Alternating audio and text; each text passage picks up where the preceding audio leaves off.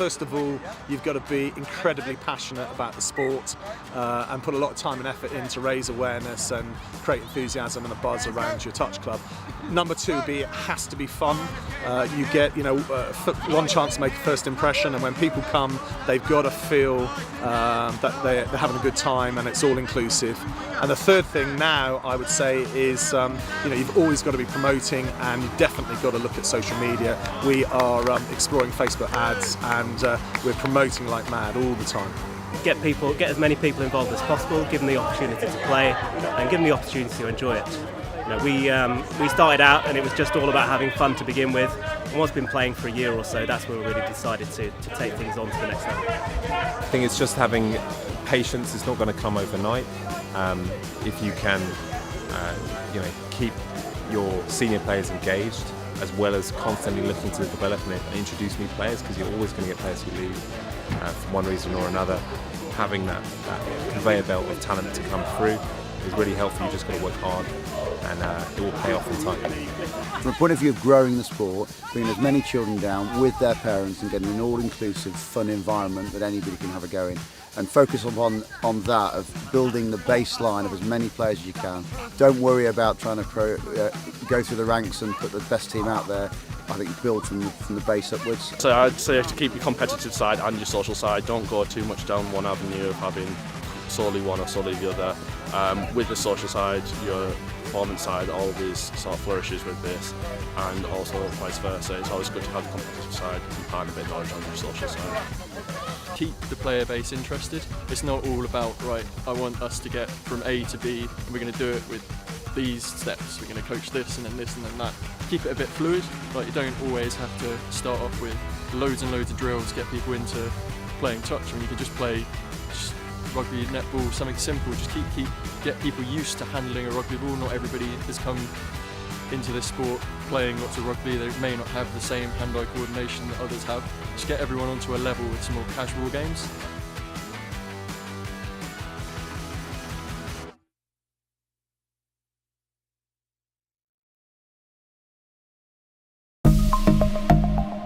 Here at Pershall, we've started a third age touch section, which folks that are retired or got limited fitness, they can come and play, and it's just been so popular, really popular.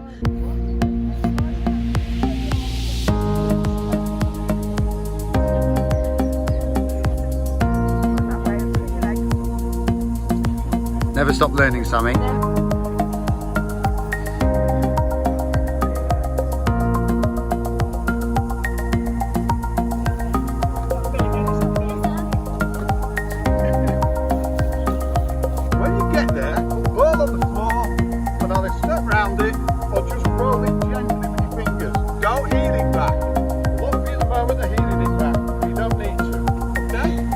The idea is inclusivity. We want to make sure that anybody, no matter what the problems are, can play.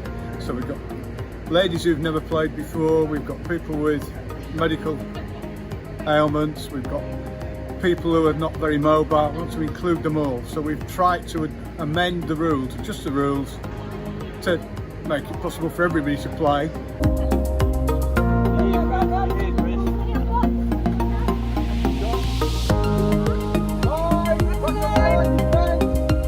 We don't expect everybody to be a wonderful player.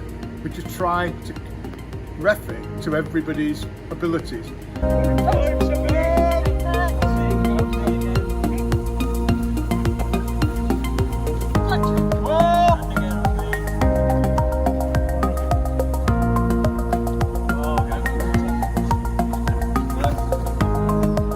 Didn't know anybody to start with, and then I've got to know lots of people. It's very inclusive. I like the fact that it's mixed, men and women.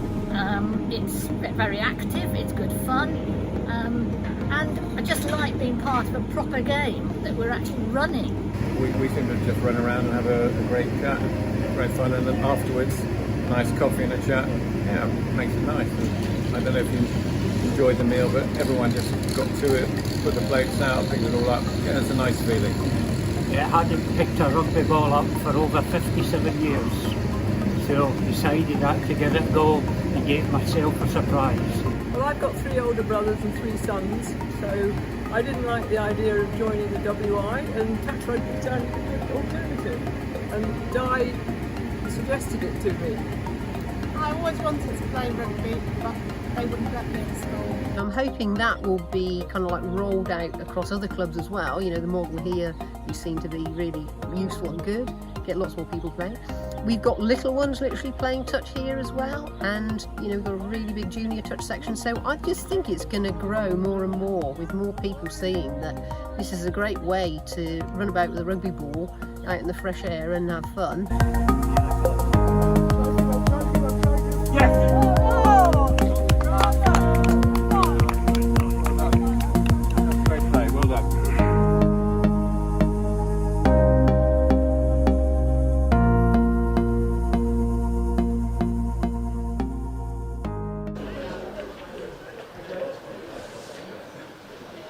Good morning and welcome to Banbury Rugby Club. It is the round one of the Elite National Touch Series. I am Jonathan Bullard and I'm delighted to say joining me for this first game this morning, which will be between the Cheltenham Tigers and the Exeter Eagle Owls, is Chris Wearmouth. Good morning, Chris. Morning, Jono. How are you? I'm very well, thank you. Yourself? Yeah, not too bad, thank you. A couple of cups of coffee. It's always good.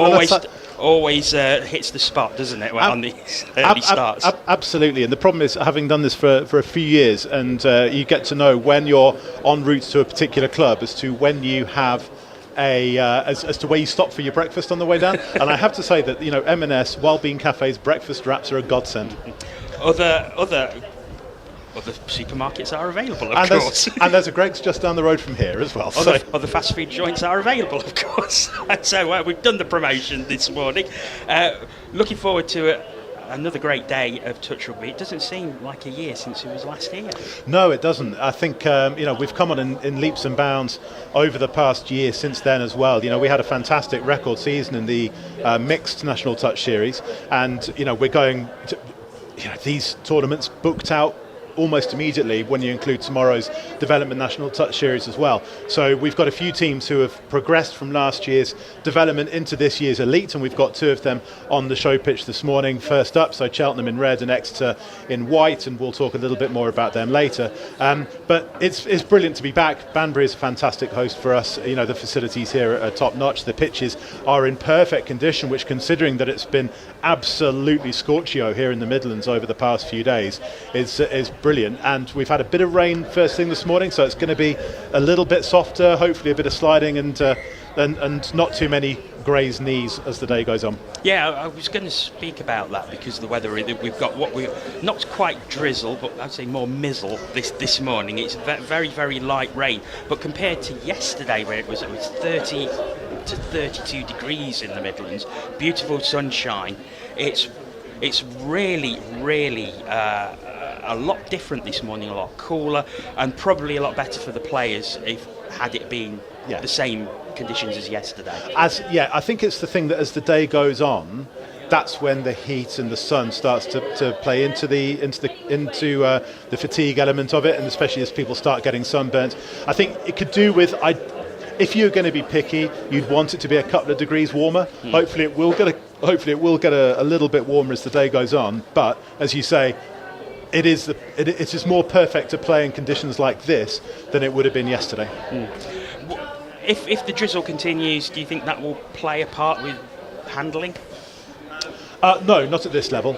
We use new balls, and a big shout out to Pride in Touch, because it's our Pride weekend this weekend, and Pride in Touch have provided the brand new balls for the whole weekend, and so there's absolutely no excuses for handling to or for the ball to hit the deck.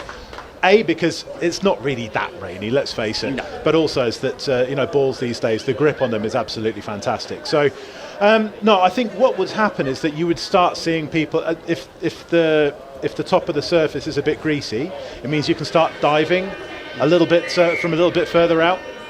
Anyway, we are underway. A very quick start, and it's Exeter who get us underway. It's James Webber. Picks it up again, goes to the right hand side, but handling error, handles and gives it. First commentator's curse of the day. Yes. Oh dear. Never mind. So it's Cheltenham who have the ball at the moment over on the far side. What was interesting there is that Cheltenham have brought on, they've done a rotation of players immediately. So they've gone through that first defensive set before then getting different players on an attack. That shows that they are really geared for a full day's worth of play. And of course, it's worth mentioning to anyone who's new to touch rugby that unlimited substitutions, you can come on and come off as you please. Yes, and that's pay. It's one of those things that can work both in your favour but also against it. As Exeter are doing exactly the same. The only thing with Exeter now, this is really good defensive set from Cheltenham because it's forcing Exeter to come in from behind the play, so it slows the play down as opposed to them driving through. When we saw Cheltenham, they were very much in terms of driving through and utilising all 20 metres of the sub-box, whereas Exeter were really far behind, and as a result we see Cheltenham quite easily shut Exeter down on the 7. Exeter just didn't have an opportunity to set anything up deep. They were being forced to try and just go straight through Cheltenham, and the Tigers have got a really good record at that and a lot of experience. They're not going to fall for that. And what you may have noticed watching is, as we said, it is unlimited substitutions, but you will tend to find that the play will go over towards each team's box to allow a lot easier changeover. Yes, it depends on the club. We've got London Eagles on as Cheltenham go, oh, what a lovely finish that was. Yeah, and that was Alice Walker putting the ball down, and it is Cheltenham who take the lead. Yeah, that was just created. So Marcus Evans, he drove over the halfway line before he got off, and I was talking about driving through, and what that did is that gave Cheltenham a little bit more momentum, and then once they when they got into the 7 metre line, they had the overlap, just balls, simple play through the hands, and it was and it's a good finish in the corner. So we'll see if Exeter can answer back. Just very quickly, because this is a Pool Lee clash. A slight change from last year where everybody was in the same competition. Now Pool Lee and Pool F are specifically the bowl competition. Yeah, so within each competition it'll be the same tomorrow. As Exeter just go break through for another one. Oh, great speed show. Fantastic touch there on the defensive. It was a great touch. Try-saving touch, in fact. Absolutely, and the other thing as well is that Cheltenham have overrun it. So Exeter, by that, although they've now got a penalty for offside, and so Matt James, who's a really experienced player, he's also a coach with the West Wildcats set up as well at regional level. He's a really good person to have calling the shots. So what I was going to say though is that what happened is that with that touch is that he overran it, and then you've got to go back to the mark to play the ball, and it gave Exeter that chance, that opportunity to get back onto the goal line, which they did. They've got players over now that just doesn't quite come off over on the far side. It was nice quick passing, but just behind. Yeah, just unfortunate there for Cheltenham, because they did what they needed to do as far as as far as creating another overlap. Exeter are defending really, really tight, which is what you want to do. Exeter really need to work on their subbing plays. Everybody is coming off really far. The referees are being really lenient. You've got to be coming off by the law as Exeter go, and that's just a little bit unfortunate, just over the head there on the pass.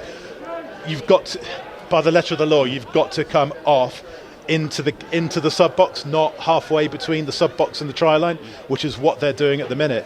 But as everybody's coming on, what you're seeing is they're all, you're right earlier on saying, you work the ball towards your sub box and it shortens the distance between getting on and off.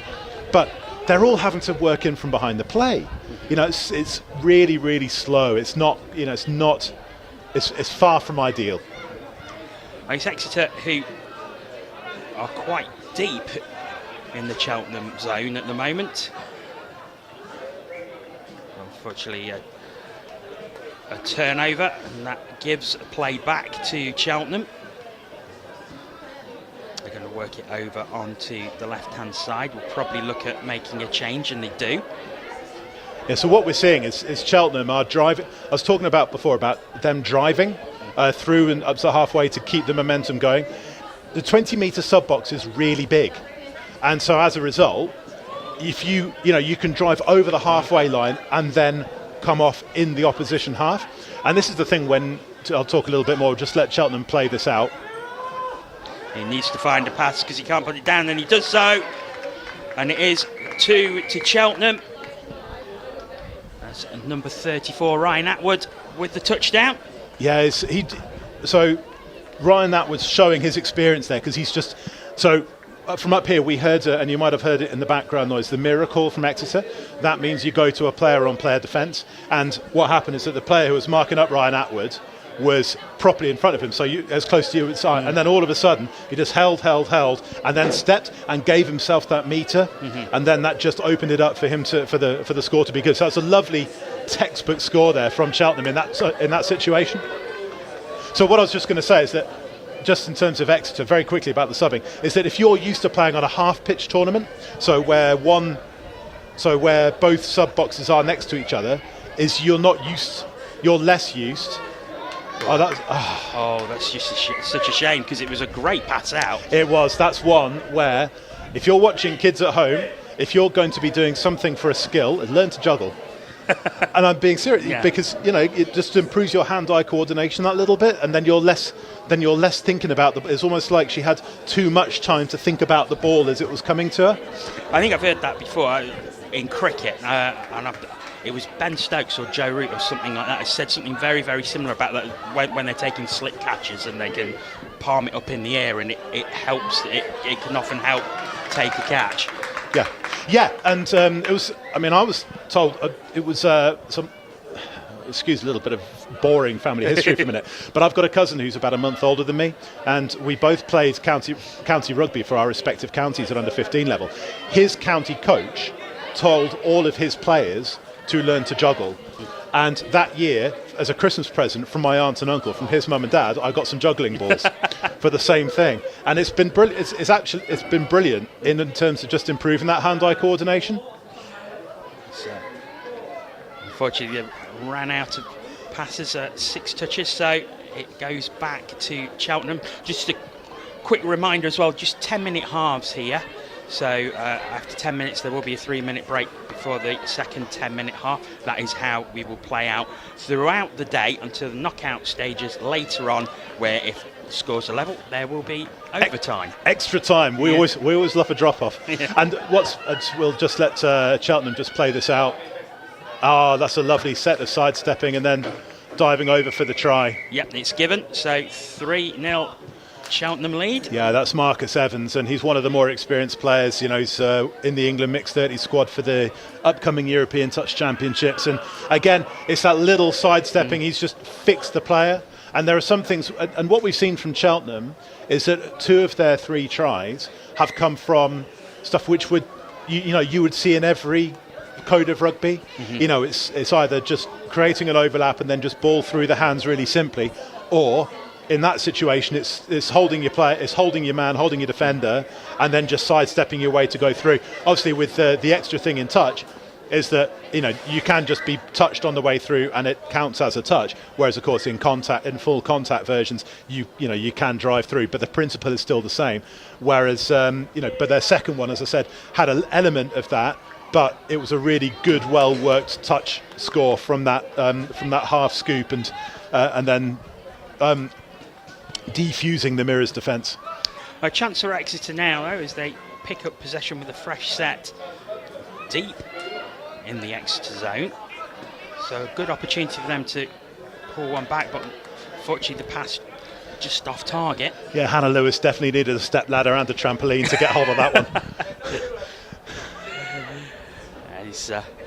As someone who suffers with height, shall we say, I can fully empathise and sympathise there. What I like with Cheltenham is that as they're driving away, they're letting the ball do the work. So they're as a touch is called just there on it's a nice little sidestep from 97. That's who is the Cheltenham 97? No, it's 94. I think Ellie Moss. But what they're doing is they're drawing the player. Exeter are sending one player up on the defence, and they're drawing the player and then letting the ball do the work. So they've got somebody on their shoulder to go and to make a few extra metres. So it's a really good, so Cheltenham are playing, then they're obviously just going through the gears at the moment. It's nothing that's too complicated. We've seen one scoop from them which created a try. We saw one scoop from James Webber for Exeter right at the very end there. And what was interesting on that is that he scooped and then looked to go wide, as opposed to what Cheltenham did, which is they scooped and then looked for that offload pass on the goal line. So it's a lot easier in that situation. It's easier in terms of for the pass and for the scorer to touch the ball down, which is what we saw from Cheltenham. On the other hand, is that if that can start to come off for Exeter with the long passes, it means Cheltenham then have to defend wider, and then there's more space for the mids and the links to go. But I think what we're seeing so far is we're seeing a slightly more cohesive unit and a little bit more experience from Cheltenham. I mean, the likes of Matt James I was talking about, in terms of his coaching experience and playing. Ryan Atwood is not he's an England mixed 30s coach as well, and is just coming up to his 100th game at this level for Cheltenham, which will be in their third pool game this morning, assuming he doesn't injure himself. But we look down and for Cheltenham, as I say, is that they've got Tom Cowan's in the mixed 18 squad for the Junior Touch Championships. That's you've got to be good to get into that. Marcus Evans we spoke about, mixed 30s squad. Karis Godwin, England girls 18s for Junior Touch Champs. Matt James, I said, is experienced coach, but also he's in the England men's 40s squad for the Euros. Maddie Miles Kingston, again, girls 18 squad, and Ian Spencer, the evergreen Silver Fox in the England men's 50s, again for the European Touch Championship. So they've got this core of experience who have been playing men's and women's together, so in the single gender tournament, plus also they've been training at a really high level over the winter. And to get the squads, the competition to get into the England squads this year has been really, really fierce. So you've got to be a quality player to be able to get into that. And and they work, and it's obvious that they're bringing their England experience to this level and passing it on to other players. So it's and we can just see how and as I said, they're just a more cohesive unit than Exeter, who are doing a little bit of it's a little bit, say they're slow to come onto the feet. Their subbing isn't as slick as it needs to be. They're trying. Their play-making decisions are not as good as they could be. But like I say, this is their first time at this level. Yeah, so I was going to say, is that stages of development? Because Cheltenham come into this as winning the development series last year. Exeter, obviously a different stage of their development. Is it just a case of that experience, and this will help Exeter get that experience? Yes, 100%. And what we're seeing Exeter already are having to be very passive on the defence. They're not getting, as Marcus Evans just touched on the way through there. But you can just see he's got his eyes up, so he's fixing the outside defenders as well. So you've got Matt James who's there, and he's calling the players that everybody in the Cheltenham setup is alert. That's right out to the far side, and Tom Cowan, we saw that he was at that stage he had the defender right in front of him, but they'd worked another overlap. So what they're doing is you've got players who are there and ready to receive the ball, and the playmakers are fixing defenders because they're looking to pass, they're holding it. As the defenders, you don't know what's going to be happening. So it's putting Exeter onto the back foot. It's good to see them getting some good momentum though on this drive. So it's Exeter driving towards the line, 7 metres out. But that is the final touch, and it will see Cheltenham take possession once again, but they are very deep in their own half. They are, but as I said before, it's that they're very good at drive, although there's overstepping the mark there. So it's going to restart with a penalty for Exeter. So a fresh set of 6 in their own half, so a good opportunity for Exeter. And they're going to need to score on this set if they're going to have a chance, I think, to win because of the 10-minute halves you was talking about. But James Webber's, he was a good playmaker in and around for the men's in the Exeter men's competition. Although we've seen I said earlier on about it's going to be it's hopefully not too many grazed knees or bangs, but Andrew Smurden there. There was a definite limp, wasn't there, as he got up there? Yeah, but he's got to get fair play to him. No, he has to go back to the 7 metre line. Yeah, but he's diving in the middle, then diving on the far left. It's and that pitch is going to be very, very dry as well. So It is, but the grass is pretty long. So it's not as dry as you might otherwise. I mean, yes, it's a little bit brown, but actually it's I've walked across it a couple of times this morning, and it's very lush. So you can't. That's just such a shame for Cheltenham. They're just switching off a little bit, just on their subbing move. And Exeter now have got they need to turn a set of 6 into a score really, really quickly. Yeah, I think we remember last year at Nottingham where there was a huge deluge on the Sunday, and that really did cut up the pitch. Yeah, as we see, Jake. What we're seeing is the slides. That's the third slide we've seen from Exeter, and this is the one where it's paid off. That's James Webber. James Webber on the score. He's been Exeter's main playmaker so far, and what that's done is he's taken advantage of the slide and the slightly skiddy surface that we've got now with the mizzle, and going in there, and he's dived right at the ankles. That's a textbook dive. Making it very difficult to defend, especially if you're going at a player who's retreating back to the goal line.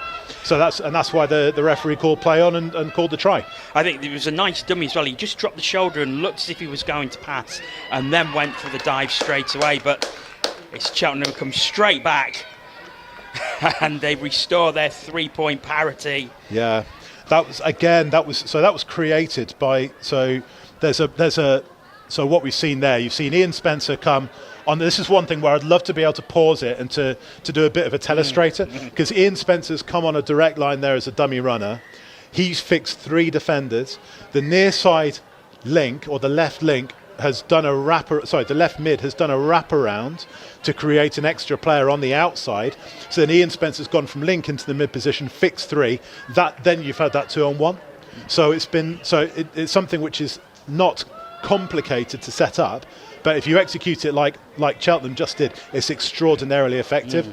But it was all made by. But you saw when they look back and review this, Ian Spencer's screaming for it with his hands up, and all of a sudden you can just see with Exeter, as I say, their defenders 1, 2, 3 just hesitated for that split second, and then it just created that overlap for them. Emma Cole just running out of space there, which sees Cheltenham take possession once again. Once again, very deep, but as they've shown in this game, they are very, very good at driving with their set of touches. The other thing is they're not shy about getting players off and trusting the players who are on, and are just letting the ball do the work again.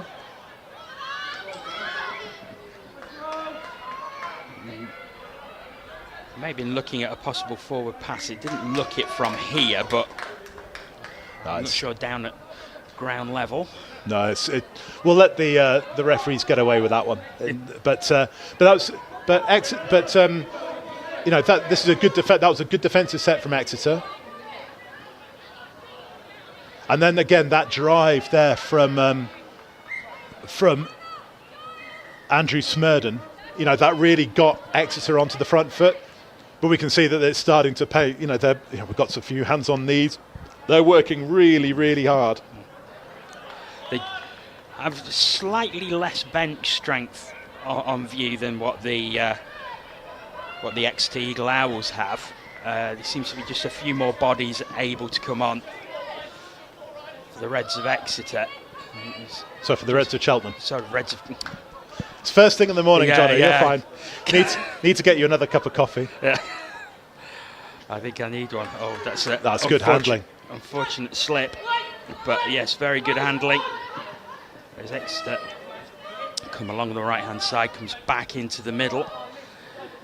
Over halfway now. And it's just unfortunate there for Andrew Smurden on the scoop.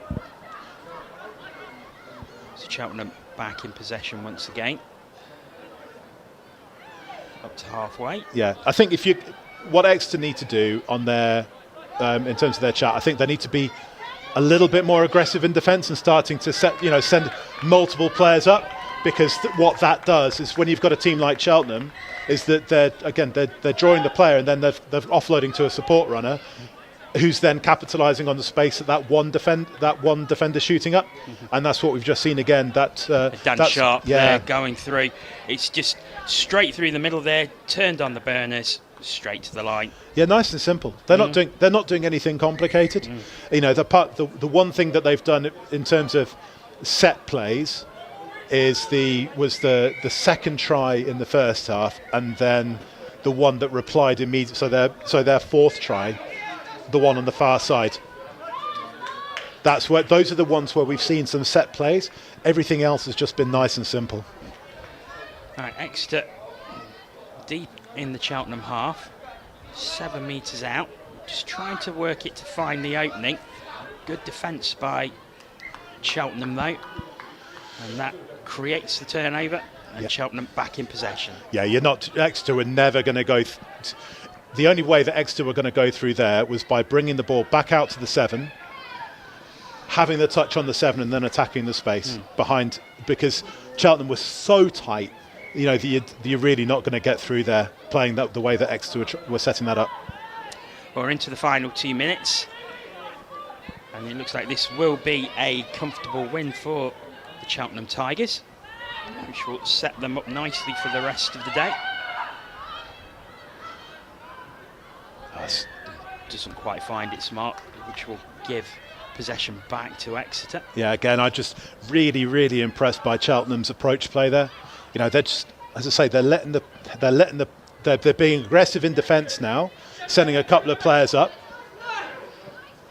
slowing Exeter down, and you know now I've been very impressed by this Cheltenham performance in this opening game. You know, as I say, it's not been complicated, but it's been very, very slick. But it's like you say, there's a lot of experience in that Cheltenham squad. Yeah, 100%. So they're going to know exactly what they are doing. They're coming off a championship in development. They're full of confidence coming into this level, and so far they're proving it. Yeah, when we watched them in the development national touch series last year, they definitely belonged at the elite last year, and we've seen that again. And this is another one. Here we go. Did the touch come in? No, the try is given.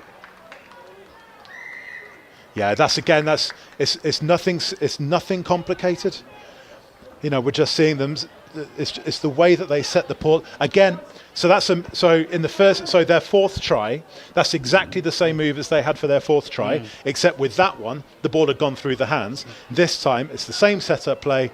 The Rat player's taken the straight runner has held the defence. The Rat player has taken the ball, but this time has spotted that the defensive winger has gone out to mark the winger, which has then left the space for the link to dive over for the score. So it's the same setup, same finish, but just in a slightly different way. So that is the final score. It's a 6-1 victory for the Cheltenham Tigers over the Exeter Eagle Owls to start the day. Chris, summing up of that result, I think it was a fair enough win for Cheltenham. Yes, I think so. I think it was, 5-try margin flatters Cheltenham a little bit, but I think they were really, really clinical. As I said, we've seen them set up, their set-up plays are going to cause a lot of damage to other teams. And I think the thing that was also really impressive about having the same set-up play create a try, but the try finished by different players, shows great alertness from the player who came on the Rat to receive the ball to identify where the opportunity was.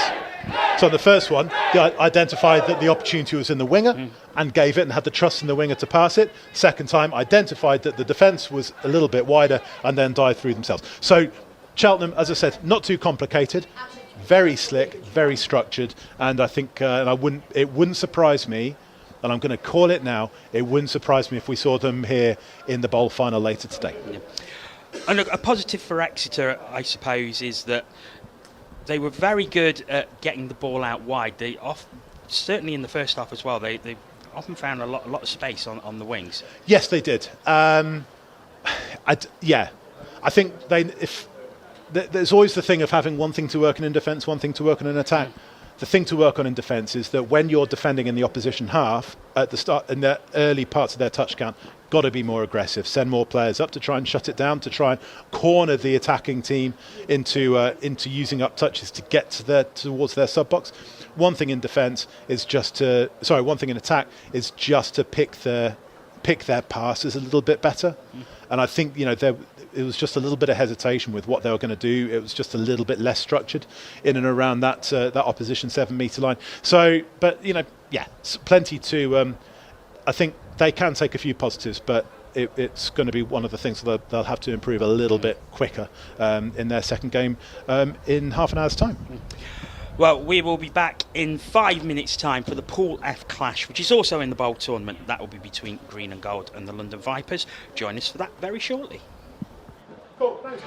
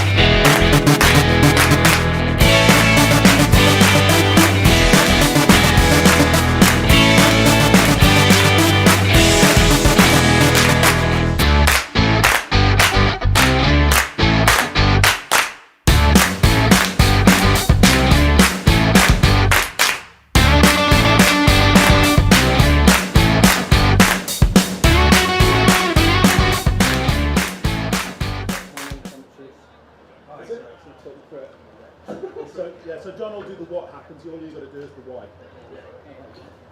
Right, so yeah, I'll turn it, or you'll be able to hear it easily. Okay. I couldn't, by the way, I couldn't read it, so I can tell you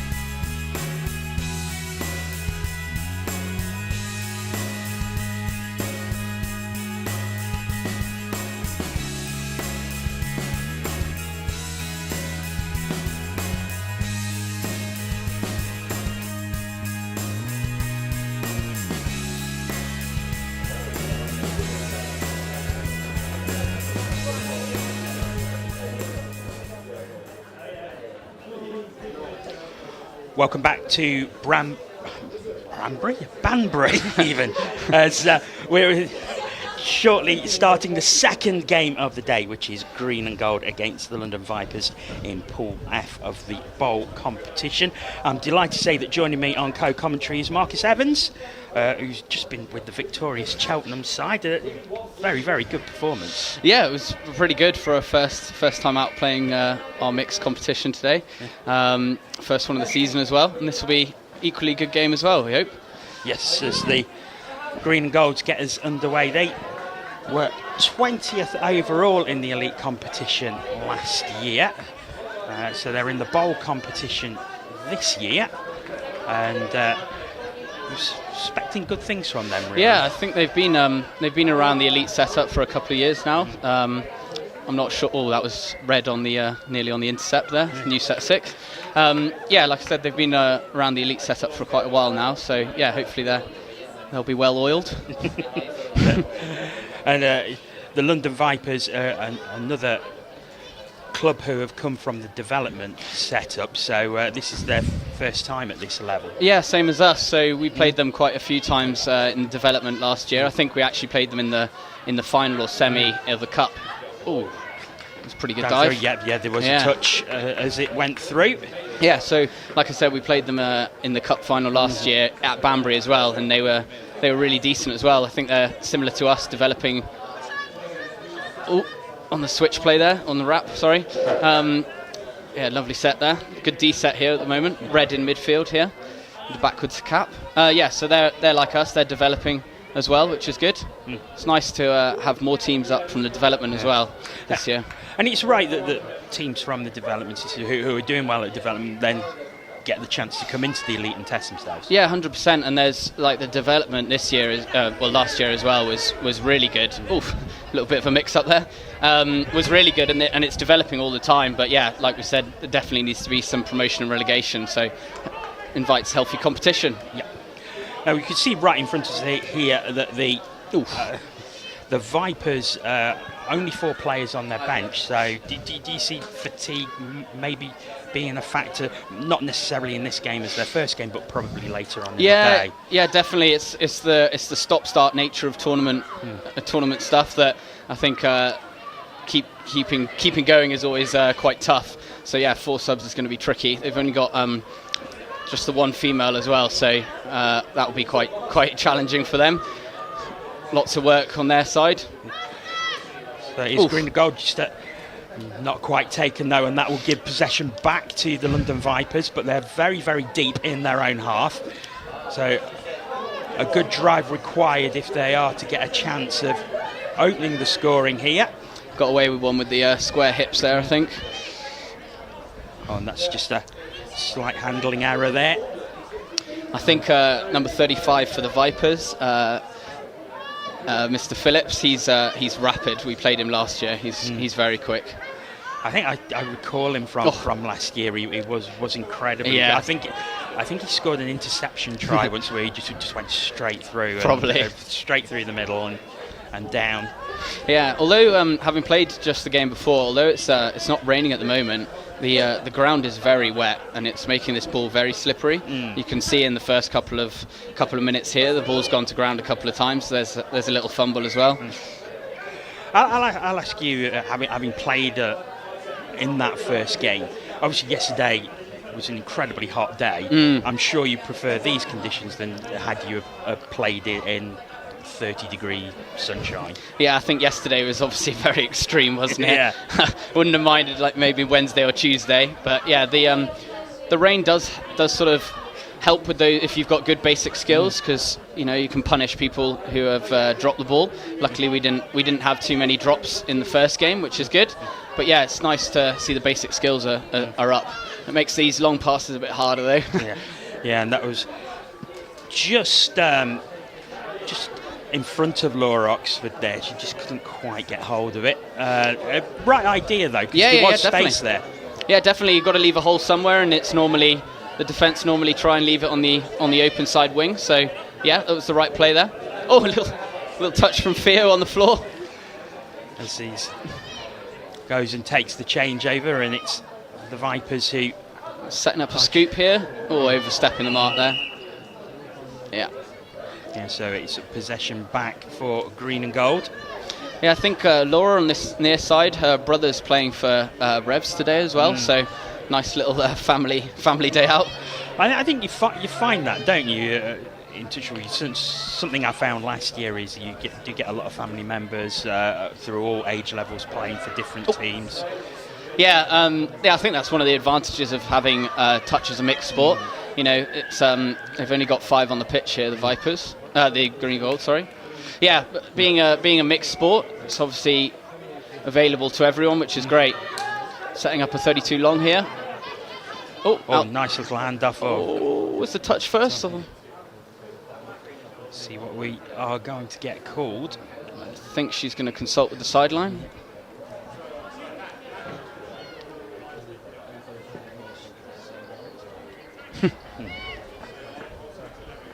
It's been given as a new set 6 as well. That's harsh on the defender, I think. Well, that is a great opportunity now for Green and Gold. A fresh set of 6 on the 7-metre line.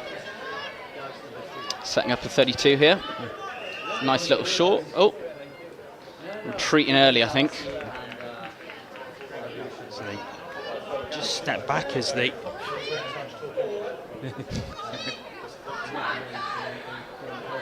back into the right-hand side. Shane Weston with it. So, or Shano, as he likes to be called, apparently. Yeah. He's gone back over to the left. There's a little bit of space there, but a little bit of hesitation. Yeah. Still with Green and Gold on the 7-metre. Just good defence.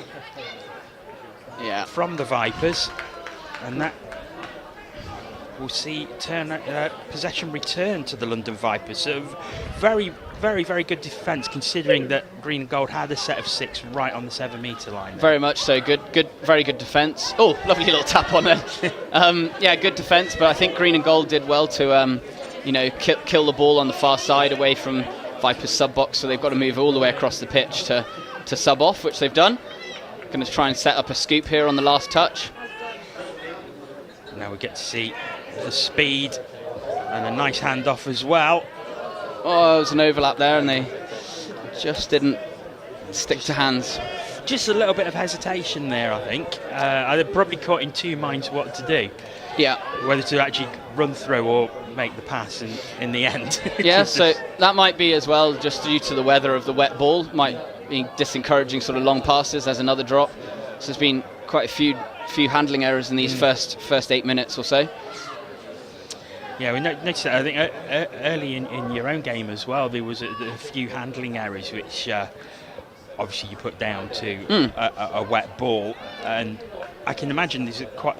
You said it was a lot of water on the pitch, so probably quite slippy out there as well. Yeah, I think it's quite slippery. I think it's quite hard underfoot, and then the water's maybe just staying on the top layer, so a little bit of a gap here. Yeah, so I think it's... Yeah, see, there's another little fumble of the wet ball again. Is that going to put possession back to the London Vipers? I think it is. Yeah, and it's good setup here for them. She's called overstepping there, actually. So, a set of 6 for the Vipers. In the Green and Gold half, what can they make of this? Still awaiting the first score of this game. We'll get the opportunity now. It's Nick Shepherd and Anish Phillips, both trying to work something. Phillips has it now.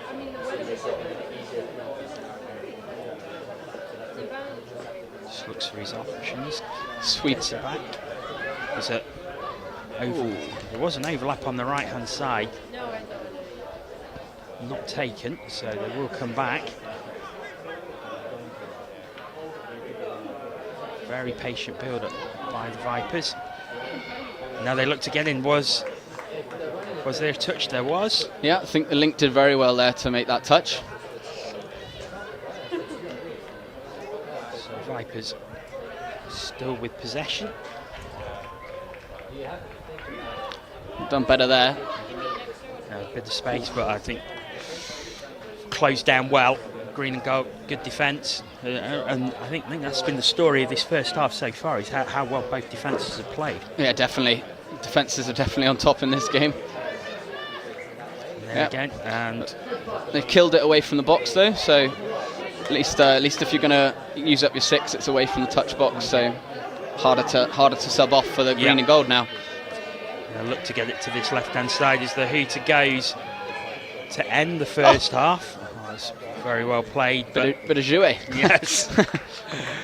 So that ends the first half. We scoreless at the moment. So Marcus, again, as we said, defence is certainly on top there. Yeah, definitely. I think both teams are defending really well.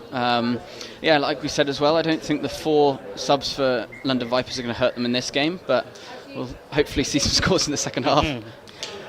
I mean, what kind of things will they be saying on their respective benches at the minute? Because obviously both defences proving tough to break down. Is it about trying something different? Is it keep doing what you're doing? Because I suppose if you're not scoring, at least you're not conceding. Yeah, 100%. I think it'll be more of the same, and then just hope to pick out those holes in the second half and the attacking. So the defence is definitely doing its job. I think the scoops have been really good for the London Vipers as well. They've been getting good setups. So I think it's more of the same from them. Yeah. So we await the start of the second half. So 3-minute breaks. How important is that 3-minute break in the middle of the game? Does it allow you enough rest and recuperation? Yeah, because I suppose for 10 minutes it can be quite intense, because it's 2 10-minute halves. It's not a very long time if you compare it to other sports, or with like when we have the internationals, which are 20-minute halves.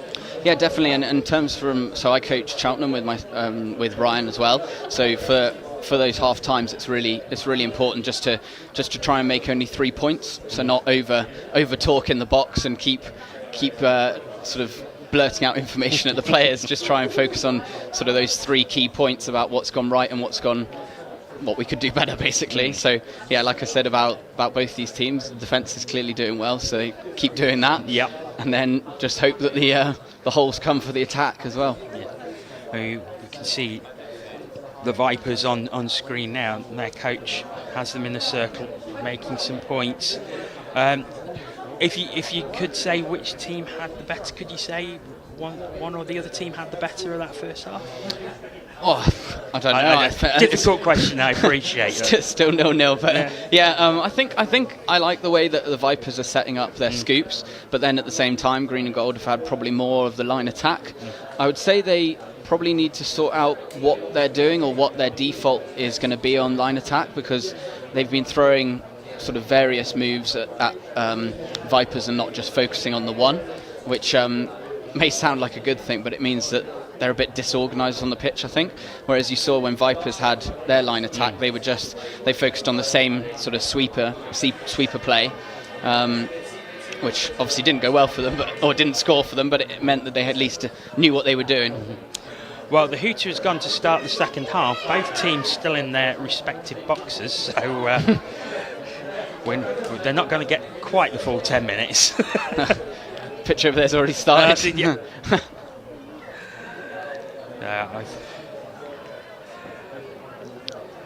We will get started. See, I'm a bit cheeky. I'd have been at the ball there, ready to go. Yeah. And it is the Vipers who get us underway in this second half. Here's Red, ready setting up some place for Vipers. So we'll see if we can get a score early in this second half. As Vipers drive towards the line. Great speed show, and is he down? Yeah, definitely. Yep, and there is the first try. And it's Vusa Mantuzi who gets the ball down. Great burst of speed here. Yeah, definitely. I think that's kind of what I was saying at half-time, is that they've been focusing on that play. That was slight variation of the sweeper play there, but it was a similar setup. So hopefully they were all on the same page, and then we've got our score that we were wishing for. So 1-0 to the Vipers. I think the defender might have just lost where the line was a little as well, which might have helped.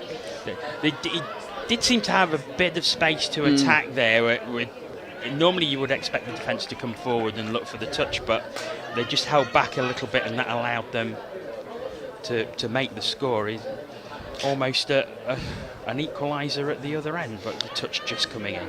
Yeah, so he's going to try and kill it on this side. Yeah, bit of a hospital pass for the winger there. Yes. Oh. Long pass not quite coming off, which gives possession back to the Vipers, and they build again and work down the right-hand side so they can make changes through their sub-box. Good drive here by the Vipers. And almost at the 7 metre, but that goes behind Tunzi. I think it was a bit harsh on the Vipers. I thought number 29 for Green and Gold, Mr. William, was offside there, but obviously not called, so that's fine. Green and Gold have to say, no, that looked a bit forward From here. Pretty close. We weren't directly in line. Yeah. I think that's and that one's forward as well. I think that's Keith in Green and Gold. I think on the notes it said he's booked his hip hop yesterday, so fair play to him for carrying on today. Yeah, that must obviously affect mobility if there's a problem with the hip, but doesn't seem to be causing him much trouble at the moment. No. So that scoop there, I think the scooper went the wrong way. He went onto a 4-on-3 in terms of the defenders were up, so I think the space was the other side there, or at least the overlap was.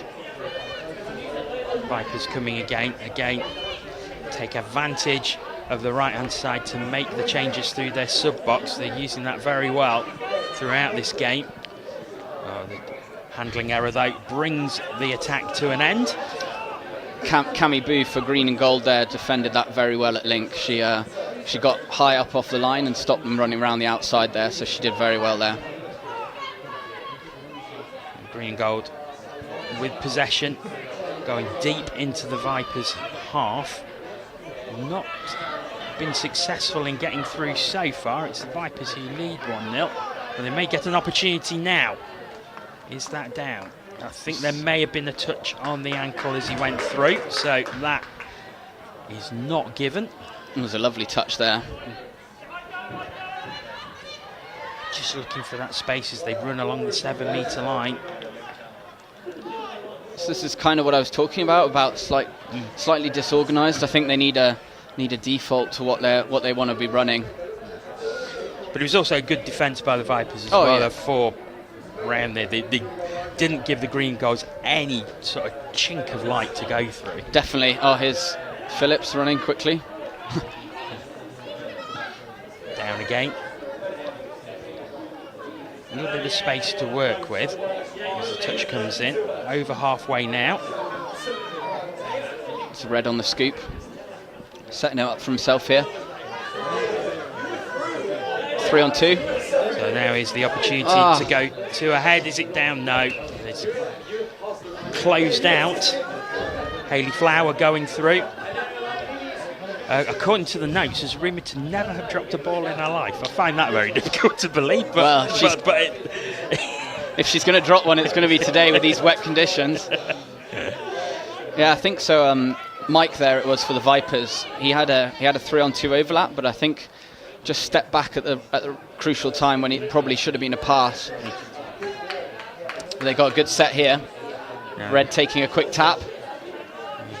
Getting going very, very quickly. Good yards as well, so hopefully a complete five touches on the line now. Just setting up.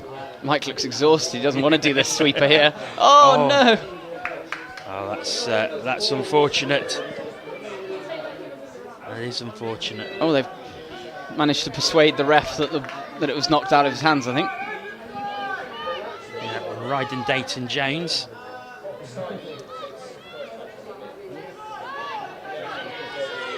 Now, Tunzi. Oh, is he through again? The wingers. There's going to be a consultation. So. Yeah, the winger's calling a touch there. I think she's done very well on the far side there. It was Tunzi looking to get through for his second try. It was a shame. It was just behind Hayley Flower. She seemed to struggle to pick it up and bring it Yeah, it wasn't the cleanest roll ball there. She's a bit harsh on Hayley. Oh, that was very close. Dayton Jones almost picking it up on the interception. He would have had no barrier to going over then. No one would have stopped Red there. He's got a bit of a bad back from the last men's tournament, I think, but he seems to be going okay here. He played in our Saxons team last year, so for the Southwest, and yeah, he's a good little player. Hard touch there. Start the set again.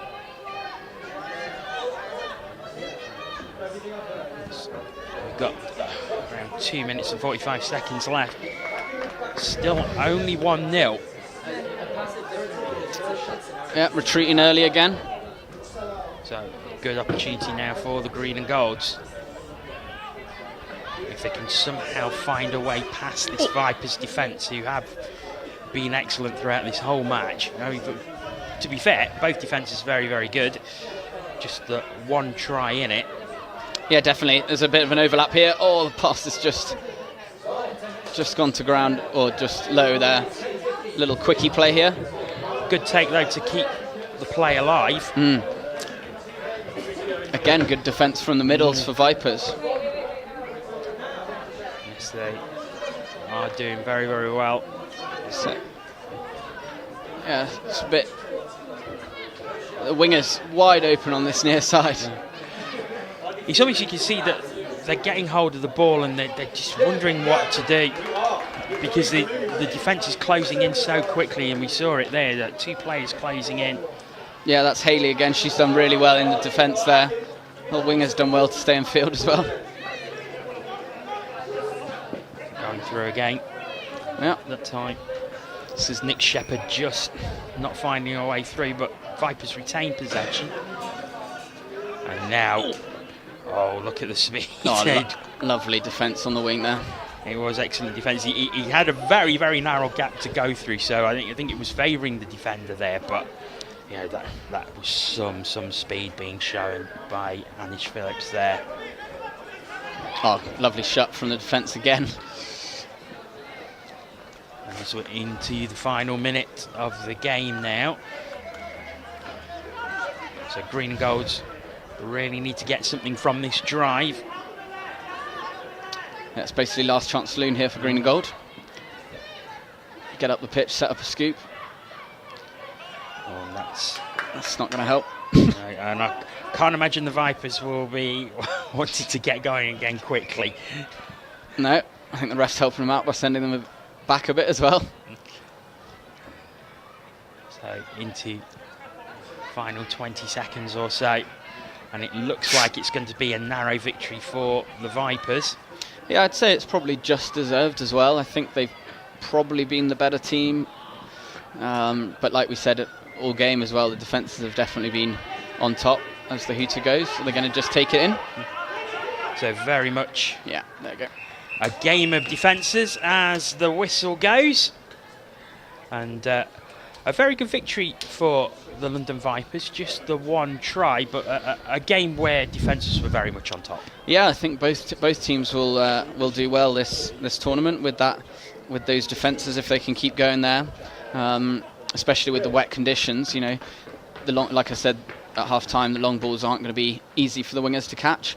So I think if you're nice and tight in the midfield, then and encourage those long balls, then it's going to be tricky to break them down. Of course, you won't be playing either of these teams in the pool stages, but a possibility you might face them in the knockout stages later on. So I think everyone in the group gets a quarter final. So yeah, hopefully we'll be playing one of these teams, which would be nice. Having scouted them out. Well, Marcus, thank you so much for coming up. It's been a pleasure to have your company. Good luck for the rest of the day, and hopefully we'll be seeing you back on here later on in one of the knockout games. Thank you very much. Okay. Cheers. Thank you. We will be back very, very shortly. In 5 minutes' time, we've got the Cambridge Hornets against the Crewe and Nantwich Blaze. Join us for that very, very soon.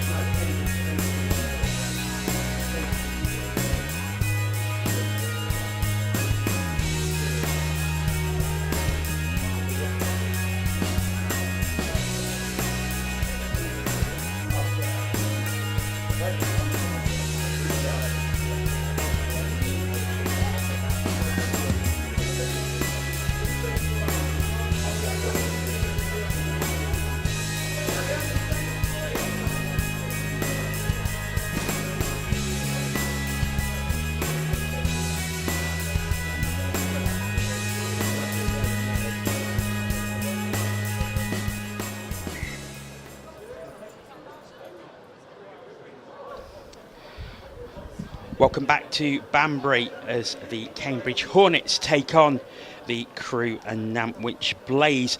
This is in Pool C, which is part of the Cup and Plate competition. So Group Pools E and F are the bowl competition. Groups A to D will be the Cup and Plate competition. And for the rest of the morning, we will have games from this competition, starting with this Pool C clash. We've got games from Pool D, A and B to follow, so do stay with us throughout the morning.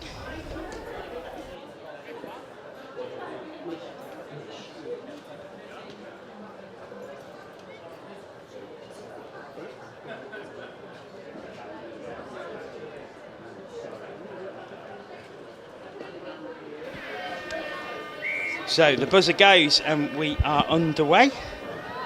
And I'm delighted to say that from the London Vipers, who was in our last match, Anish Phillips is here to join me on co-commentary on this game. So welcome, Anish. Thank you very much. It's a pleasure to be here. Very narrow victory, but a good victory all the same. Yes. It was very close. It was a well-fought battle, that one. Yeah. A game where very much defenders were on top, but it was a very, very good try to win the game. Yeah, it was. And the ball was very slippery, so I think that would make it a lot harder. But yeah, we had Marcus Evans from Cheltenham with us before, and he was saying how slippery it was out there. Very slippery. Very slippery. So, yeah, I think it's going to be a lot of D'ing, and it's going to have to take your opportunities when you get it. Unfortunately, it's hard to dump the ball. It's hard to pick it up. So, yeah, I think we're seeing that a little bit in this game right now, actually. Yeah, a couple of handling errors early on, and it's Cambridge who have possession. Cambridge with a good platform here. Looks like they'll be driving up and using up their touches. Yes, it's you see how well the Crewe defence is set. Crewe 16th overall in the Elite Series in 2021. Okay. So not the best, but by no means the worst either. Nicely in the middle, really. Yeah, good place to be in. Yeah. Driving up the box here. Ooh. Allows them Allows them to get the change over. Yeah, that's right. And it's Crewe who now have possession. Oh, there you see it. Yeah, you see it. It's been hard to control the ball this whole game. It looks like both sides have really struggled with keeping the ball down. Best way to do that is two hands, right? Yeah. Two hands and take it. Yeah, and that looks like that's what Cambridge is doing right now. Two hand. Yeah. Dumps. There we go. Oh, there you go. And I think it's I don't think it's raining at the moment, but obviously that is on. Yeah, yeah, definitely. I mean, I think that everyone that came up from London didn't expect the weather to be as cold as it was up here. Yeah, especially after, I mean, it's something we talked about after yesterday where it was so warm. It was very, very hot, but I'm sure it's a nice change. I'm sure you're quite glad you're not playing in 30-degree plus temperatures. Oh, well, being Australian, I'm quite used to it. So that's not too bad. I almost sort of enjoyed it. But there you go, another fumble there with a wet ball. It's very, very difficult. Both teams struggling to get to their try line. So Crewe in a good position here. Let's see what they do with it. Yeah, just outside the 7. And a little bit of a lack of communication there. Rolled ankle. Yes, I don't think he was too appreciative of that. No, Matthew Hortrig, he's just coming to the box. Hobbling off there. I think he's maybe just rolled the ankle, maybe just slipped on. I think he just slipped on it. I think he's going to just walk that one off. He looks like a strong lad, so he'll be fine. The touch as Crewe went through, so no try. It goes back out to the 7. Nice attempt there. We saw that a lot in your game from both sides, actually, where we were attempting to get through. It's because it's rained. Everyone thinks they can slide. Everyone's just trying to slide in, which is good. It's good. It changed the dynamic of the game. I think we're quite used to drier games, so it's nice that we can actually give that a shot, which is good. Yeah. Yes, I suppose with a little bit of surface water. Yeah, it makes it so much easier. Yeah, and no good yards. Oh, and there we go. And no grazed knees either. No, that's right. No bloody elbows, no bloody hips. No, it's good. It's good. Yeah. So both teams really struggling with handling the ball. This game, it's being quite difficult. And I suppose that's the thing with it being so much dry weather over the past couple of weeks. That the water, It's just kind of sitting on yeah, the top it is rather sitting. than soaking through. Yeah, It is sitting. Here we go, dive. Oh! Yes, there was a touch on the way through. Joseph Wright there, doing really well. Yeah, good. Just couldn't Well find done. anyone. I think the dive was on there. That's what he needed to pull out. Goes down, Oh, goes what a across pass. the There you line. go. And now, was there a touch? I as think he there went was a touch through there. Just on the back. Yep, that's claimed. Yeah, well, nice defence by Cambridge, keeping their lines very well. And fair play to the official as well, right on the spot to see that touch. That's right. Yeah. Yeah, the officiating has been on point today. Very, very well done, especially on the show pitch. It's nice. I suppose it's nice for someone who, like myself, who watches a lot of football, who watches a lot of ice hockey as well, to see so much respect for the officials. Yeah, it makes a big touch there. It shouldn't be a nice change, but it No, does make a yeah. nice change. Well, I think it's really good that I think that it makes the whole game, especially for beginners, a lot more inviting. I think that having that as a culture is very good. But I think you see in a lot of ice hockey and a lot of football as well, there is a lot of back chat and a lot of asking questions. And I mean, at the end of the day, the referee never changes his mind, so you might as well just agree with them and carry on with the game like we do in touch, which is nice. It's nice. It is refreshing. As it's Crewe have possession once again. A nice just scoop outside there. Big pill. Oh, Nice. unlucky. Yes. Nice attacking play there. That was the right option for sure. Yeah, Alana Gauntlet just needing to grow a few inches there to take that one, but it was the right idea. Yeah, She it was was the right idea. She was in a lot of space over on that left-hand side. Good yards by Cambridge. Nice dump. Good drive up. Very good platform for the attacking pod. And they are over halfway now. But Well done. spreading it. Nice work. Look at this. Offside. Here we go. Wide. Nice touch. Nice touch. Tried the dummy to go through. The scoop was on. He just had no options. It was well driven. Yeah, Good attacking play. Oliver Maynard just trying the dummy and run, but getting the touches he went through. Nice defence here as well by Cambridge, keeping them above their line there. Can't make it to the half. There we go. Now we're on the half. I think Crewe seem to be a little bit more concerned about getting the change over there as well. Yes. But no, they've done well. Wrap. The wrap was on. It was a very good move there. Unfortunate. It's good to see Matthew Hortrig is back on. He seems to run it off. Yeah. Run off his ankle injury. Yeah. What a trooper. Well done. I mean, I suppose that's the thing as well. On a day like this where you're likely to be playing probably 5-6 games, you really don't you don't want an early injury. No, you really don't. You really don't. Looks like the ball's dried up a little bit. Looks like, oh, there we go, in the ruck. Yeah. It looks like, the ball's use the hole. Oh. Hole was open. Yeah.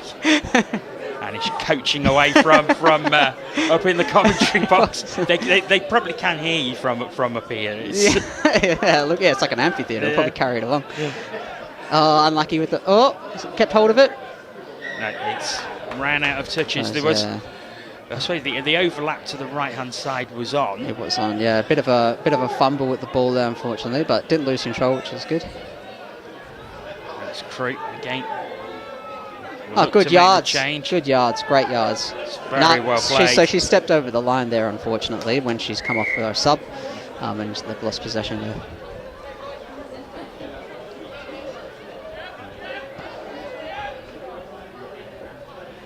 So it's Cambridge who start. Cambridge with a great platform here. Let's see if they can. Oh dear, another slippery ball. Unlucky. It really is causing some problems out there, isn't it? It's. Yeah, it has been very difficult for both teams. It looked like it had been drying up a little bit there, but I think every time the ball goes down, it just gets a little bit more wet again. Need to spray the hands a bit more. So it's Crewe getting towards the 7-metre line. In fact, no, it's Cambridge who will take possession. They are quite deep in their own half, though, so it needs a very, very good drive here. A very good drive, good yards. Oh, hard touch there, off balance.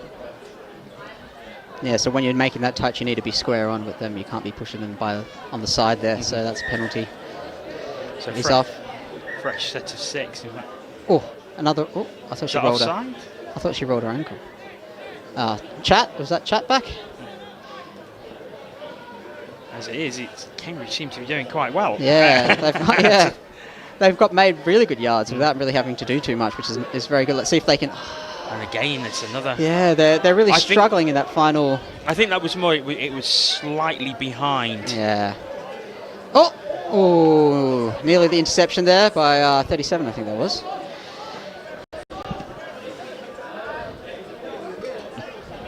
Not sure, can't actually see his number. Oh, 33, sorry. 33 with the close interception there. Nice touch. Possession turned over to Cambridge. Not dumping on the mark there. So Cambridge had having a lot of opportunities here. They just need a final whistle. Peter goes for half time. Oh, unlucky. That was almost a real opportunity right at the end there. So I'm not sure if the referees are calling one more play. Final play after the whistle. Seems after that the they siren. Well. So they're just going to use it up and have a chat. It's hard. It's been hard for both teams. 0-0 on both sides. Both teams are struggling to attack. I don't know if it's the ball. We did notice quite a few. It seems harsh to say handling errors, but they are handling errors. They are, but obviously the moisture out there, the moisture on the ball is making a big difference. It does change your game. It slows it down a lot, and if you can't adapt to the slower pace and use that in the right way, then I think both teams seem to be struggling. I think Cambridge has managed to get a bit more of a handle on it and slowing things down a bit better. But both teams looks like they're struggling quite a bit with the handling of the ball. So it'll be interesting to see how they come out in the second half if Crewe can come back and push Cambridge back over to their side a little bit more. Can that be sort of psychological as well? Because it's always in the back of your mind that it is a wet ball. I think so, and I think there is a little bit more. I think that if you don't have the discipline with slowing down the play, I think that you can kind of lull yourself into false sense of security, and you kind of try and play it a bit quicker because you just want things. You're used to it at a faster pace, right? So I think that I'm sure a couple of players are really struggling with that, and it looks like there's a bit of the passing's been a little bit slower, and some players going quicker, so they're catching it behind themselves, and it will be interesting how they come out this half hour. I wonder if they will slow down and try it. Yeah. And I suppose it's again with that in the back of your mind. Then you're always in two minds when you receive the ball. Then you're always in two minds of what you're going to do with it when you receive it. So that's right. I think the easiest way to do it is just if you get two hands on the ball and take the touch and play it safely and put two hand down and make sure that dump is nice and clean so your player can come pick it up. And I think we're seeing a very similar pattern to what we saw in your game in the last game. In that it was 0-0 at half time. Defence is very much on top. A few handling errors as such. That's right.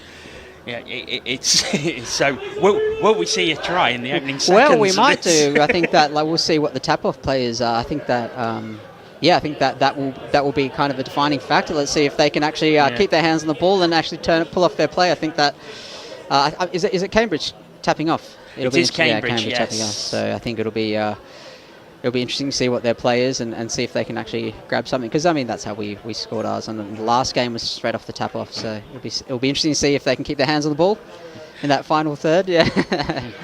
And I think it was Cambridge in that first half did seem that when they had the possession, they was able to drive a little bit further than maybe what Crewe were able to. Yes, that's right. They seem to have a better hands on the ball a little bit more. Two-hand dumps, though, which is nice to see. Keep it controlled. So now they're on the line D. Here we go. Here's the play. Right, here's the opportunity there. Oh! No, there was a touch. Signified by the official. Maynard again. Just going through. Big ball wide. There he is. Has he got it down? That's no, he's not. He's no, not. There was nice a touch. Very nice touch. Very nice defence there by Crewe. See, the touch wasn't obvious there as he put it down. I think it must have been on the wrist or something as he was putting it down. So Crewe's subbing off now. Good defence by Cambridge. Well done. blocking out that left-hand side that allowed the changeover, but not really to drive any more yards. And again, yeah, I think they're quite high up on the field when they're on their 5th touch, their Crewe, so that they are struggling a bit on that substitution, unfortunately. So it'll be interesting to see how they change things up and try and get the timing right on that so they can get up a little bit. And it's like, I think it's a bit of heads-up rugby as well, right? Oh, here we go, another slip there, unfortunate. But heads-up rugby, you see that your opposition players shooting forward and you change up your sub pay. Looks like they're going to try and sub now and get a good platform for the other team. Oh nope, they're gonna do it up. They're gonna attack it up. Okay. Down it goes as they progress towards the 7-metre line. Cambridge good profile. Good profile. Nice touch. Cambridge holding their line well. Nice defence there. Nice defence. Slowed the game down quite nicely. Nice D. Again, good profile. And there's no. Bit tough on the touch there, unfortunately. When you're making that touch, you do have to make sure that you're not pushing the player. You should be pushing off them, if that makes sense. So you're trying to use their momentum to push you backwards. Make sure the arms are bent rather than push them and you stay stationary. Because looking at it from here, there's no real. Oh, there we. Oh, nice touch. Unfortunate, couldn't get our hands on the ball. They're actually closing down that line very well. Yeah, Cambridge, very good D, very good D, very good D. Quick play here. Now here's a wrap. Oh, that was unlucky again. Unfortunate. The handling. Trying the quick hands, but just not coming off. That was a little heavy, and I think. It looks like he just caught him a bit off balance. I think he tried to dodge out of it last minute, and he was a bit unlucky there, Crewe. Some nice yards here by Cambridge. They're already up on the halfway on their 3rd touch, which is nice. The chance to drive that there we line. go. And here we go. Maynard has it now. Oh, is he he's away? Gone through. I think they're claiming a touch. Referee's calling a try. Oh. Or is he calling? He's calling a touch. Called the touch. He called the touch. Yeah. Very nice touch there. Very, very nice touch. Oh, not quite got hold of that, and that gives possession straight back to Crewe. Well, I think that's class as a forward. Anyways, forward pass off the knock there. Maynard seemed quite surprised by that. Really quick punch up into the air. Nice D again by Cambridge. Again, it's Crewe just seem to be struggling a little more to get make the yards. Yeah, good yardage there though. Nice scoop here on the 5th.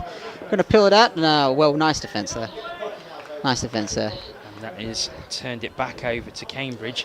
6 minutes remaining. We still await the first score of this game.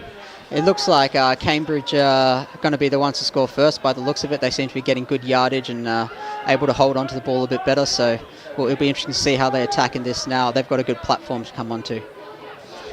I think that's nice. Another thing as well. There's been very few sets of 6 start deep in the opponent's half, which I think is a factor as well. Yes, definitely. It's their 5th there. Oh, nice. Back again now. There's nice touch. Nice diving touch there. And touch pass. Oh, yes, a turnover.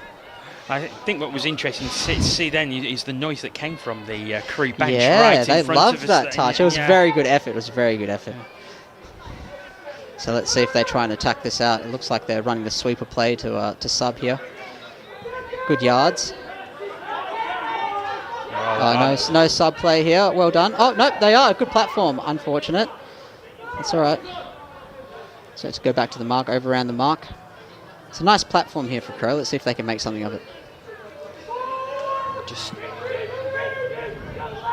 shut out again. There you go. Nice step. Here we go. Nice scoop here. Now, is there space? Is there down? Now. That looks down. That was very, very close. That was very, very close. Yes, it is given. It is given. And there you go. Nice platform and made use of it. Very well done by Crewe. Let's watch this again on the replay. Nice scoop. Pop down. Nice little. Picked up well. Oh, a nice line there. Nice little chop line there by the mid.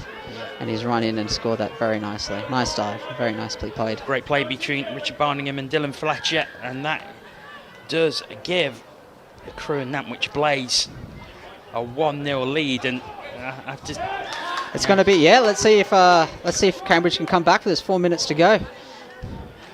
Yeah, Cambridge, like you said, did look like They they were look more like- likely to score with the way they were driving, but just couldn't get it over the line. And But we can see the benefit of a good platform set by the off the subbing team from Crewe. They set a very good platform on for their attacking pod, which worked very well. Oh, a bit of a scuffle here. A bit of a slide tackle. bit of push. I think the officials Just a need shot. to sort this out. And there's Patrick Malcolm. I don't think he was too happy with the way that he was dealt with. I can't quite see who the Cambridge player I can't is, see but him either. yeah, they're just sorting it out now. It's very rare you see anything like that in touch rugby, Yeah. to be fair. That's quite interesting. So that was a turnover. I'm not sure if that was the referee called play on there, and he's gone and run out trying to attempt to touch the ball, and he's been obstructed. As it is Cambridge who have possession. Good platform for Cambridge here. Let's see if they can make use of this. Running in short there. Maynard puts it down, gets it back again. Nice. I think No touch there. Oof. That looked quite forward. Yes. Unfortunately. The touch was made before, I think, by the looks of it. Still, so they weren't progressing, so another tap off. There's short here. And again, is it? Oh, dives in. That's a nice. Oh wow, what a try! Oh no, he's given. Wow, a little bit of hesitation and the dive. I need to see this one again on the replay. I think. Let's see. Pop down there, handed off. Maynard dive through. Really. Maynard with the dish off, and then I think that was Oliver. Oh yeah, I think two Maynards. I think it was Oliver, that one. Maynard to Maynard. Very, very nice. Very nice dive there. Nice little bit of hesitation, and then the dive. Very, very nice. So 1-1. 1-1. Yes. So they back to square one. Do come up, but it's Crewe straight on the attack again, diving through. I think there was a touch on the back. Well defended there. Well defended. Nice line. So into the final 2 minutes, you fancy that if one of these teams can get another score, that will probably be just enough, I think the margins are quite tight here. Oh, great pass. Just behind, but Cambridge very sensibly taking the touch there for the sub play. Very, very nice. Great yardage there. Great yardage. So they're over halfway. On the third now. That was the third there. It's a great platform. She's off. He's through. Ooh, no, referee's called it back. I think there was a touch just as he went through. Maynard again. Goes off now.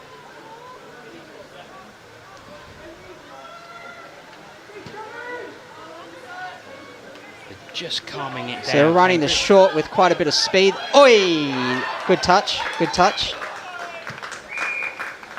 Well, has he the referee's given it. He's given it, yes. What a dive. Great dive through by Oliver Maynard. I'd love to see that.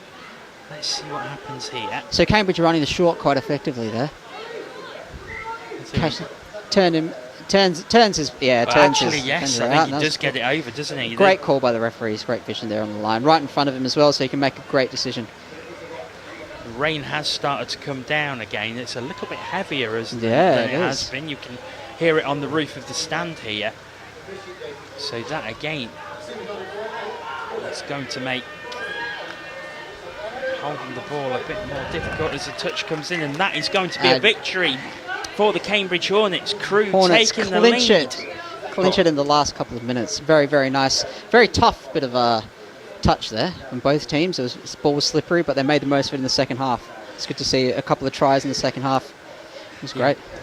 Well, Anish, thank you so much for coming up and coming on Co-Coms with us. I want to wish you the best of luck for the rest of the day. It was a pleasure. And just to remind you, we will be back with the London Scorpions taking on the Canterbury Cougars. That is the next match that we have. But for now, from Banbury, we're going to take a short break and we'll see you very, very soon.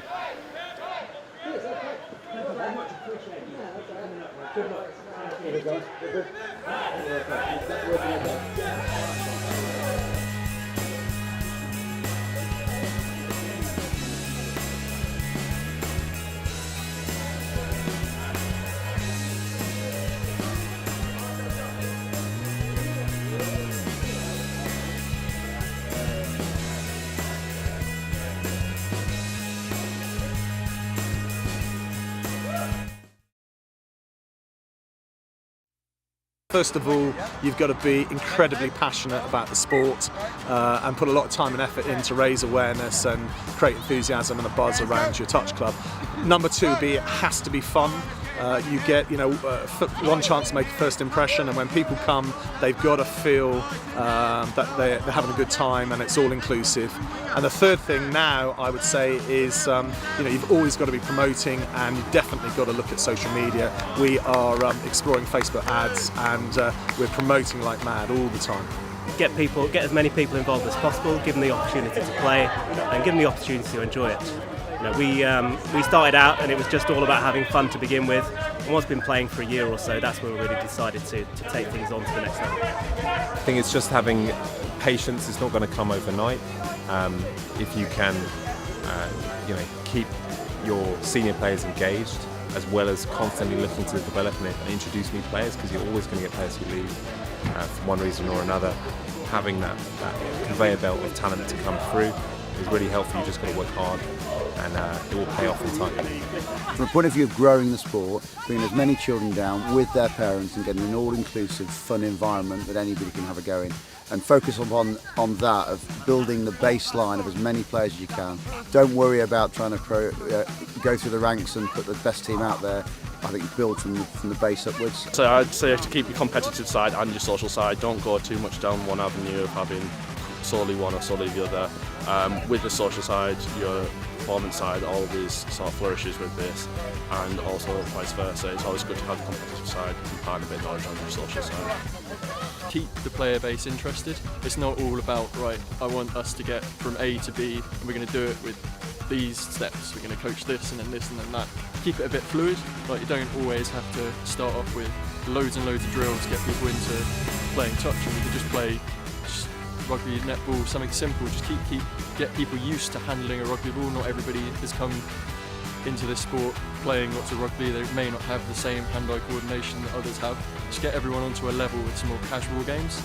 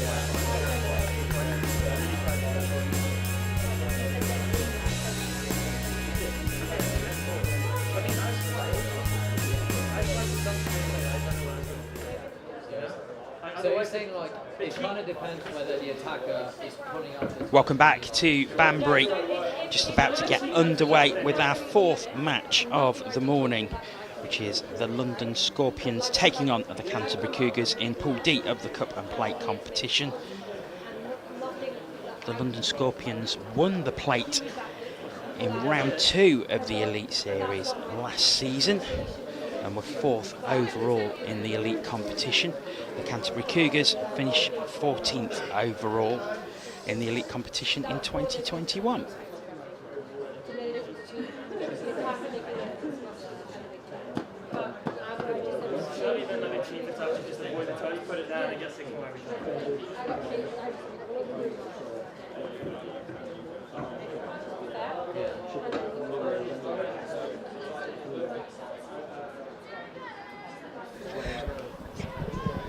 I'm delighted to welcome Ben Powell from Cambridge Hornets, who played in our last game. And Ben, that was a close game and just taking it in the sort of final few minutes, really. Yeah, I would love to blame the weather, but I think our handling left a lot to be desired. But it doesn't take anything away from Crewe either. We had a few tight arm wrestles with them last season, and each year they're coming on leaps and bounds. So it was good to see them keeping the game right to that kind of final whistle. But yeah, bit to improve going into the next game for us, I think. Looking ahead to this one, the London Scorpions against Canterbury. London did very, very well last year, 4th overall. Canterbury 14th overall. What are you expecting from this match? Yeah, look, I think on paper, you look at the two teams, Scorps probably edge this one. However, there's some inexperience and some debutants out there for Scorpions, so a lot to kind of prove. Canterbury have had a good men's season. They didn't enter a women's team, but they looked really sharp in the men's game. So, I expect a tighter game than maybe we would see on paper. Scorpions on the attack early. Touch just as they went over, and they're still there as it comes out to the right-hand side. And it's down. No touch is given. That's Nikita Agarwal. She's making her debut for the club today, and almost the perfect debut in the first minute. Really good recovery touch there from 12 on the wing, and there we go. Scorps moving in for an easier touchdown than expected. Just a missed touch by 31. Scorps in. Will Coombs just missing out there as we watch this again. It was a good dummy and popped down. Dan Roberts going through. Yeah, Dan, a very experienced player. So, after two low scoring matches in the preview, with no scores in the first half at all, we have one very early on in this one. Yeah, very early on. I just hope Canterbury haven't got our handling from the last game as they drop off the tap off there. But early on, hopefully a sign of things to come.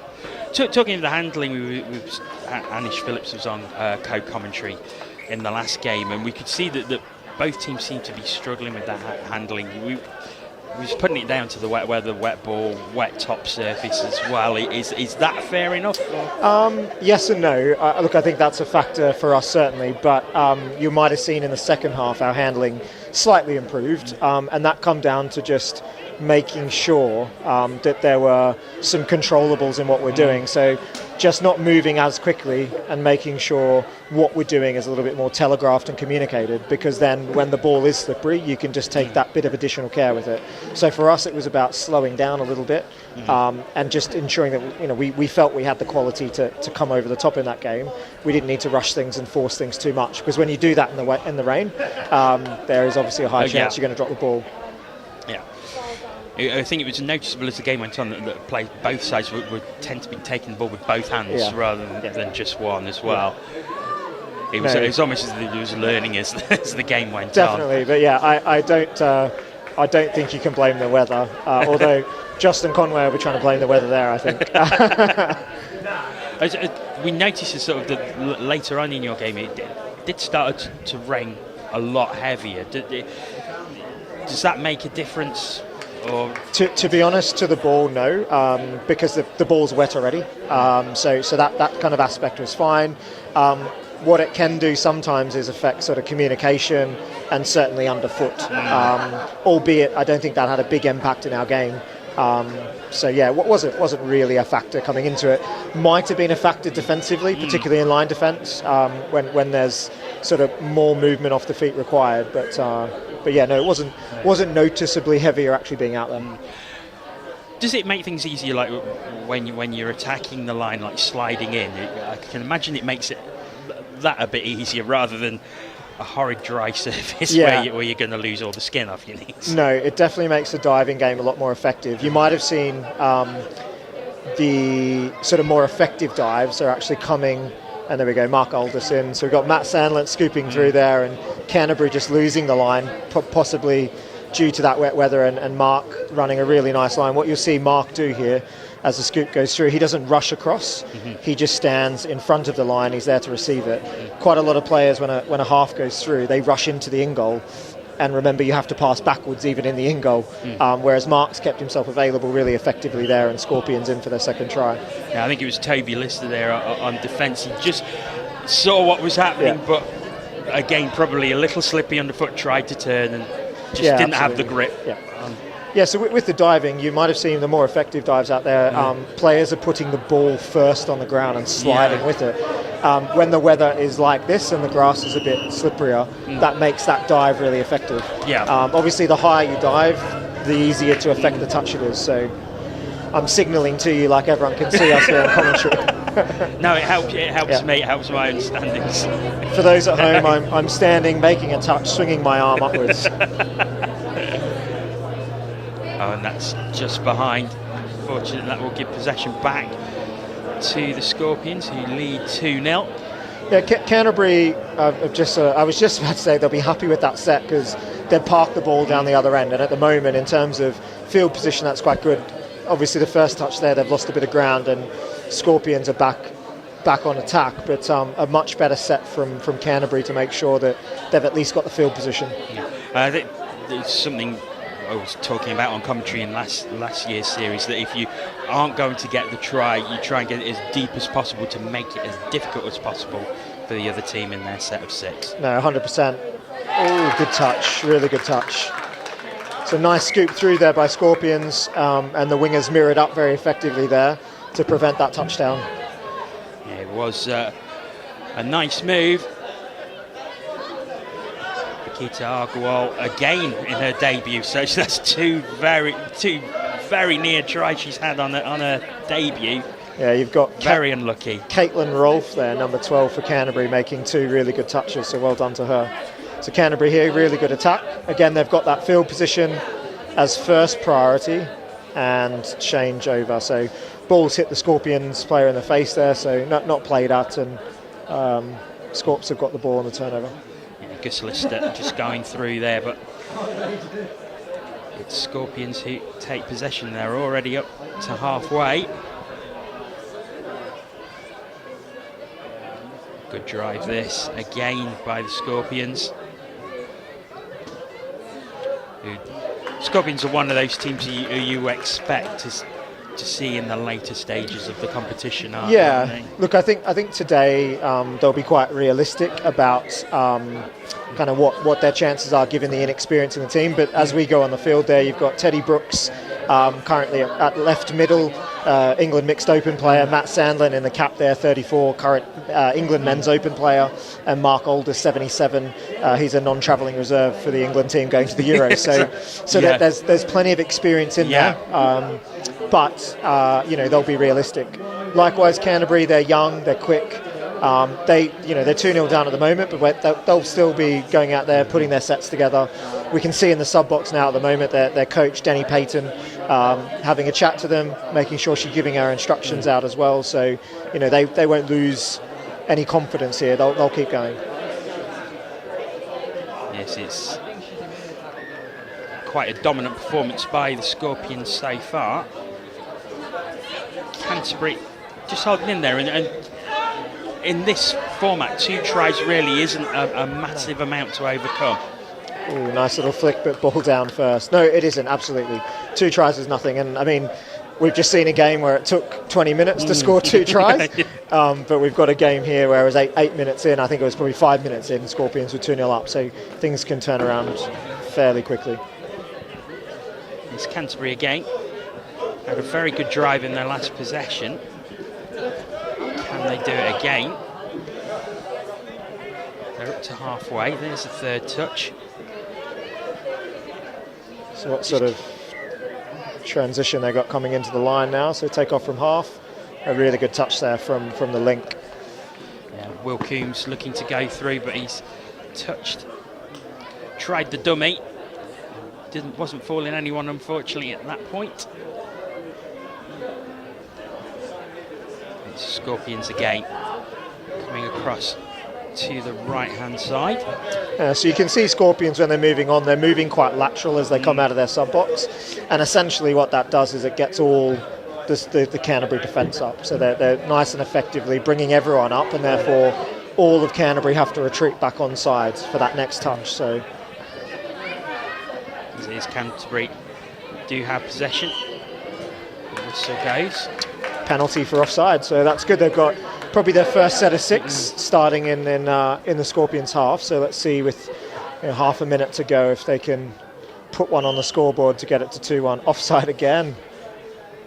So that goes to almost the 7-metre line. So they could have probably done without the penalty there, because it just buys up a bit more time. But here they go. Oh, that's well taken, and now there's the opportunity of the breakaway. Interception made.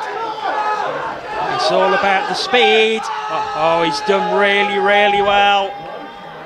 Mark Aldous, straight through, uses speed, gets the try, 3-0.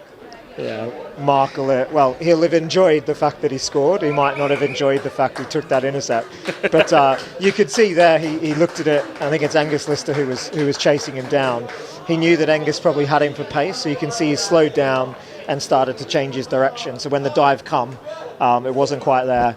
And I mean, those watching on the live stream can't see it, but Angus is just throwing his hat down in frustration that he's not picked him up there. But yeah, Mark will have enjoyed that he scored, but he probably thinking when he picked that ball up, I've got to run the whole field here. So fair play, because he was on his own goal line there to go the whole length of the pitch, and like you say, he's being faced by someone who is got a lot more pace, but just used intelligence there and experience to well, I think put as the ball well, down. End of the first half, it's almost the worst time to get that intercept. But I mean, Mark's fitness showing there that he's able to still run as hard as he was in the first minute of the half to the last minute of the half as well. So fitness showing that nice and effectively getting himself to that line. So and yeah, Scorps 3-0 up.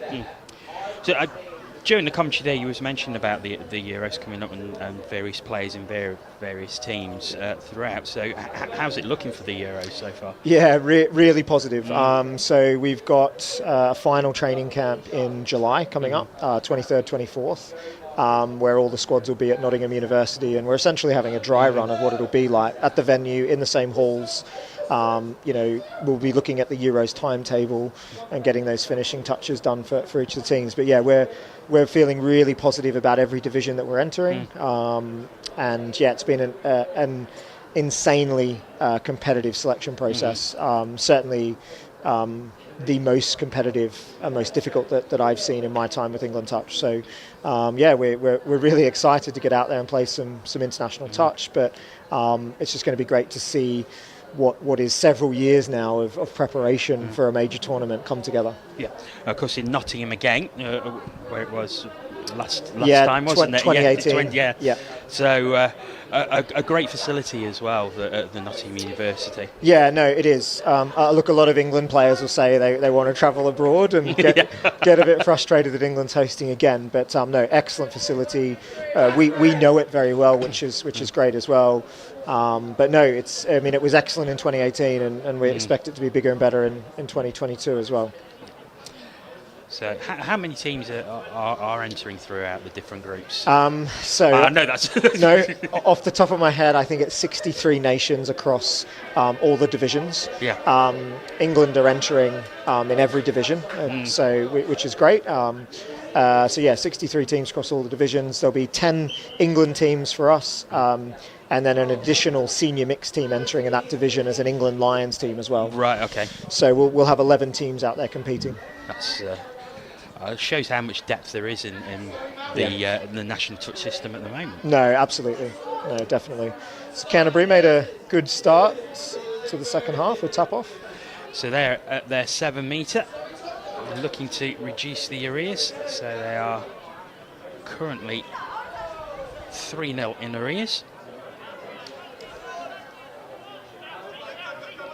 Looking to get it out to that left-hand side, not quite taken there, just off the tips of the fingers. Yeah, and I think that's where the weather kind of comes into play. When it's that 50-50 pass, warm weather, you've got a better chance of catching it, just because that ball isn't wet. But yeah, and Caitlin Rolfe, just difficult as well. I think it seemed she was reaching for it as well. Yeah. And now I'm doing the hand movements that nobody can see. Absolutely. The Scorpions in possessions again. Once again, looking to get over to the left-hand side. The touch just stops that in its tracks, though. Yeah, you can see Dan Roberts, again, maybe better weather. He throws that pass out to the wing, but decides actually ball security, manage the set of 6, essentially. And a great decision in the end, because he's gone through to score. Yep, the ref's going to award that. So he's saying ball down first. Yep. The touch was claimed. We'll see it on the replay here.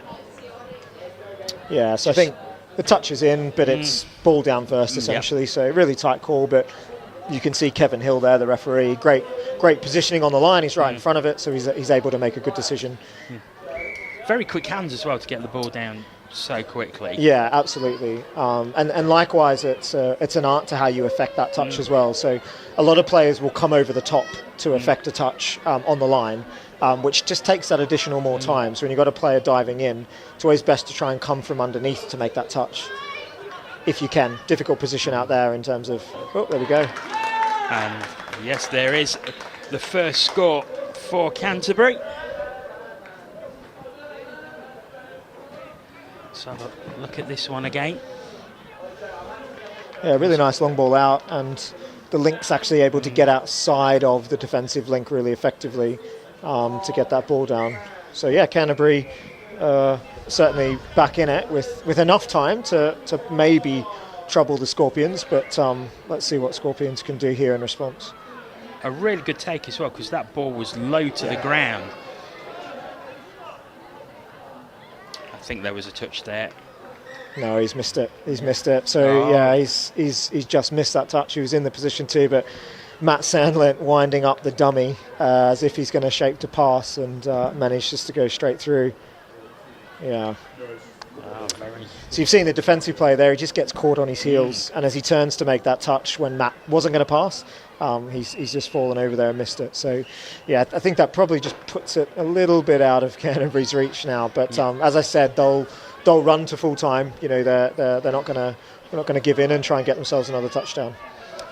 I think that was a feature of last year's series. It didn't matter what the scores were, both teams were just going very much to the end, to the hoot. Yeah, absolutely. And there we go, Canterbury over again. So yes, we've a bit like a game of basketball. Scores at each end very, very quickly. So setting up for a 32, a rooster there, and he's got those middles. You can see those middles have separated, so they're looking to run a 32 short or a rooster, whatever terminology they're using out there, and a really nice dive to finish off. Toby Lister with the try. He played very well in the men's comp as well. That dive was certainly a real strong point to what Canterbury were doing. So it's nice to see his dive back on the field. Scorpions who come straight back, and they're already at the 7 metre. Down it goes. Goes out wide. Oh, it's just not quite taken. Yeah, two passages of really good defence there by Canterbury. So they ran that little sweeper play to start with, where you're trying to run a sweeper on the link, and what Canterbury did really well was just switch over their mid and link, so the male middle was able to come over and cover for the female link really effectively. And then you got Caitlin Rolfe there chasing out once again to stop another touchdown. So she's having a great game defensively. Tika Argua again, who has had a great debut. She could have had a hat-trick in this game. Absolutely. But, it's very encouraging when someone playing their first game is getting into those positions where they can score tries. Definitely. Scorpions in possession once again, over halfway into the final 5 minutes of the game, and that's a very loose pass, and that will give possession straight back. So it's always a risk. To Canterbury. Always a risk when you're coming on the field. So what you've got there is 4 players coming on that have communicated in the sub box already, and then you've got the wing, who's then going to be looking up to saying, well, who's calling for the ball? She's not been part of that communication in the sub box, so she's looking to read that as they're coming on the field, and there, unfortunately, she's got it wrong. But yeah, so Canterbury with a chance to maybe pinch another one back. And then if they do get it down to 2, on this drive. Unfortunately, that's not going to happen with the pass going behind. So yeah, Alice Summers there, another she's mixed open, non-travelling reserve for Euros, just forcing that pass. She's had a good game as well, so she'll be frustrated. She's forced that one. As it is, the Scorpions back in possession. I think if they had managed to touch down during that drive, then I think Canterbury would have had a glimmer of an opportunity. Yeah. I think as it is now, it's probably looking like the Scorpions' game. Absolutely, and you can see Scorpions straight away when that turnover come. They decided to, and I say that, they've turned it over. They decided to drive away from the sub-box, a bit of game management, take a bit more time out of the game as well. So. Oh. Penalty, and that is the Scorpions, who go very, very deep. So another opportunity for them to stretch their lead even further.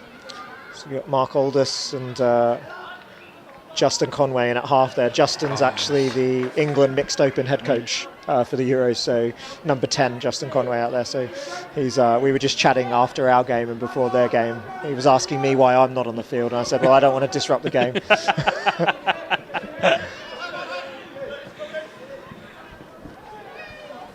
Down it goes again as Canterbury look to finish this game on a high. It's got a penalty for a hard touch. And this is the thing as well, isn't it? That if Canterbury can maybe get something late on in this game, it's something they can then take over to their definitely. I'm not sure of their result in round one, but there's still one round to play in the group stages. Top two go through to the quarterfinals. So you've still got one game to play for, and that's going to affect where you end up in the structure of the draw for this afternoon. So I know for us on that field, it was if we can get over Crewe, that puts us in a really good position now to make the top 8. So, which also then helps your seeding for next tournament as well. So, of course, slightly different this year in that there has been split into cup and plate and then a bowl tournament. Oh, and this another interception, or is it? No, not this time. Yeah, so referees called them back for offside, and there's some protesting happening as well. But with a minute to go, I'm sure they'll let go of that nice and quick and make sure they try and stop Canterbury from adding to the scoreline. Matthew Sandland thought he was away then. And that's another loose pass, which allows the Scorpions to retake possession as we're well into the final minute now. So the Scorpions will take the victory here. It's just whether it will be 5-2 or if they can possibly add another try to their score in this final few seconds that we have left. Game management, move that ball to the box, get the fresh legs on to finish it off, and they won't really mind where they finish this one off. Just need to make sure they set their defensive line. They still have the possession, but only at halfway as the Hooter goes. So the final play and the touch comes in. So that will be that for this game. It's a good victory for the London Scorpions by 5 tries to 2 over Canterbury. Ben, just give us a summing up of that game. Yeah, it was good. I think the experience in the Scorpion side probably shone through there, but it was really good to Canterbury. As we said at the start of the game, they're going to push themselves and fight for touchdowns right through to the end, which they did. But that sort of sees Scorpions through now to the quarterfinals. They won earlier in the day as well, so with a game to go, they should be comfortably through to the quarterfinals as well. Well, Ben, I want to thank you very much for coming up and joining me on co-commentary for this game. My pleasure. Pleasure to have your company, and good luck for the rest of the day. Cheers, thanks very much. Thank you very much. We will be back very, very shortly. Our next game is the 2021 Elite Champions, the Wigan Warriors. They're taking on the Galaxy Touch of London. Join us for that. You don't want to miss it. That'll be in about 5 minutes' time.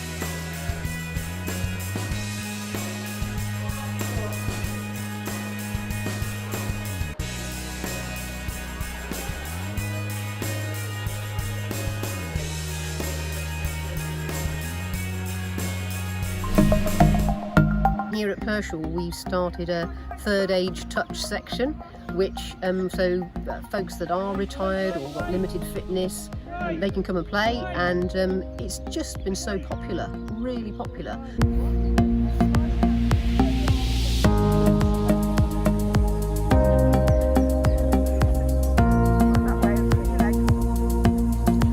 Never stop learning, Sammy.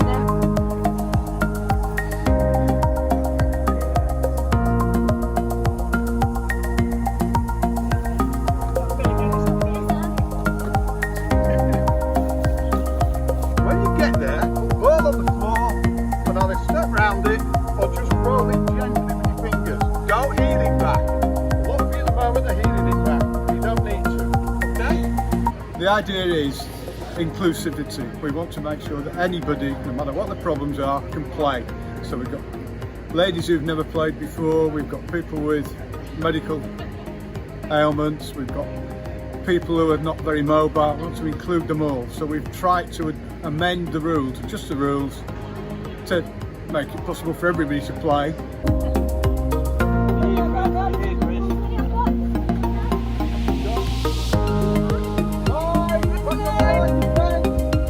We don't expect everybody to be a wonderful player. We just try to ref it to everybody's abilities.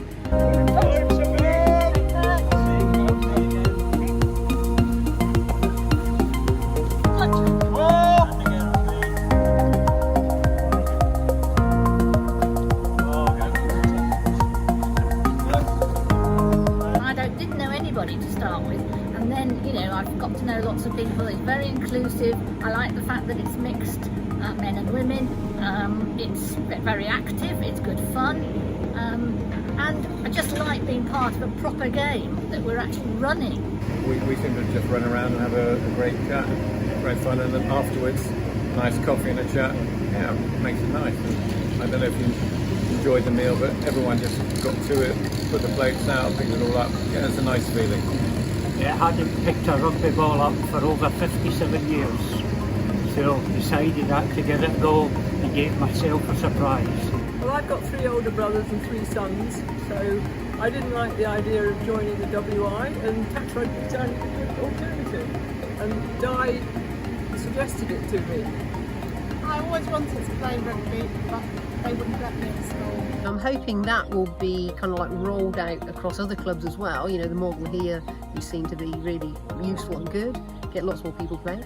We've got little ones literally playing touch here as well, and we've got a really big junior touch section, so I just think it's going to grow more and more with more people seeing that this is a great way to run about with a rugby ball out in the fresh air and have fun.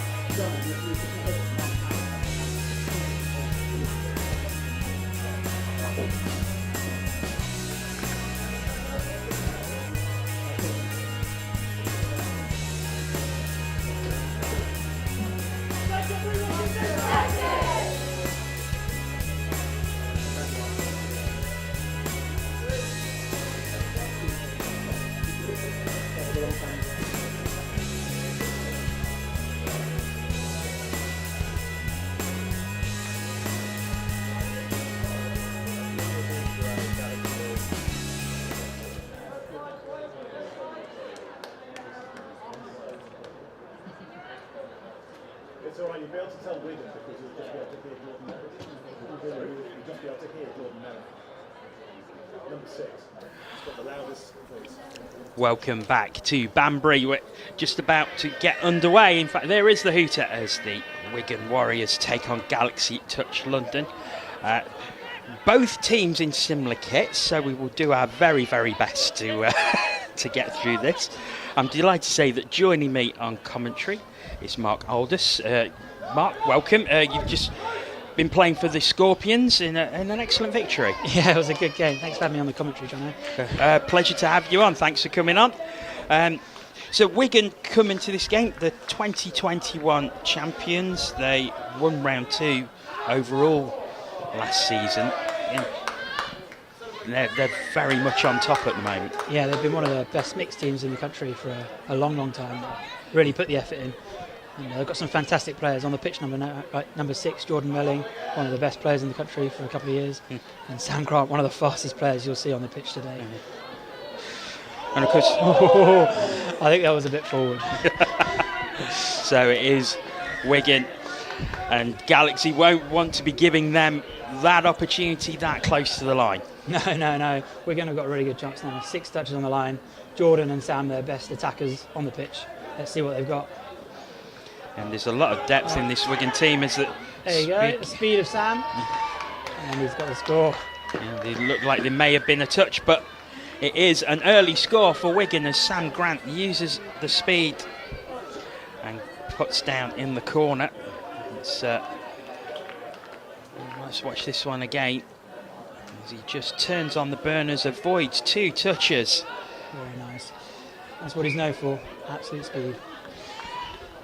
And on a smaller pitch like this, it's speed like that can really, really make a difference. Absolutely, and in the mixed game as well, there's a bit more space on the pitch in mixed. Camille, another speed man, and he gets in. Beautiful dive. And yeah, another try, so it's equalised very, very quickly. Yeah, that's Camille Shahabdeen, another very, very quick player, known for scoring many scores, many tries at Euros and World Cup for England Mixed Open. And you'll be seeing him this summer in the Men's Open at Euros for England. I mean, I feel we have said that how good Wigan are. Of course, they are the champions, but Galaxy Touch no slouches either. They were 9th overall last year, and they will certainly be no pushovers here. Absolutely, they've added some really good players to their team this year. With John Weston Stanley, another England Men's Open player, has joined their team. He's currently in the sub-box. Lots of really good players for both teams, so it should be a really good game. It's Wigan again. Jordan Melling on the ball, number 6, making the space. Great pass out. Is it down in time? Refs are having a chat. Yes, I think it's going to be given, yeah. Fantastic. There you go, Jordan Melling. I was praising him earlier. He's doing the goods. Yeah, great pass. Over onto the left-hand side. Watch it here on the overlap. Down it goes. Ref right in the perfect place to make the decision. Can't argue when they're in the right spot. Annie Ainscote putting the ball down, and it's Wigan who lead 2-1. So 3 minutes gone, and we've already had 3 scores. See what the Galaxy can respond with here. They've got, I think that's Danny Payton, number 14 at the link, and the blonde girl. She's very quick. Here comes Horatio. Very quick, and there's an overlap, and down it goes. It's 2-2. What a start to this game. Score for score. Let's hope we get some defence in. Ella Trays pops it down. And again, it's almost a carbon copy, but on the other side, using that left-hand side, the open player. Yeah, using the speed. That was Horatio there with the speed. Lots of speed on show, lots of skills. Good footy. So, it's tit for tat at the moment. 4 minutes gone. And we're all square at 2-2. Good touch there. That's Danny Payton again, one of the top women's players. Back into the middle. Get it on for a link sweeper there, not quite got it right. There's Melling, he just can't. He had him panicking. Goes back to 7. Very experienced player, Jordan. Very experienced. Been around a long time. Yep, 75 England Open caps for Jordan Melling. Sam Grant. Out Oh, wide good again, catch. that's absolutely superb. And defence is still optional in this game. So it's 3-2. That's This is a counties play with a relay out to Sam.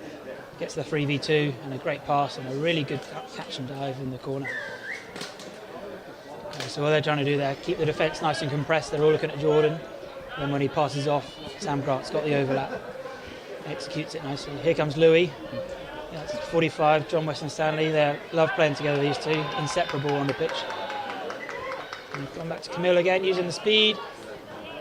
yeah, so touch was made, but It's an offside call. Yeah, it looks as if Galaxy will retain possession, and they do. They're just 7 metres out, so a chance to get straight back on level terms for them. And gone for Camille, trying to get the Camille with his speed against the girl link.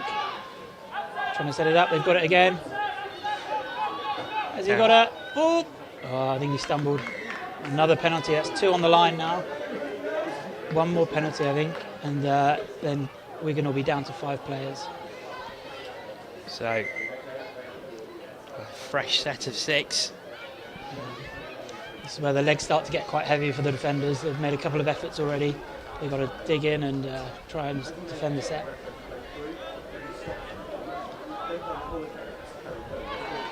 Good touch from the young guy. It is the Galaxy just looking for that opening, taking their time. Yeah, so what they're trying to do here, they're trying to move the defence horizontally so that they don't quite know exactly where they are on the pitch. They've created a little disconnection and the space opens up. Oh, bit of juggling. Oh, but down it goes. Made it look hard. But see, they've moved the defence left and right, and then when they finally take the strike, the defenders don't know where they are, and I think that's Cam Burkett there in the middle who doesn't complete his job, lets John walk through the middle of the defence, and easy score for Galaxy.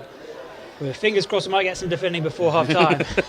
So John Weston Stanley, the latest try scorer. Whenever Wigan have gone ahead, Galaxy have come straight back. Cracking start Score to for this score. game. Here we go. Sam Grant controlling things here. Looks like they're going to run a 32 short or a rooster play. He's on the ball, he's going to step in, use his speed, and he's looking for 6 again. I think he's claiming the Galaxy player touched it. The player says he didn't, so finally a stop.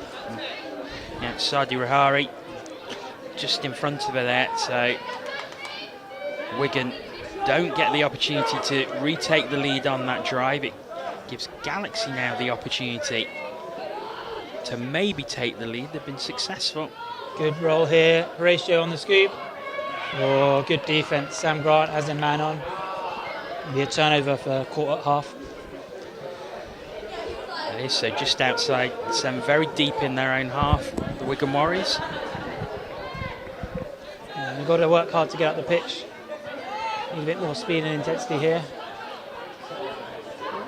Aaron Povell making the yards there. Just at halfway as they make the change.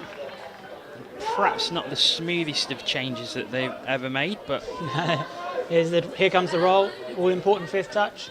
Splits the right way. Jordan's one-on-one. Takes him on. goes out wide again. Oh, just not quite taken. I think he could have got through himself there, maybe. Starting to see some end-to-end touch now. Got to work hard in the midfield. Can't see again. Forward pass off the ruck, I think, there from Robin Budd, the ref. Yeah, that. It's going to hurt for Galaxy. Got to defend 6 on their line here, and Jordan is setting something up. See what he's got in the bag. I think he's going to run a counties play there. He's got it back. Oh, what a lovely take on now. Was there a touch? Scores given. I think they might have missed the forward off the deck there when they popped it back to Jordan. We'll see on the replay. Yeah. So it is 4-3. Let's watch this again as it goes down. Maybe a little bit back forward. again. Can't blame the refs for missing those ones. Just vaulting to miss the touch. So Wigan Warriors. Galaxy coming back, attacking the 7 Looking for that same play with Camille again. He's on the go, 1v1, uses his speed. Nice dive. I think that'll be a score. It is a score, I think. Yes, it is. You might have seen that play already this half. And the tit for tat continues. Yeah, so Louis sets it up for Camille there by moving the boy out of the way and allowing him to get one-on-one with the girl. And yeah, he's using his speed and his step. An exciting half of footy. Yeah, so 4-4 at half-time. Camille Shababdeen with the latest touchdown for the Galaxy. Interesting, because we've seen a couple of very much defensive games prior to this. Well, you're 5-2, but there was a 1-0 and a 2-1 before that. This very open at the minute. Yeah, well, when the game gets score for score, because you tap off on halfway, you get more attacks at the line, so it makes it harder to defend. But we started to see towards the end of the half there a bit of a midfield battle, rocking up and down the pitch. Sounds like the rain might be starting to come down as well, so that might make it a bit harder in the... Sounds like it, I can't see it yet. Yeah, I think it is just quite light, but again, this is... it has made a difference in some of the earlier games with handling, but especially on the top as well, because with the ground being so dry, the water tends to be sitting on the top surface. Yeah, it's very slippery out there. Yeah, and that's sort of the feedback we've been getting as various players have been coming up on co-commentary. They said how slippery it is, and we have seen a few handling errors in the previous games. Yeah, absolutely. Hard conditions, but also good for a dive. And we've seen lots of, especially for Galaxy, Camille diving at the line, getting lots of scores. I think Wigan will be trying to make some changes so that he can't keep scoring off his favourite play. And it's good to see for the Galaxy. They've not been overawed by the fact that they are playing last year's champions, and they've come back every time. Yeah, absolutely. They've got lots of top players, and they had a tough year last year. They were rebuilding after COVID. But they'll have no fear going up against what is an experienced Wigan team, but you know, they're not unbeatable, even though they were last series champions. But yeah, two good teams, lots of really experienced players, and just good fun out there on the park. And two teams who you probably expect to see in the mix later today, and the whole season through all three rounds. Yeah, absolutely. Yeah, two really good teams, and yeah, I wouldn't be surprised if we saw these teams in the semi-finals and even the final later on. Yes, we will have that on this afternoon, of course. Yeah, I think we're playing one. If we win our pool, we might play one of these two teams. So we'll have to see how the draw works out. We will bring you draw information as soon as we have it to tell you what the afternoon will likely look like up until the cup final, which takes place at 5 o'clock. So stay tuned. Yeah, stay tuned. Lots of rugby to come. There's been already in the 5th game of the day as we go through the group stages. This is a Group A clash, of course, as we're underway again in the second half. Same play here for Camille, trying to get him on the go. Wigan there made the adjustment so that he couldn't dump on the go. They got it right again. He's trying to get over to her. And they're using the boy to protect. But they've opened up the space. There was a touch there on the shoulder, I think. Was he onside? The ref says yes. Good defence there from Wigan. See, they've made that change at half-time, so Camille can't get on the go in the white hat. I don't know her name, I'm afraid. Yeah, now Galaxy have got to find another thing. Here they go. What have they got? Oh, it's just beautiful. Excellent change from Wigan there at half-time. Really made Galaxy solve a different puzzle. Yes, and he didn't get it done. I think from just that one drive, it became pretty obvious what the Wigan team talk might have been over at half-time. Smart touch from them. Smart touch. Oh, lost of control. Oh, they don't like that. Fired up, Wigan. They don't like the ref call, but you've got to live with it. Yeah, Sam Grant wasn't happy as she went off. It's Galaxy back in possession, just approaching the 7-metre line now. Down it goes. Oh, is this the opportunity? Oh dear, is he okay? Camille Shahabadeen. Oh, he's down. I think he might have taken a blow to the head, maybe. Do we have an HIA protocol in touch?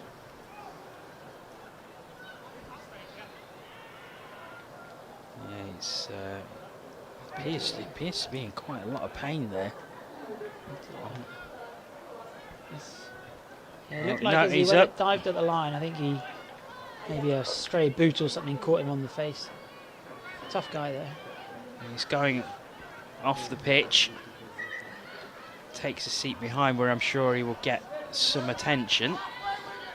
Tough blow for Galaxy. They've lost one of their best players there. And see what they can do with this. I think they've got a couple more touches on the line attack here. Looking for Louis again, one-on-one with the link. Has he got him? Oh, dive at the line. Oh! Touch was claimed him, but no, it was a try. Good competitive footy, that. Great dive from Louis. Let's see on the replay. Yeah, so you see they've switched it over to the other side to get Louis one-on-one with the link. He pulls a big corner. Louis steps back. Oh, tough call, 50-50 either way, and the Robin Budd gives it for Louis. The official couldn't have been any better placed, to be Absolutely. fair. Oh, he's one of the best, Robin Budd. One of the best. Very experienced ref and very popular. Really nice guy on and off the pitch. So it is Galaxy who take the lead. See, we're going to try to copy that Galaxy play, getting Sam one-on-one. Has he got it? Oh! Oh! See, 50-50 calls at both ends. The ref's given the touch there. I think there might have been a fantastic touch from Erin Payton, the girl link there. Wigan setting up a middle quickie. Jordan picking up. Oh! Down into the middle now. Very Was good down. read. Number 20 for Galaxy there, Tom Simpson, read the little play. Sam Grant coming underneath. Makes a fantastic touch from Galaxy to defend that set. Touched by Sade Riri. And here's the tough battle through the midfield we were talking about at half time. Got to run hard and try and outwork the opposition to get up and down the pitch. On come Galaxy, looking to get some momentum. Of course, Galaxy taking the lead for the first time with that last try, and they'll be looking to extend that. I think no team so far in this match has got 2 tries ahead. It'll be interesting to see what happens if Galaxy can score on this drive. Yeah, so they've got to the 7 again, and they've got a couple of touches in hand to run some plays. So huge moment in the game here. If Wigan can defend this out, it keeps them right in the game. But if Galaxy get 2 up, and it's going to be tough for Wigan. Oh, they're through from half. Can he find someone? No, throws it to ground. So he did well to get through, Yeah. but just didn't have anyone open to pass to, unfortunately. Putting good. Oh, just a bit keen from Galaxy there, trying to get the ball back. It's Emilio Gretarora who went through there, just couldn't find anyone to pass back to. As it is, it's the Wigan Warriors who have possession once again. Yeah. Cam Burkett. Oh, he's thrown it to no one. That's not a good decision. So Galaxy with a fresh set of 6. They're at their own halfway line. Another chance here. So when you get the ball in the middle of the park, you get a chance to get to the 7 and run some plays, and that's really valuable. So John here beautifully got to the 7. They've got them on the run, and a beautiful score from Louis Trays. Yeah, I think it's been. Looks like it's given. Yes, it is given. So yeah, running hard, outworking the opposition, creating the space, and then Louis beautifully executes the 3v2 here. Pump and dive in. But great play by John Weston Stanley as well. Yeah, that's what he does. Little quiet work, running hard, making Louis look good. But Louis nothing without him. That's why they don't play away from each other. They're always on the pitch together, those two. So Galaxy do get that 2-try advantage. So Wigan under pressure now. Oh no! And throwing it to the floor again. It's not what you need. Yeah, with 4 minutes to go here, Galaxy can complete a set, put Wigan under a lot of pressure. Expect to see Wigan do exactly that, give away penalties. I think that's 23, Cam Burkett again, giving away a penalty, looking for a quick turnover, trying to get the ball back. So you see Galaxy will take a bit less risk, now they're up by 2, and look to keep the ball down this end of the pitch. So Galaxy again. Oh, he's trying to score from half. Yeah, he knows. He's having a little chuckle to himself, is John. Weston Stanley orchestrating everything for the Galaxy at the moment and almost giving them the 3-try advantage as it is. So Wigan who have possession. They're up to halfway. They're jogging here, they need to get some foot speed. Yeah, see, they get static on halfway, no momentum. You've got a chance here. Sam Grant in behind. Oh, using his speed again. Oh, beautiful. He's been doing that for many years. Run around me a few times. No, Sam Grant puts the ball down. He's reduced it to 1. Just dummy. Skipping away, I think that's... Dummy. And again, 3 fakes and dummies within that. Just finding the space beautifully. Absolutely. And puts the ball down. So within 1, we've got about 2.5 minutes left in the game. Oh, got to get to the 7 here. No good running plays 20 metres out from the line. There you go, on the 7. Line's in play. Oh. Good defence from Wigan. Touch is made, so goes back to the 7. Oh, is it opened up? 6 again. Oh. Robin scored a touch and pass there. And he's given 10 more for back chat. He's silly from Galaxy, he shouldn't be chatting to refs. So Wigan here, 2 minutes on the clock. Got to go most of the pitch and even up the scores. So a great opportunity for the Warriors to get on level terms. 2 touches to halfway. And what's been called here? I'm not sure. Robin looked like he was leading with the shoulder, but I think he's going to make him roll the ball again. Going along the halfway line, another touch. Have to go forward here. If they stay static, they won't get enough momentum to run their plays. Good from Jordan. And that's the 5th touch. So got to make something happen here. And that's the problem when you get static. Good defence by Galaxy though, to be fair. Really closed that down well. They got to complete the set here. They got 1 minute 10 on the clock. Just got to get to the end of the pitch. Oh no. What's he given? Not sure what Robin's decided there, but he'll play on. Whatever, it's another set of 6 for Wigan. So another opportunity for them as we're into the final minute. Is this their opportunity to bring themselves back on level terms after being 2 down?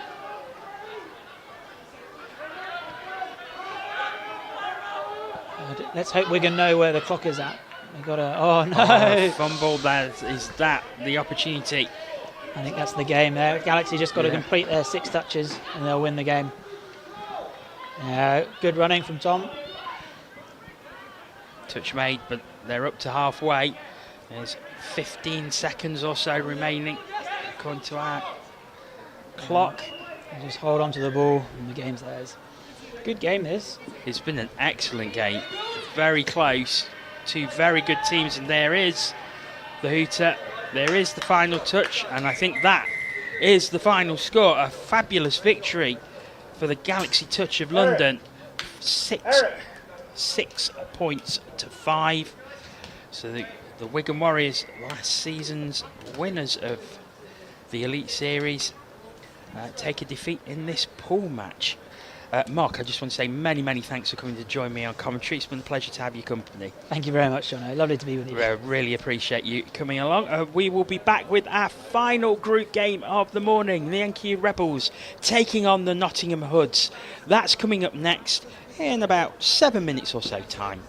Join us for that very, very soon.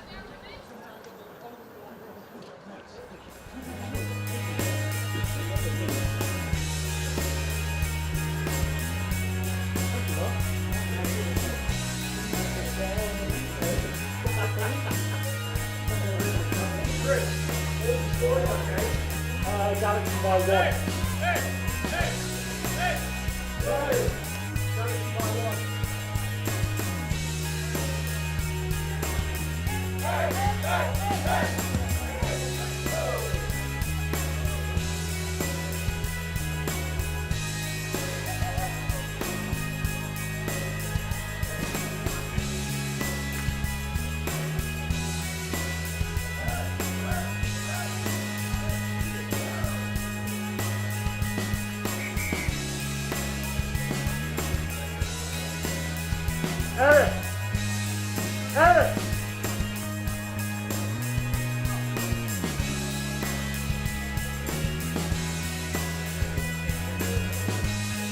Guys, lunch break after this game. Half an hour.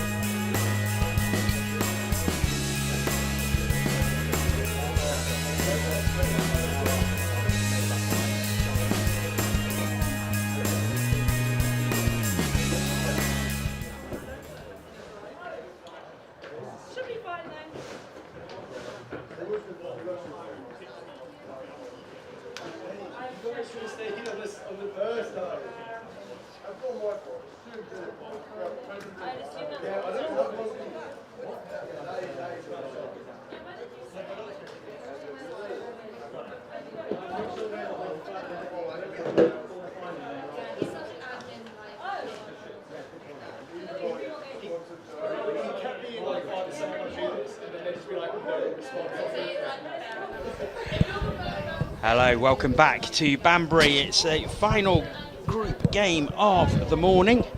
From Pool B in the Cup and Plate competition, the NQ Rebels in the black and red are taking on the Nottingham Hoods in the green and white. I'm delighted to say joining me on commentary is Eric Williams, the London Galaxy coach, coming off a fabulous win against the Wigan Warriors. That was pretty tough, to be fair. They're a great team. You know, Wigan are so good. They have got great players, established coaching, and it's a real pleasure to play teams like that because it's just you appreciate the wins. Yeah. You know, it was such a tit for tat battle as well. It was like they scored, you scored. Was the key getting that 2-try margin sort of halfway through the second half? Because it seemed that once you got that cushion, Wigan were finding it very difficult to come back. Yeah, I think what we said at half-time, I know they're tapping off here, but what we said at half-time was whoever completes their sets the most and makes the less errors in the second half will go on to win this game. Because clearly both teams can score. Oh, that's a nice pass by Will. Clearly both teams were scoring, as you said. It was about completion and execution. So, Nottingham with the first drive, but it's the Rebels who have possession now as they look to get to halfway. Okay. So what we're seeing here is, I don't think they've subbed off. They've stayed on here with a 4-man drive. So now we're on fifth scooping. I think it's Johnny Leota with the ball. Oh wow, what a pat on! That's incredible. Oh, ref's going to call it forward though. Yep, forward pass, and I think there was a touch anyway, just on the ankle. Yeah, scrambling across the cover. It's usual for mixed. You'll see a guy sort of running to try and get back and get the touch at the end there. Down, it's back in possession with Nottingham. Nottingham finishing 8th overall in 2021. The Rebels runners-up to Wigan, and they did win round 3 of the competition as well. So a very, very good side. Nottingham no slouches though, as they look to get. Oh, it almost came off. Almost came off.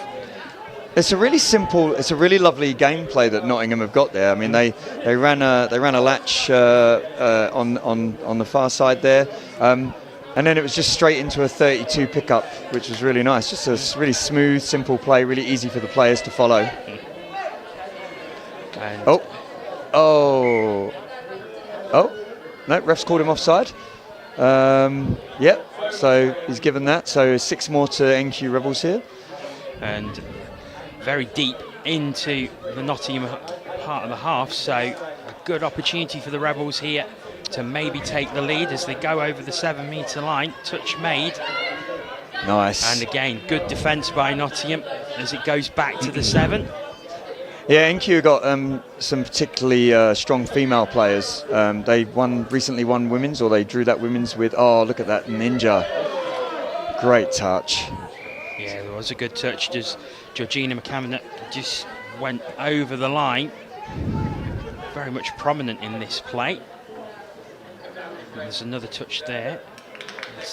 No, he's missed it. Beat him on the outside. So I think that's Toby Phillips. Opening try. And it's the NQ Rebels who take the lead. Yeah, you get the ball in Toby's hands. You can't let him get on the outside. So Toby Phillips with the touchdown. And NQ Rebels lead by 1-0. Yeah, I mean, they just come fresh off a joint win with bareback right. Oh wow! I think Johnny's going back to his, was it Sale that he played for? Yeah, I think it's Sale days. Played Sale RFC, so he's used to a heavy tackle now and again. But he was like a brick wall there. Oh, yep, open side release, long ball. Yep, there it is. Oh, just not taken. It was the right idea as well. There was a lot of space on the left-hand side. Yeah, as I was saying before, the NQ Rebels have got some particularly strong female players. They won the women's NTS, I think drew with CSSC.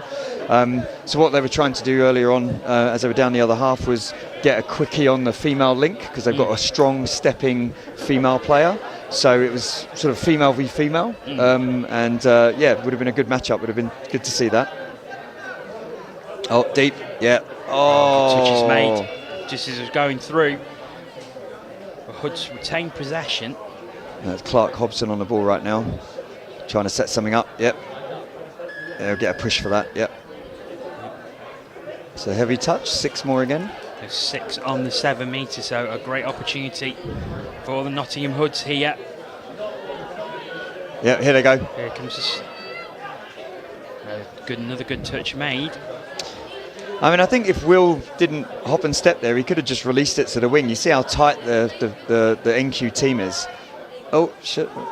Excuse my French. Sorry. Oh, no. I think he's had a bit of a nightmare there. So did I on the commentary. Apologies to everyone on the live stream.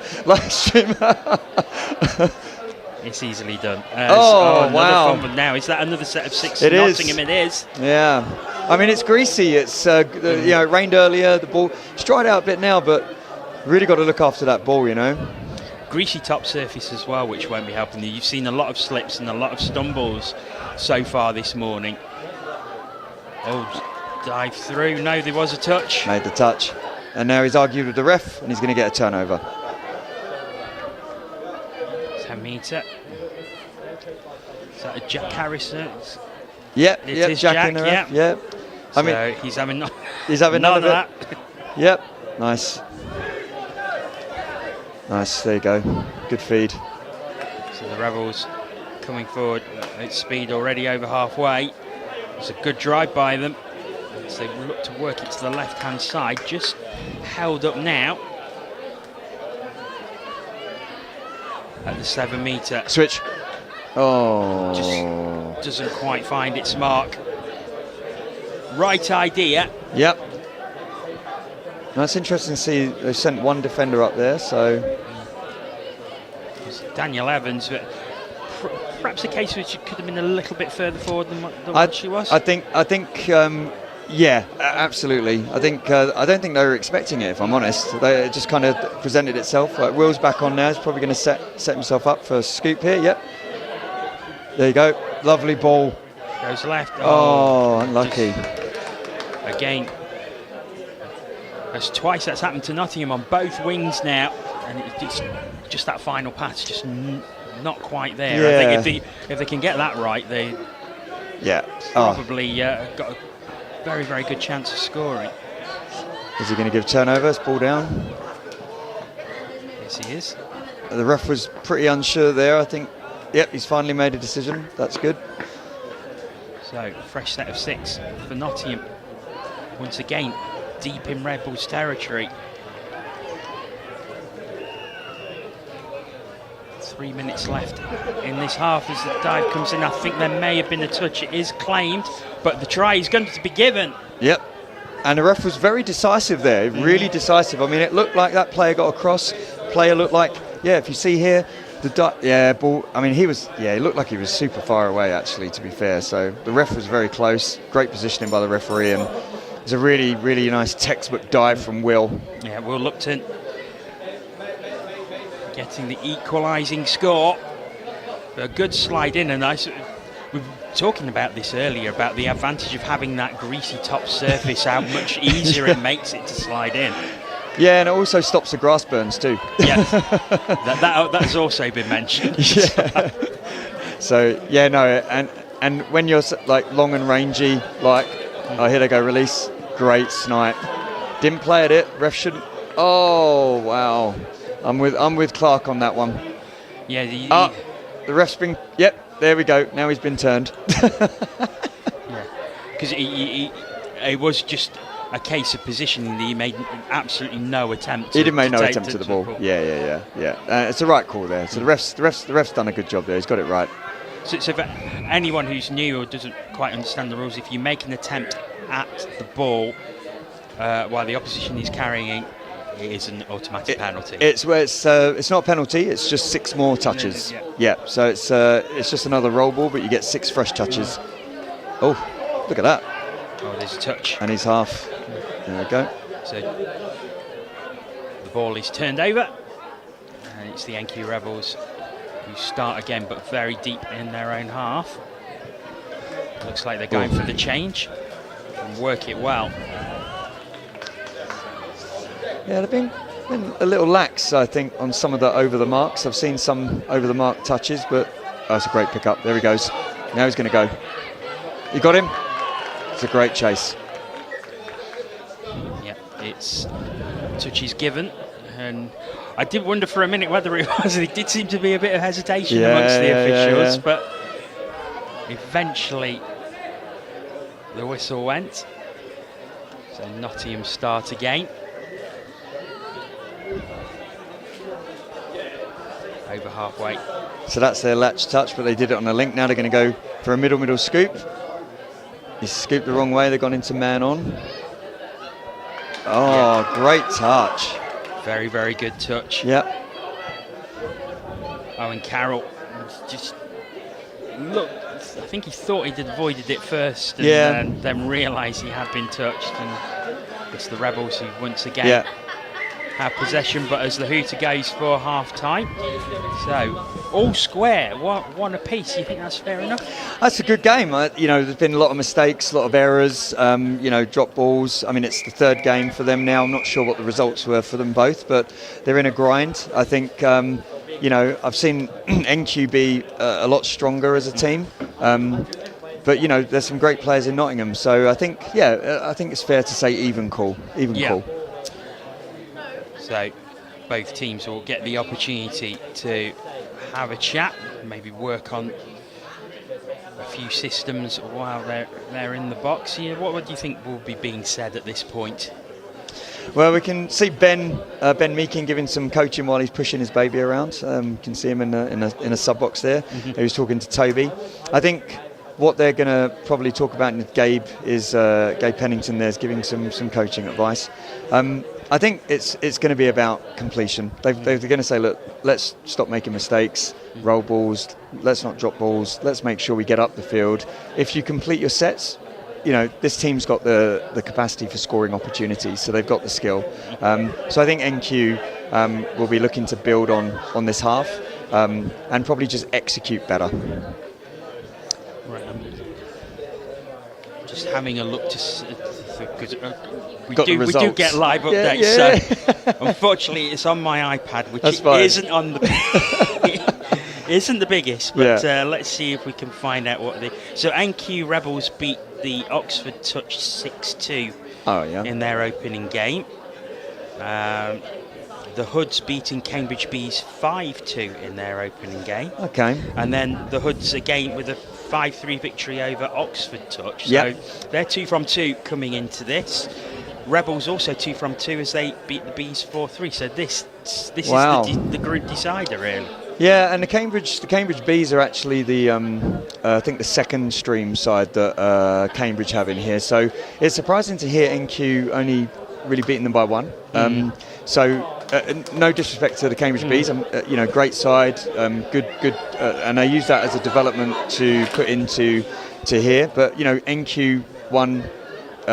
I think they won mixed last year, or they got second last year. Was runners up last year, and won the third round of the competition. Won the third round. They've just come back off winning at GIF, which is like one of the best European competitions. So something's going on today. Could be player selections. They might not have all the players available, so they've got developers in here at the moment. I don't know this team personally, but what I see from this first half is there's just sort of small errors, and they're not completing. They're not executing their plays.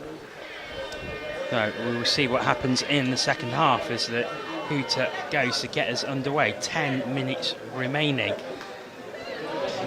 One also who will end up the Pool B winners. Here they go. Nice. Release. Straight on the attack, but a good touch right in the middle. Yeah, the problem with that play is, and as a coach, number 14 just wasn't deep enough. It was so flat. That's a good take, and it's a great ball. Wow. No, might get a penalty for not returning the ball. No, she put it down when she got touched. That's fine. So the Hoods deep in their own territory, start again. And I think what has been apparent in this game is how well the defences have worked for both teams so far. Yeah, I mean, look, 1-1, shows the defences are stingy,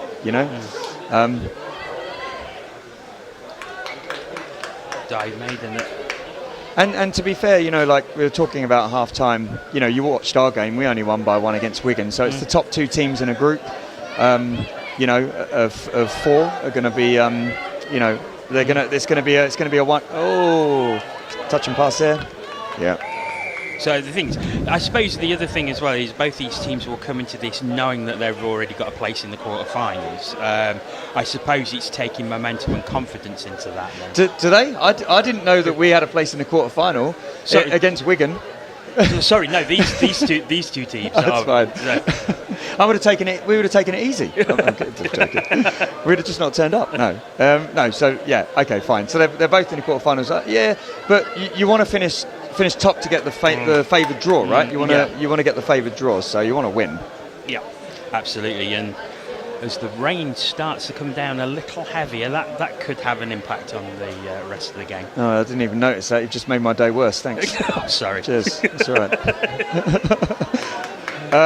Yeah, no, it's all good. Oh. So this is just execution. It's just real basic stuff. You know, they obviously want that person to run wide. You know, if the whole team knew that, then he should expect that a little bit more, should have opened his body, taken a bit more care of the ball.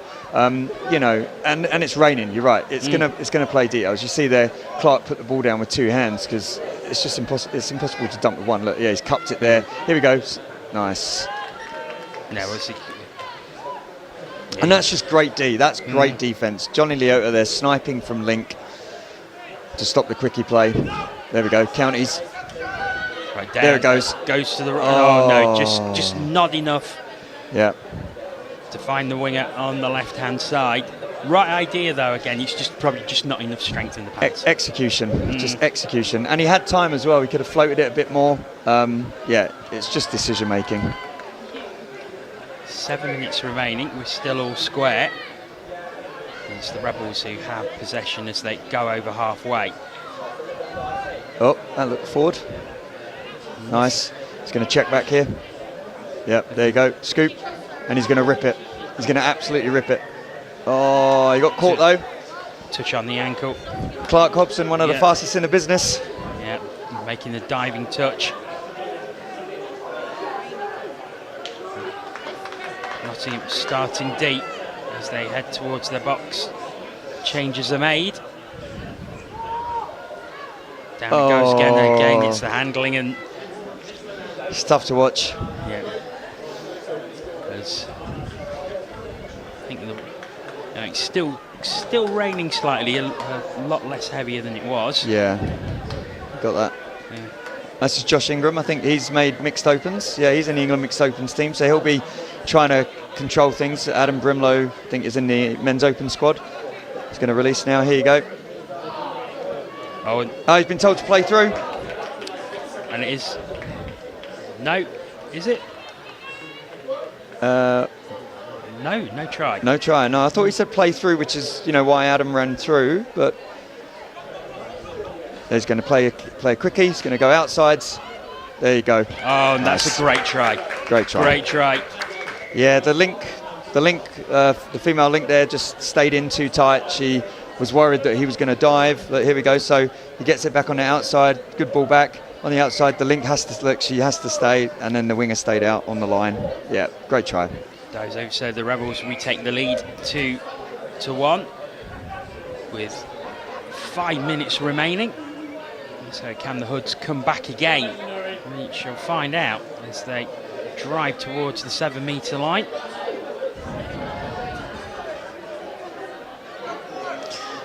There you go. Down there it is. Oh, he was going for the slide, but I think just got stuck.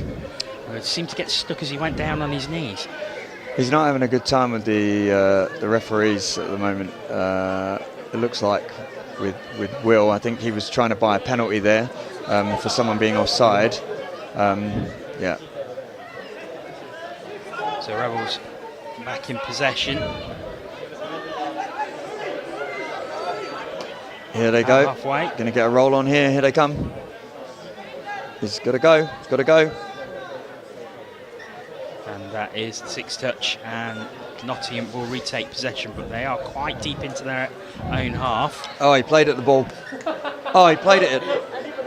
Oh, Jack, he played at it. So it is NQ who will take possession. And I'm guessing you don't agree with that decision. No, he, clearly you can see on the live stream he slapped at the ball. So yeah, I mean, you know, the guy's he's got to protect the ball as well. So it's going to happen in games. You're going to get players playing at balls, you know, at this kind of level. So great opportunity for the Rebels. Are they? No, the touch is given. It's nice shape actually from Josh on that, because it looked like they were going to go back to the open side, and then it was almost like a Waikato play.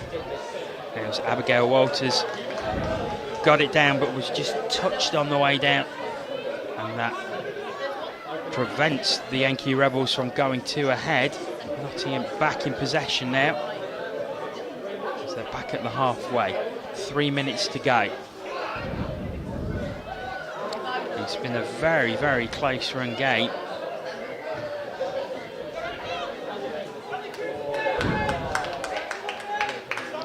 Pass doesn't find its mark. Yeah, there's just not enough momentum. They're not attacking it as you've got to go at speed, and you've got to separate players. But yeah, everyone's, they're keeping nice and tight. They've got good defensive shape, NQ Rebels. They're handling it, really well actually.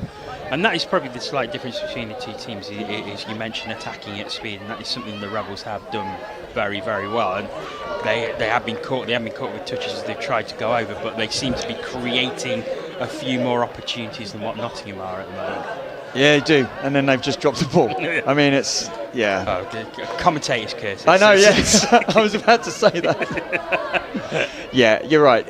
I think NQ are just a little bit more drilled. By the looks of it, I think a guy was just coming around for a sweeper there, and it's a 32.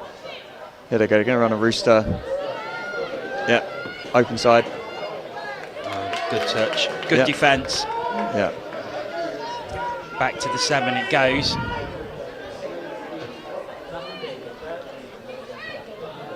Oh wow, what a pickup! It was great. Look at the footwork. Whee! He's ripped it! Oh my God! Well, that would have been an incredible try.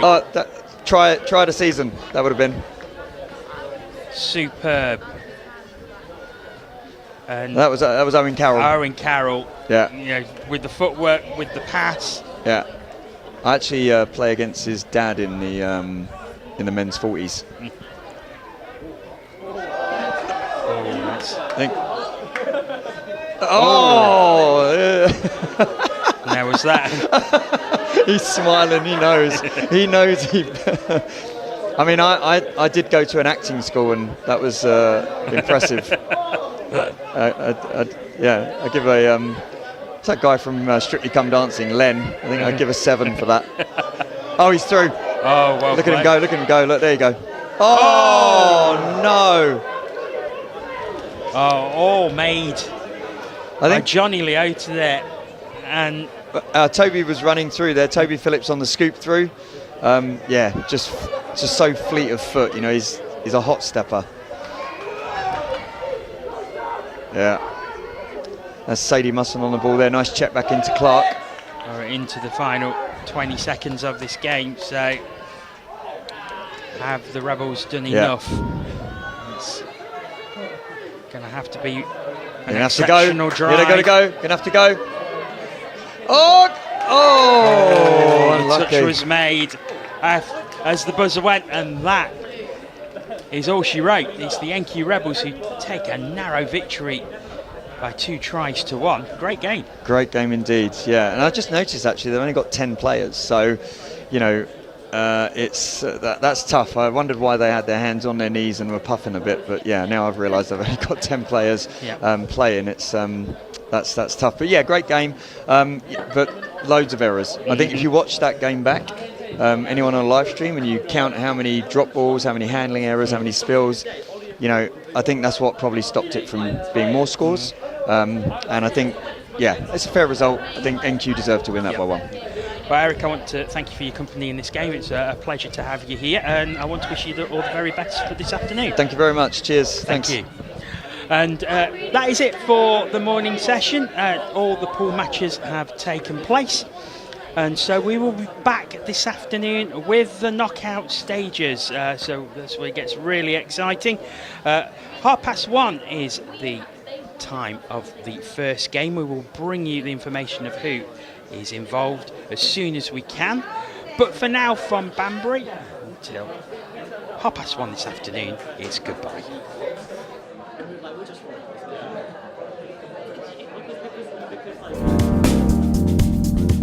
We're here to to provide support to Balfour Beatty's charity tournament and to standardise the rules of the game. Previously there were 7 aside and some rules that weren't familiar to kind of the international game of touch. So we're here today to help standardise the rules for everyone, to help support with our England touch referees and coach players, especially new players, through games and help them enjoy the game to the full. We're here to ultimately to raise a lot of money for charity, so hopefully somewhere over £15,000, and actually just to promote health, well-being and inclusion across the construction industry, and it's just bringing a collaboration of like-minded companies together and fun day out.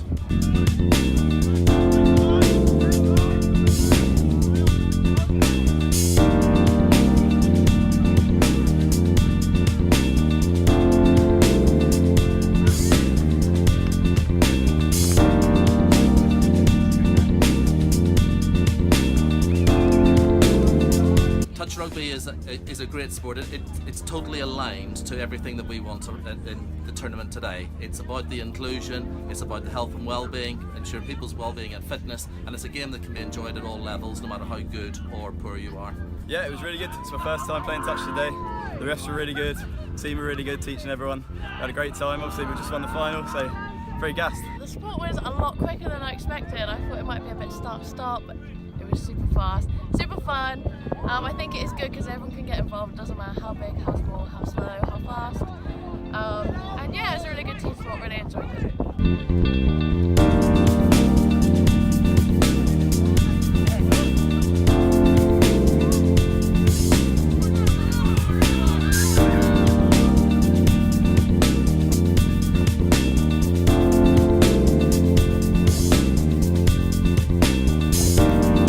14 referees here today, and we've also been supported by our partners London Irish, who are hosting the event today with their community coaches, who are also learning the game of touch and how to referee it so that they can deliver in schools competitions with us as well.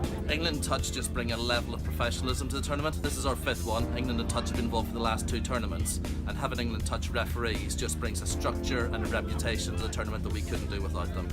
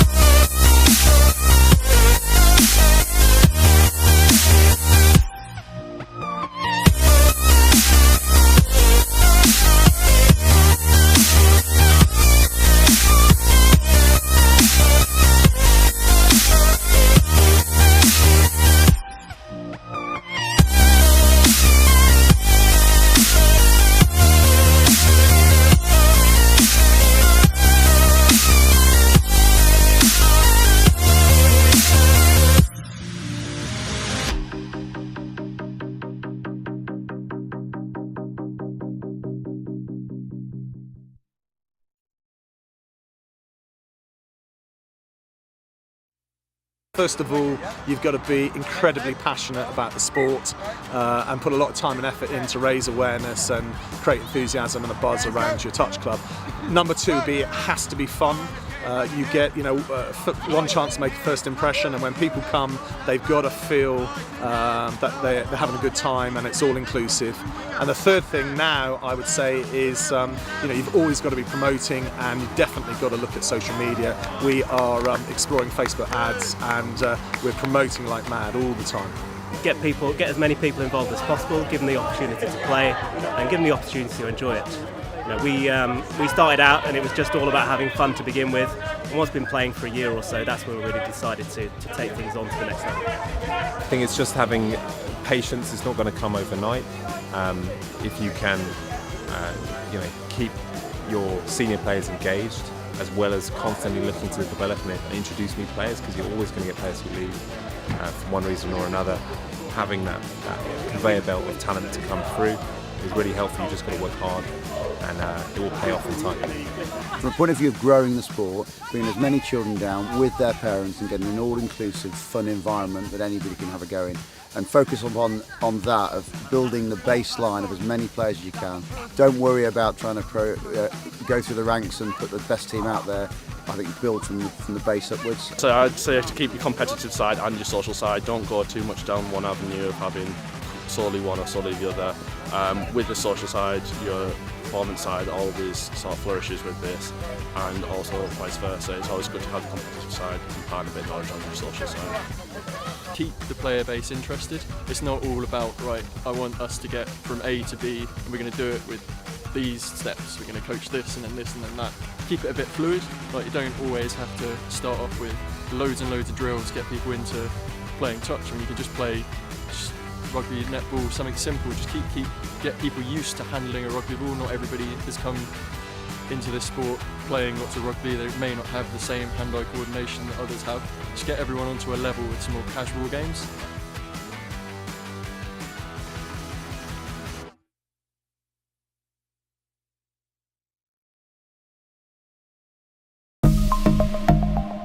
Here at Pershall, we've started a third age touch section, which folks that are retired or got limited fitness, they can come and play, and it's just been so popular, really popular.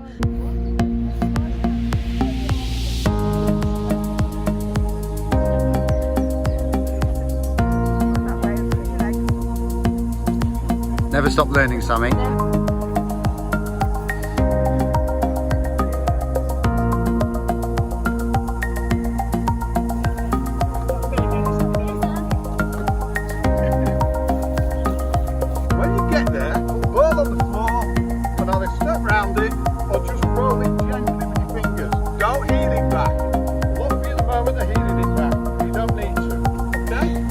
The idea is inclusivity. We want to make sure that anybody, no matter what the problems are, can play.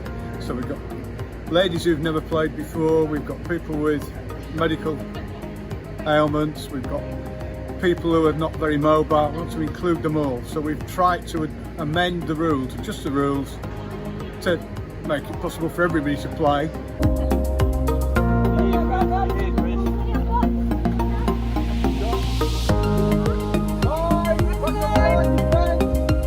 We don't expect everybody to be a wonderful player. We just try to ref it to everybody's abilities.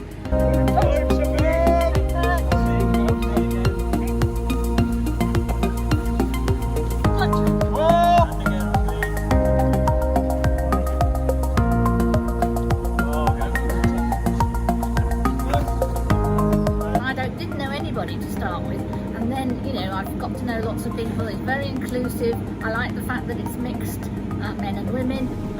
It's very active, it's good fun, and I just like being part of a proper game that we're actually running. We seem to just run around and have a great chat, great fun, and then afterwards, nice coffee and a chat. Yeah, makes it nice. And I don't know if you enjoyed the meal, but everyone just got to it, put the plates out, picked it all up. Yeah, it's a nice feeling. Yeah, I hadn't picked a rugby ball up for over 57 years, so decided that to give it a go and gave myself a surprise. Well, I've got 3 older brothers and 3 sons, so I didn't like the idea of joining the WI, and touch rugby sounded a good alternative. And Di suggested it to me. I always wanted to play rugby, but they wouldn't let me in school. I'm hoping that will be kind of like rolled out across other clubs as well. You know, the model here we seem to be really useful and good, get lots more people playing. We've got little ones literally playing touch here as well, and you know, we've got a really big junior touch section, so I just think it's going to grow more and more with more people seeing that this is a great way to run about with a rugby ball out in the fresh air and have fun.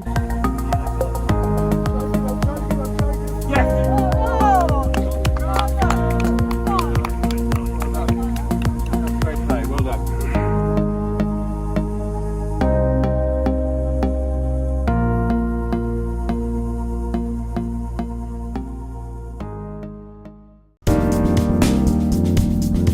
We're here to provide support to Balfour Beatty's charity tournament and to standardise the rules of the game. Previously there were 7 aside and some rules that weren't familiar to kind of the international game of touch. So we're here today to help standardise the rules for everyone, to help support with our England touch referees and coach players, especially new players, through games and help them enjoy the game to the full. We're here to ultimately to raise a lot of money for charity, so hopefully somewhere over £15,000, and actually just to promote health, well-being and inclusion across the construction industry, and it's just bringing a collaboration of like-minded companies together and fun day out.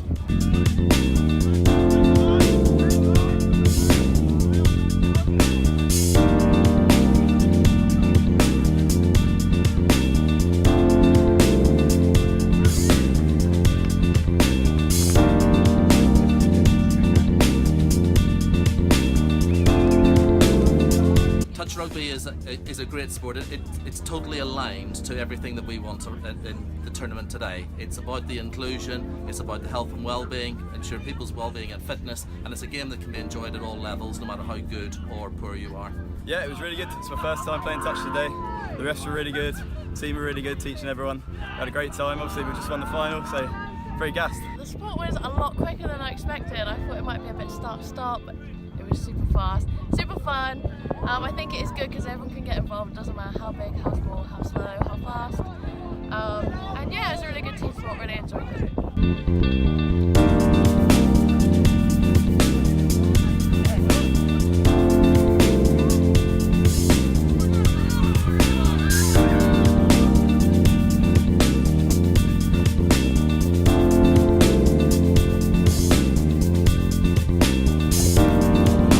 Referees here today, and we've also been supported by our partners London Irish, who are hosting the event today with their community coaches, who are also learning the game of touch and how to referee it so that they can deliver in schools competitions with us as well. England Touch just bring a level of professionalism to the tournament. This is our 5th one. England and Touch have been involved for the last 2 tournaments, and having England Touch referees just brings a structure and a reputation to the tournament that we couldn't do without them.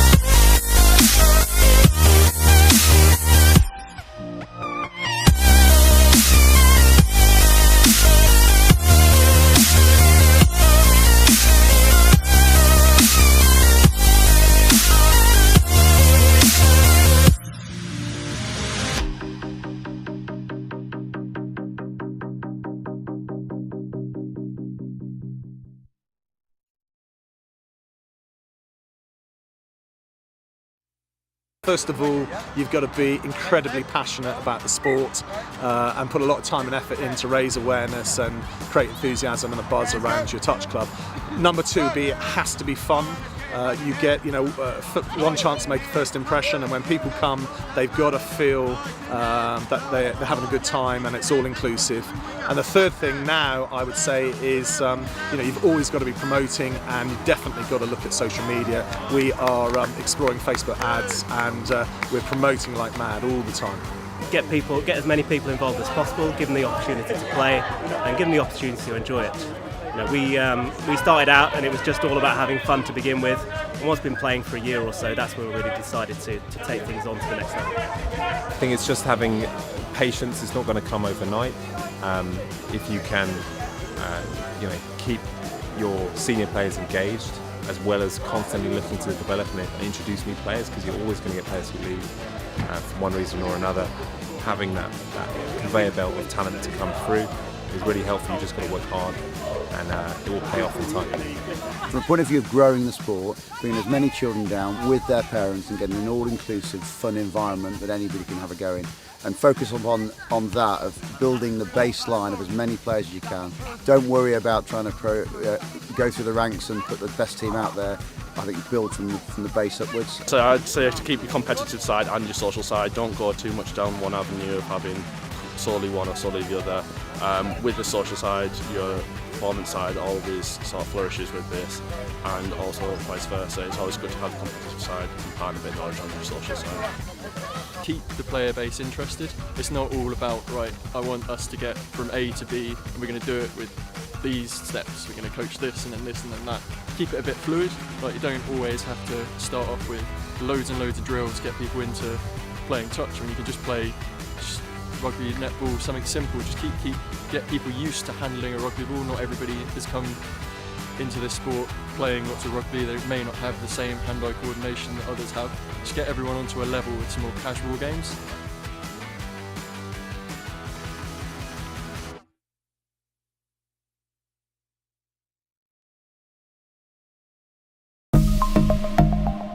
Here at Pershall, we've started a third age touch section, which folks that are retired or got limited fitness, they can come and play, and it's just been so popular, really popular.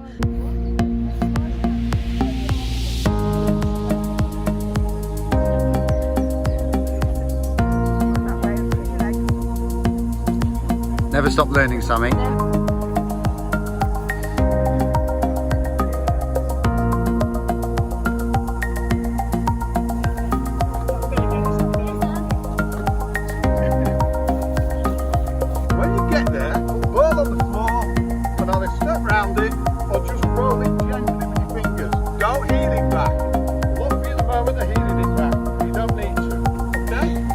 The idea is inclusivity. We want to make sure that anybody, no matter what the problems are, can play.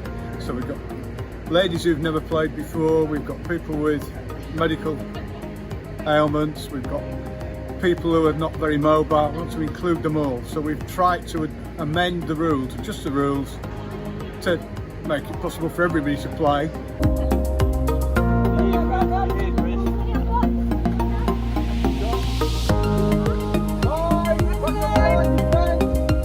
We don't expect everybody to be a wonderful player.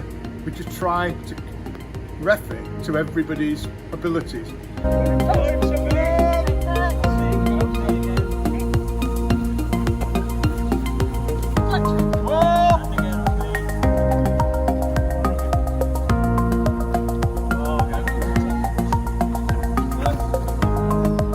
Didn't know anybody to start with, and then I've got to know lots of people. It's very inclusive. I like the fact that it's mixed, men and women. It's very active, it's good fun, and I just like being part of a proper game that we're actually running. We seem to just run around and have a great chat, great fun, and then afterwards nice coffee and a chat. Yeah, makes it nice. And I don't know if you enjoyed the meal, but everyone just got to it, put the plates out, picked it all up. Yeah, it's a nice feeling. Yeah, I hadn't picked a rugby ball up for over 57 years, so decided that to give it a go and gave myself a surprise. Well, I've got 3 older brothers and 3 sons, so I didn't like the idea of joining the WI, and touch rugby sounded a good alternative. And Di suggested it to me. I always wanted to play rugby, but they wouldn't let me at school. I'm hoping that will be kind of like rolled out across other clubs as well. You know, the model here you seem to be really useful and good. Get lots more people playing. We've got little ones literally playing touch here as well, and you know, we've got a really big junior touch section. So I just think it's going to grow more and more with more people seeing that this is a great way to run about with a rugby ball out in the fresh air and have fun.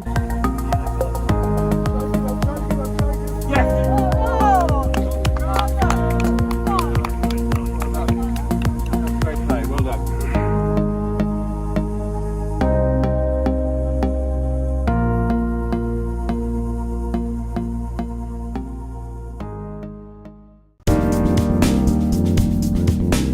To provide support to Balfour Beatty's charity tournament and to standardise the rules of the game. Previously there were 7 aside and some rules that weren't familiar to kind of the international game of touch. So we're here today to help standardise the rules for everyone, to help support with our England touch referees and coach players, especially new players, through games and help them enjoy the game to the full. We're here to ultimately to raise a lot of money for charity, so hopefully somewhere over £15,000, and actually just to promote health, well-being and inclusion across the construction industry, and it's just bringing a collaboration of like-minded companies together and fun day out.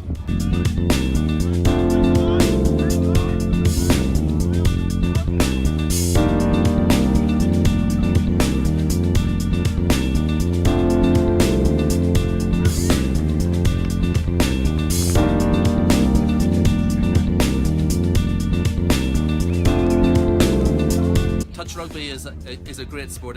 It's totally aligned to everything that we want in the tournament today. It's about the inclusion, it's about the health and well-being, ensure people's well-being and fitness, and it's a game that can be enjoyed at all levels, no matter how good or poor you are. Yeah, it was really good. It's my first time playing touch today. The refs were really good, the team were really good, teaching everyone. We had a great time. Obviously we just won the final, so pretty gassed. The sport was a lot quicker than I expected. I thought it might be a bit start-start, but it was super fast, super fun. I think it is good because everyone can get involved. It doesn't matter how big, how small, how slow, how fast. And yeah, it's a really good team sport. Really enjoyed it.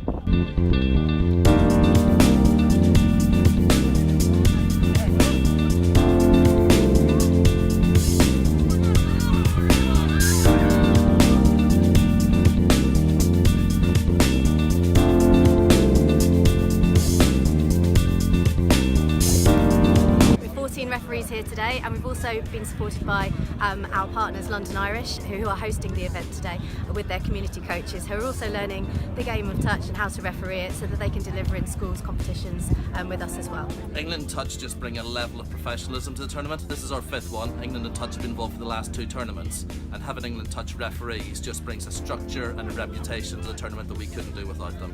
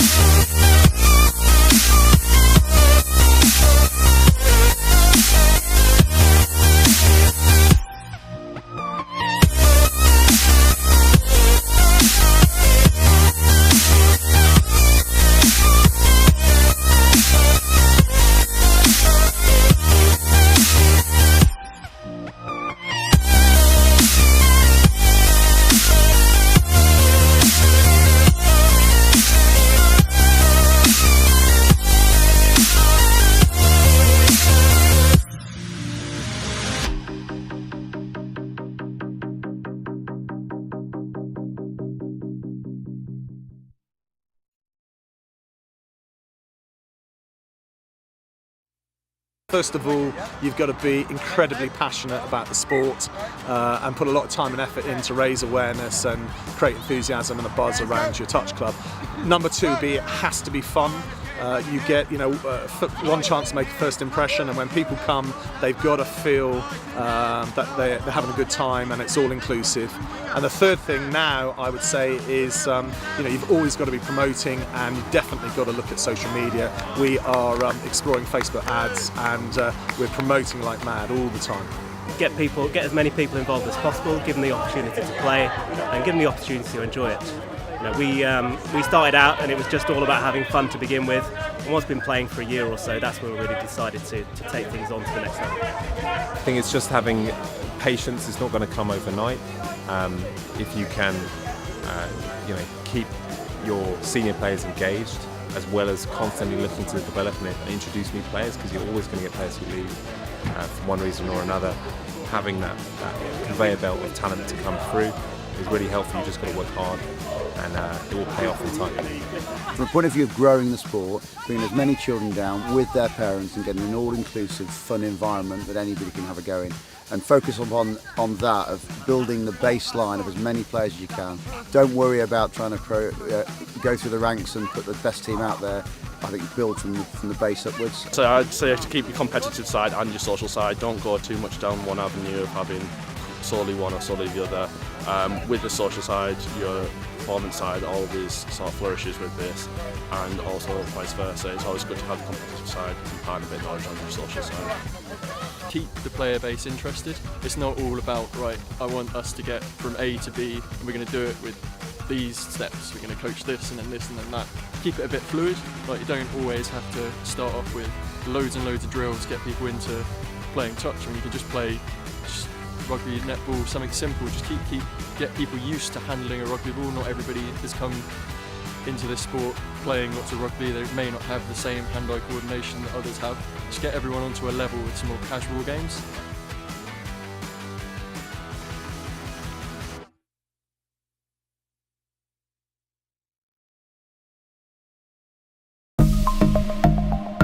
Here at Pershall, we've started a third age touch section, which folks that are retired or got limited fitness, they can come and play, and it's just been so popular, really popular.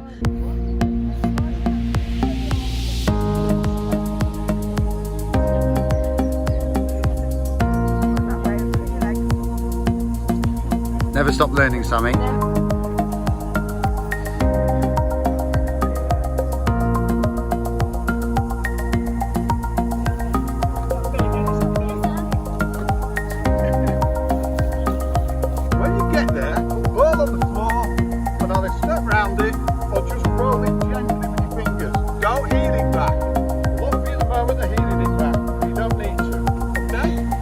The idea is inclusivity. We want to make sure that anybody, no matter what the problems are, can play.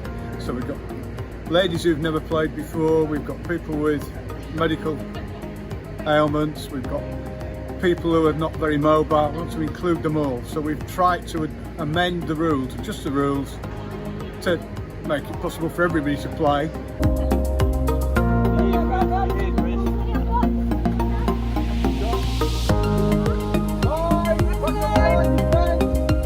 We don't expect everybody to be a wonderful player. We just try to ref it to everybody's abilities.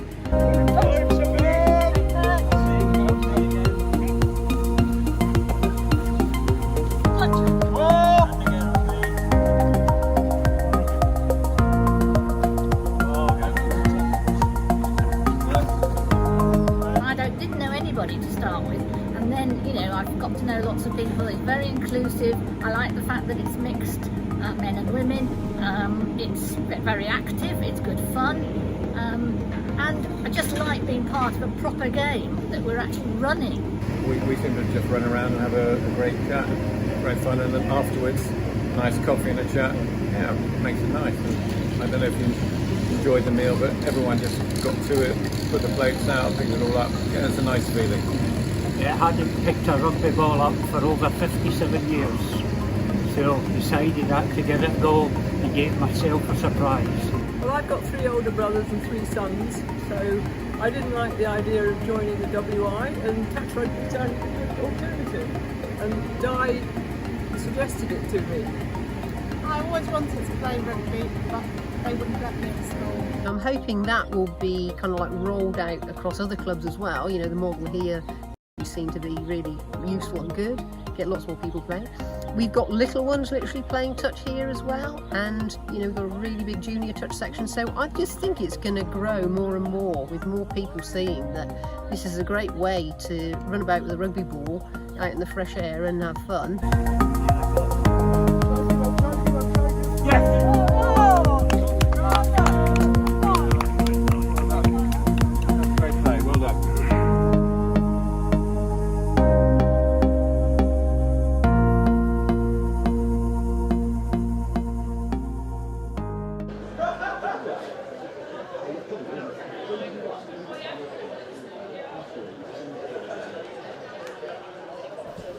Good afternoon, welcome back to Banbury.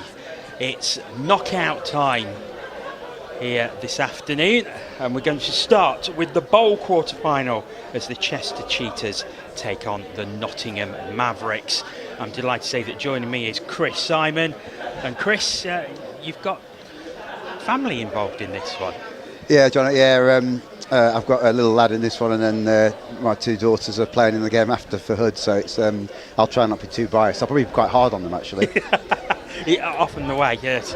As most people from Nottingham will know, Brian Clough was very hard on his son Nigel when he played for Forest. So.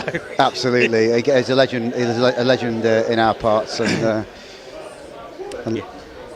A lovely bronze statue in the city centre as well. There is, yeah, absolutely.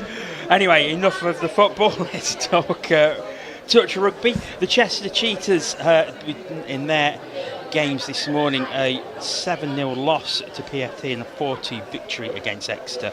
The Mavericks, 3-2 victory against the London Vipers and 3-3 against the Green+Gold. So I think I missed one off there as well, but that's a quick look through the... Yeah, I think both teams have had a mixed morning. Probably, I think they've won one, drawn one, lost one. I think certainly Mavericks did, and this could be quite an even game. There's a few players know each other in these 2 teams. Quite a young Mavericks squad, probably a bit more experience in Chester, I would suggest. Yeah. So the Chester Cheetahs in the blue and the red strip, the Mavericks in the Nottingham green, and they will be starting us off. So, what are you expecting from this one, Chris? I think I would say both teams will be looking to just cut out any errors. I mean, it's still wet underfoot. It's quite hard with the ball and hands, and they just want to complete the set. I think the first 1 or 2 sets, both teams. I mean, it's been quite some heavy rainfall over the lunch break. Went out very quickly and a lot heavier than it was this morning. So, and we saw that there was issues with handling this morning as well, and yeah, it will probably continue into this afternoon. I think so, and you saw from that first set of Nottingham, they've completed the set of 6. They had to go at the line. Whilst they didn't score, they'd be quite pleased. They didn't make any mistakes. You could see they slowed the game down. Yeah. Chester are now coming quite hard, straight down the middle, lost control in the middle, and they'll be disappointed there. Chester will be, because they'll have wanted to play their 6 and get down the other end.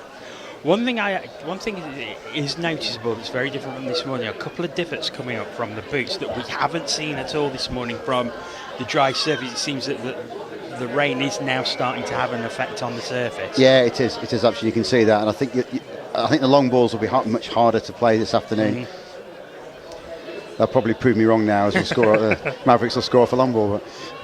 However, we can see above us it is quite bright. Above before another huge bank of black. Be careful, John. You'll be saying that there'll be sun will be coming out soon. Well, there's a huge bank of dark grey cloud behind it, so I don't think if it does, it won't last very long. So we've had two drives to Nottingham, 2 attacks to Nottingham. Chester driving that and boxing. This is the first box out. You have 3 sets, and unusual. You'd normally get Nottingham to box off that second set, but they didn't. They kept their set players on. Chester will be looking to work these Nottingham players. They've done 2 sets driving, and they've lost the ball again. Be disappointed. Nottingham have got to the far line. Joe Thompson both times had a dive at the line. Both times been caught on the 6th touch. Chester have lost the ball in the middle of the field. And looking at the respective benches, a lot deeper at Chester, a lot more players. Yeah, they've got quite a big squad down here. I was just having a look at it actually. Yeah, got the full 14, 6 on the field, 8 in the box. Nottingham driving once again. That's a good take, but the pass just not quite finding its mark. I think the pass there was from George Dickinson, one of the Dickinson's trio, who's all played at Nottingham. Brother Jack's been playing for the Hoods for a number of years actually, on the Nottingham rugby books as well, whereas George is just come out of Nottingham Trent University.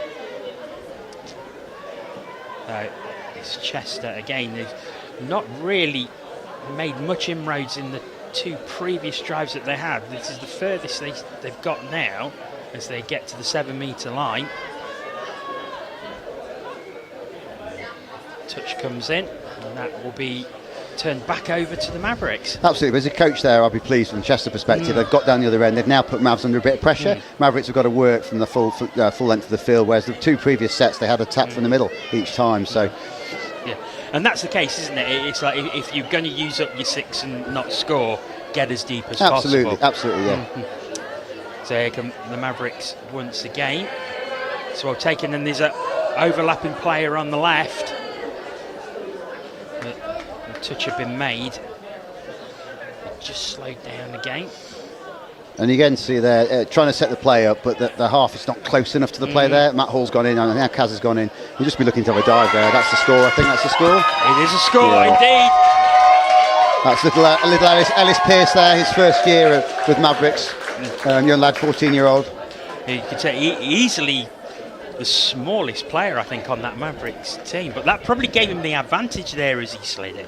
Yeah, absolutely, and he's one of these players who's only been playing for a couple of years, Alice, and has got a lot of prospects in the game of touch.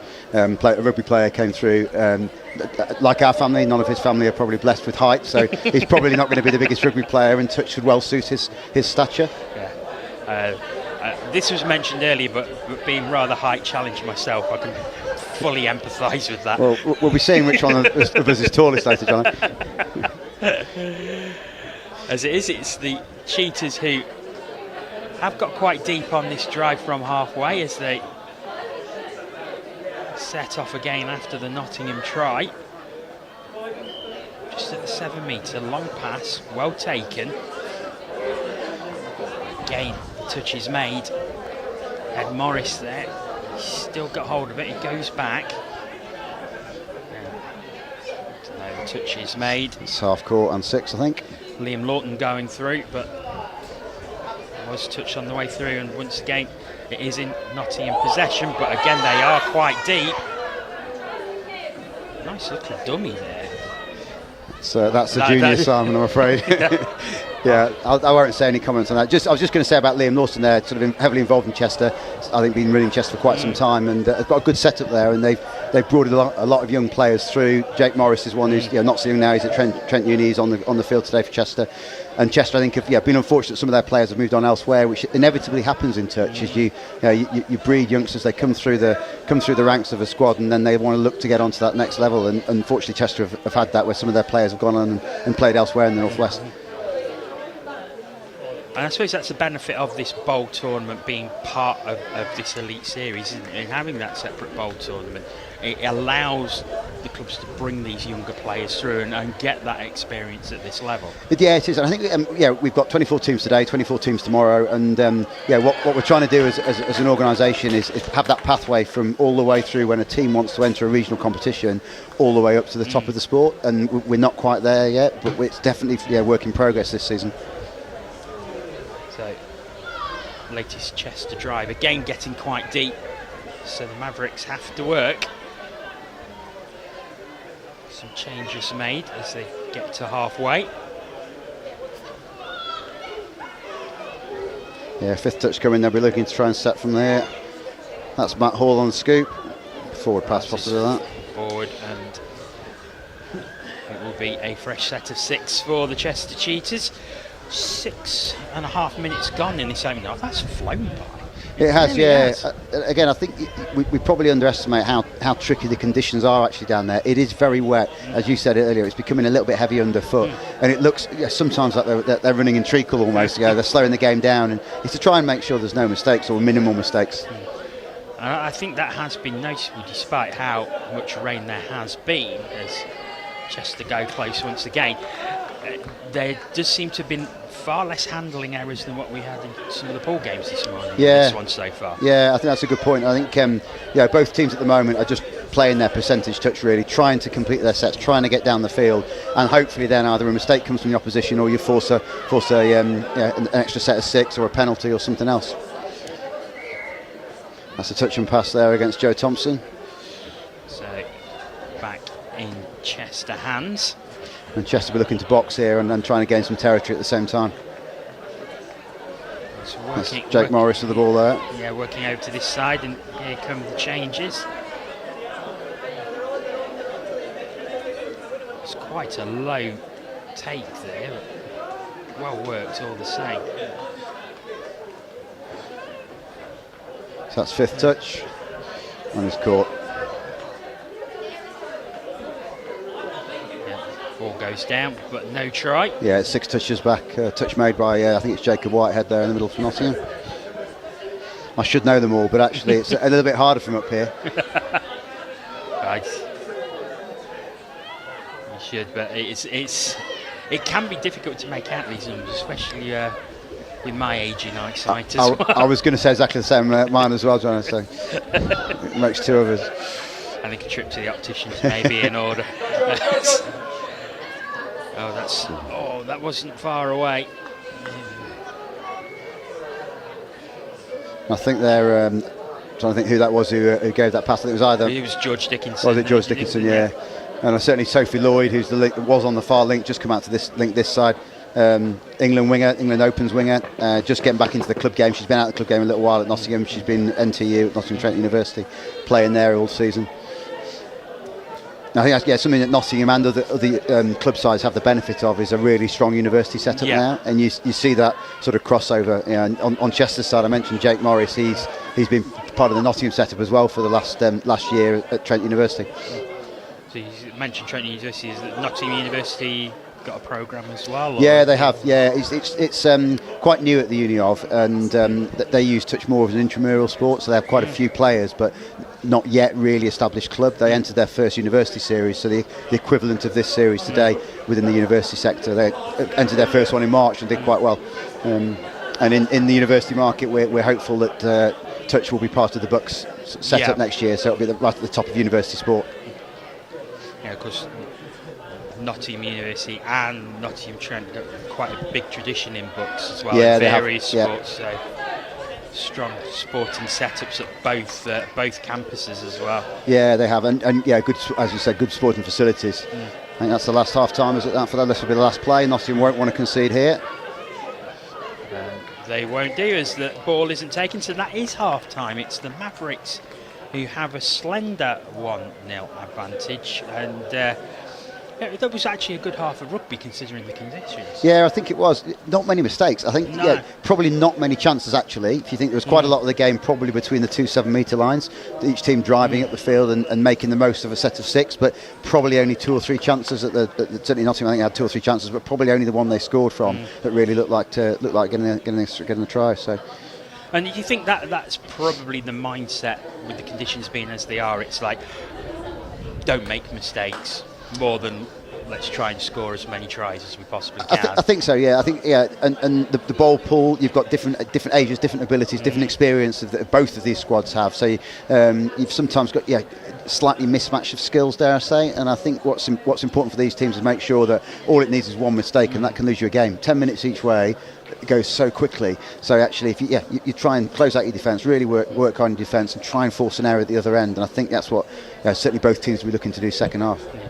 And of course, the winner of this game then goes into the last 4 in the bowl competition. Yep. So it's then it starts to become really serious. Yeah, there's 2 things to play for these teams. So within the structure now. So on today's competition, 16 in the top tier, if you like, and 8 in the bottom tier.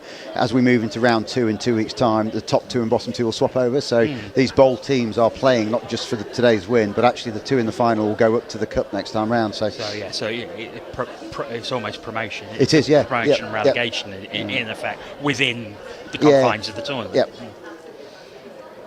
Yeah, it is. And I suppose it's a just reward as well, because if you do well in this competition, then you're rewarded for it in the next one. Absolutely. I think so some of these teams today, neither of these teams, but some of the teams who are here today came up from the second tier competition, the DTS last year, have been promoted, and they've only enabled them to play at this level in the bowl.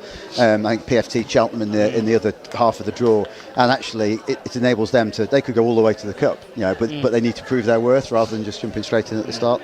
And that's a good developmental tool as well, because it's not like saying right, we're thrown in straight at the deep end with all the top teams. You're actually, we'll put you at this level, but you are a level within a level just to see how you do, and then you have the opportunity of moving up and testing yourself. And it's something that the ETA we looked at just pre-COVID, going into that season in 2020. We never got it enacted. Yeah. We started looking at it last year, but we just bounced back really. So this is the first year properly doing that. So we are about to get underway with the second half, and there goes the hooter, and it's Chester who starts us off. Good drive, and this plays over on the left, but the touch is made. Goes back into the middle. Down it goes, and now is there an opening there? And we were talking about handling and just at the wrong time, really. And interesting, I think every time Nottingham have got to the bottom one, they've done quickies in the middle, generally a quickie or a 32, whereas Chester have just forced a slightly wider pass, and that's what's going to create the opportunities and get them the scores, but just slightly higher risk. It's the old risk and reward scenario, isn't it? Nottingham, good drive, but they're on the fifth touch, and that will turn it back over to the Chester Cheetahs, but they're deep in their own half. Mavericks will be pleased with that drive. Absolutely, I think, as I said, first half, they just want to get down there. They've completed the set of 6. What they don't want to do is concede now, and Chester have driven that very hard, straight down the middle. They've gone direct in order to gain territory, and they've got a last chance here to have a go at the line. And there's Jake Morris, he'll be having a look. That's a good snipe there from the link position. And again, it is very much tit for tat, getting to the 7-metre line, but then turning it over, and it just seems to be back and forth. And it's only one try, but that's where the Mavericks slightly hold the advantage by being able to get over the line. I think they do, and Jacob's driving up hard here, and Nottingham is trying to set the scoop up off this fifth, I think, and probably looking to kill it on the other side. Oh, that's a good take now. Oh, it's. I mean, that is a very good hands from, I think it's Sophie Lloyd out there in the link position. Excellent hands. It was. I think she probably was caught in two minds there, whether to drive for the line or make the pass, and she opted for the pass. I thought she's quick, Sophie, and I'd probably just put your head down and go. But again, it's harder in these conditions, isn't it? Getting your feet going. Yeah, I used to play ice hockey at a very amateur level, but one of the things they always used to say is keep your skates moving, keep skating, because it's so much easier than going from a standing start. And their legs as well. They've had an hour since the last game, and their legs are a bit heavy. Getting going again is always quite hard. I think that's one of the things that touch different to a lot of other sports is you have those. Typically this length of games. It's 6 games today with lots of break in between. You almost just want to play. I suppose that's a danger, isn't it? That after 3 games this morning, you're probably ready for a break, but then you relax and forward pass, is that? Ooh, he's giving it. No, he's giving it. Yeah. Well, I think that's a little bit unlucky there. And Chester. I think they'll confer. It wouldn't surprise me if this goes to a forward pass. Now that's probably the right call there. He looks in front of him, which I think is a mistake by Mavericks there, because you're in the end zone there. You should be looking to complete that, really. Although to be fair, that shows the benefit of the officials working together as well, because he gave him the try, but the official on the side spotted something, and I think the officials, the referees in touch often don't get the credit they deserve, and today is we've got Kat Hubbard, Julian Edwards and Brennan Harrington out there and controlling this game really well, and that showed you there. They were about to give it. Kat this side had said no problem, but Brendan on the far side had obviously seen the forward pass, and quite rightly so. Right call, and it looked it from here, didn't it? So. So a reprieve for Chester. But unfortunately they have turned the ball over, so Nottingham with a fresh set of 6. Yeah. Ooh, that's a bit lucky as well. I think George went through on the scoop there. George, relatively new to this setup. He's only been playing. He's played a few seasons, but had injuries and just got back into it. So this is his first tournament for some years, and he's got that electric pace. He's a rugby player by trade, so probably not got some of the slightly more tactical skills of touch, but his core skills for rugby are very good.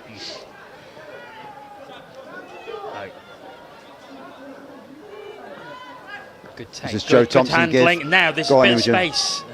So that's Joe Thompson there, boys 18s player for England. Just had a little opportunity, only a chink there. And Imogen Loveridge out on the wing, only 12 years of age, very young, year 7 at school. Wow. Yeah.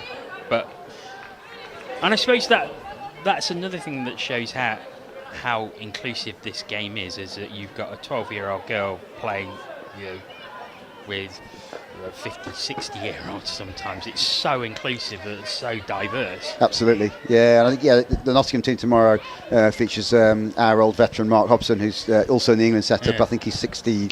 He'll remind me tomorrow, but probably 62. I think he is now. And it is that's the nature of this sport, and we do talk about it being a sport for all and inclusive, and that's the real opportunity, not just at the competitive sports level, but just the participation level. Because if you think about it, there are very, very few sports out there that will have this sort of setup where you have mixed gender games through a wide variety of age groups or a massive age range playing in one team. Absolutely, yeah. It is I think the USP of the sport. And I came from rugby background, rugby union. I think a lot of players have played touch come from rugby league or rugby union, and it's one of the really big appeal for us as a family. All 5 of us can play. I wouldn't necessarily say on a level playing field anymore. We might have been able to used to, but not anymore. They're all better than me now. So. That's over the mark there. Again, right, cool. Very good refereeing from Brendan. I think the player knows it there, just disappointed because it's those little things that as the legs get tired, the mind starts to wander a little bit, and you're just thinking, I know I've gone over the mark there, probably because I'm just a little bit tired. 3.5 minutes left in this one, and it really has flown by, this game. It's been an incredibly absorbing matchup. There's not a lot of scores, just the one, but it has been very, very competitive. Yeah, it does. I'm just thinking, I can't remember much pressure on the goal line, or penalties indeed, and that just shows how Ollie's going to probably have a go here now. And that means knows how he plays. He wants to get himself in there and have a go at the line, and I think there's hardly been a repeat set. I can't remember a repeat set of 6, and that often comes where you get your scores, and against defence get tired, and 2-3 sets of defending on the line is really, really difficult in touch. Whereas the majority of this game has been played between the 7 metres, or even between, even more out than that, really. Very, very few mistakes in the game. And as I said earlier, compared to the games that we had this morning, that's quite unusual in the context of the day. It is. And I'll ask both teams afterwards and just see how they were coaching coming into this game, because it looks as though both teams will have said, just cut out mistakes and let's just play the basic touch and just see how it goes. That's a good play by Joe Thompson there. He's just gained good yards. I think that's only 3rd touch. So this is a chance for Nottingham now. 3rd touch and have got some ground. And they're driving. So that's 4th touch. So they really need to move from here. In fact, no, that was there. The ref didn't put the hand. They didn't call it, but down there probably did call it. You just can't tell from here.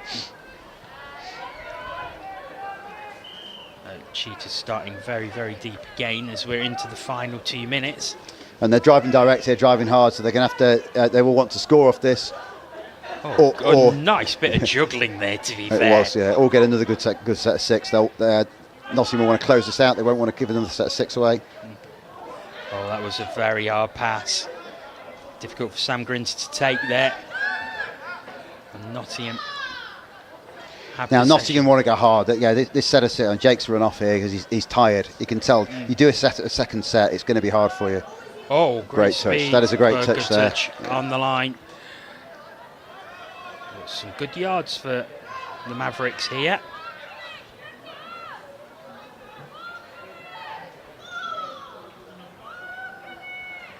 There's the touch. We're almost at the 7 metre. So Ollie will be looking to run a 32 short here, I think. And he'll look to have a dive at the line, probably. Oh, he hasn't his... Has she dropped that? Has she put it down? She's lost control. Yes. That was unlucky again, pretty close there. Ollie Simon, he had his hands in the air. I think he thought that was down. He almost seemed to be celebrating a little bit. Yeah, I think so. So 30 seconds or so remaining. And this has got to be it for Chester. If they do manage to score, we will go into extra time, of course. Yeah, and this is this worst bit for the coach now. You're counting down, not long to go. You don't want to give that opportunity just for a step, somebody to step in, and here we go. This sort of thing. That's a good defence by Kaz there, Kaz Powles. And another touch, and that is the turnover, so that should probably do it for Nottingham. That's it. And that's the hoot. And yes, they know that's a hard-fought victory. It is an incredibly hard-fought victory for the Nottingham Mavericks, but the Mavericks go in to the bowl semi-final, and Chester will go into the Placers games. But it was a very tactical game, that one. Yeah, I think a hard-fought win, and I think what Nottingham will be really pleased is not to concede in that, and they stopped Chester really getting many strike plays at all.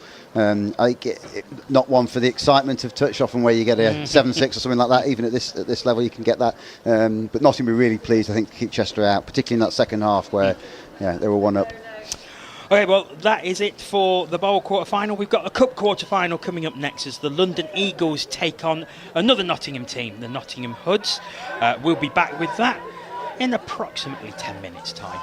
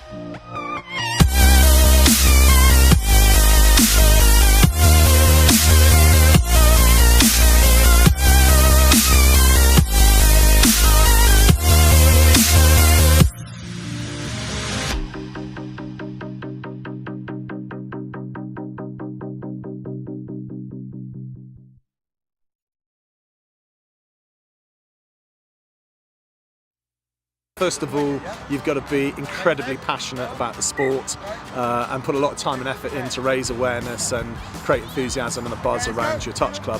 Number two, it has to be fun.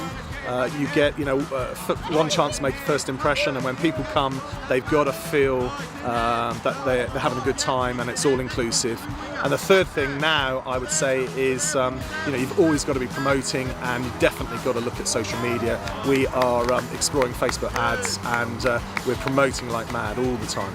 Get as many people involved as possible, give them the opportunity to play, and give them the opportunity to enjoy it. We started out and it was just all about having fun to begin with, and once been playing for a year or so, that's where we really decided to take things on to the next level. I think it's just having patience. It's not going to come overnight. If you can, keep your senior players engaged, as well as constantly looking to the development and introduce new players, because you're always going to get players who leave for one reason or another. Having that conveyor belt of talent to come through is really helpful. You just got to work hard, and it will pay off in time. From a point of view of growing the sport, bringing as many children down with their parents and getting an all-inclusive, fun environment that anybody can have a go in, and focus on that, of building the baseline of as many players as you can. Don't worry about trying to go through the ranks and put the best team out there. I think build from the base upwards. So I'd say to keep your competitive side and your social side, don't go too much down one avenue of having solely one or solely the other. With the social side, your performance side always sort of flourishes with this, and also vice versa. It's always good to have the competitive side and part of it knowledge on your social side. Keep the player base interested. It's not all about, right, I want us to get from A to B, and we're going to do it with these steps. We're going to coach this and then this and then that. Keep it a bit fluid. Like, you don't always have to start off with loads and loads of drills to get people into playing touch. I mean, you can just play rugby, netball, something simple. Just get people used to handling a rugby ball. Not everybody has come into this sport playing lots of rugby. They may not have the same hand-eye coordination that others have. Just get everyone onto a level with some more casual games.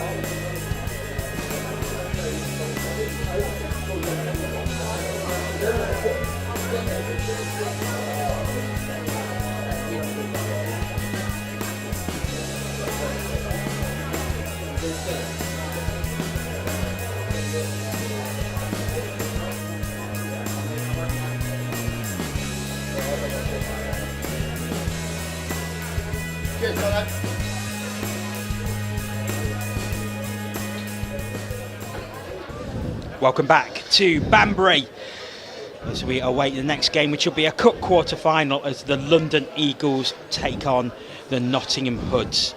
I'm delighted to say that joining me on commentary is Joe Thompson, who has just been on the pitch with the victorious Nottingham Mavericks team. That was a tough game.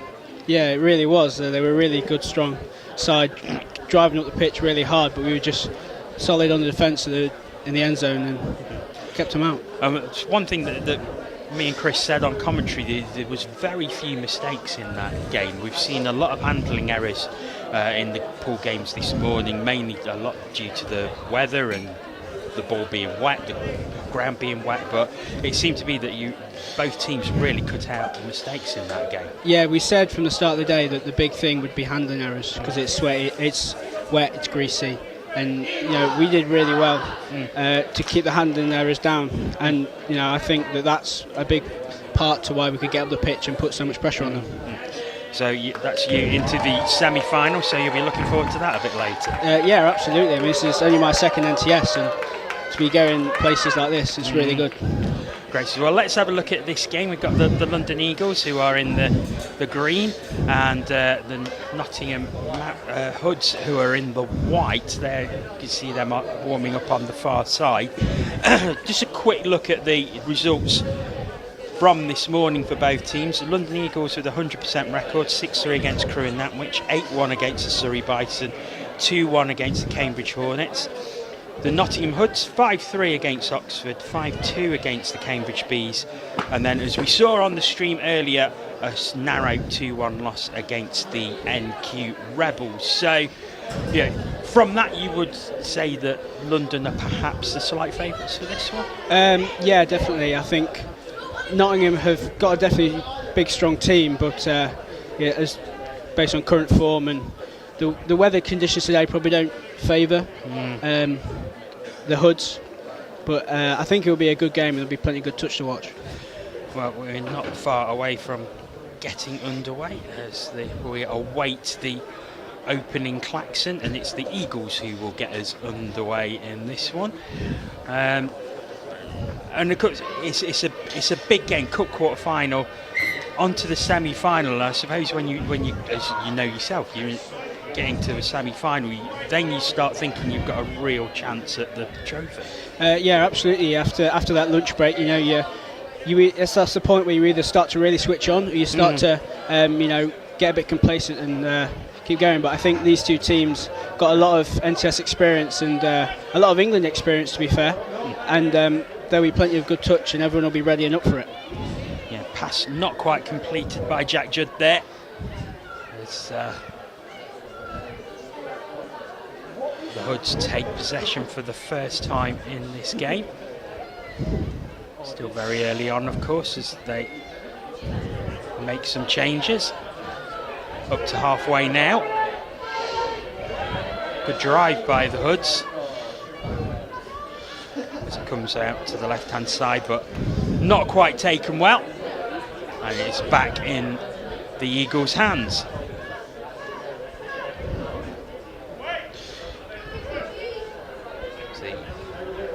Again look to make a change themselves. Some unusual numbers on this Eagles side. Three figures. Three-figure numbers, I think that's the first time I've seen that, actually. Yeah, it's not something you see very often in any sport, really, is it? But I suppose it shows the depth of the Eagles are, because they do have two teams in this elite series, don't they? So. Yeah. That's another thing about these two teams. Having two teams, you've got a real depth of players to choose from, and you know, you really got a really good selection to pick the strongest team and a really strong set. I suppose a similar situation in Nottingham, where you've got quite a few teams going throughout the different levels. Yeah, absolutely. And in training, playing against these teams, these players, sorry, that, you know, it just brings you up that much more, and you can just develop so much more, especially with large numbers at a club. In these early stages, handling not quite on point, which I suppose is to be expected. We've had almost constant rain since just before the lunch break, and it's going to make things quite slippy and greasy out there.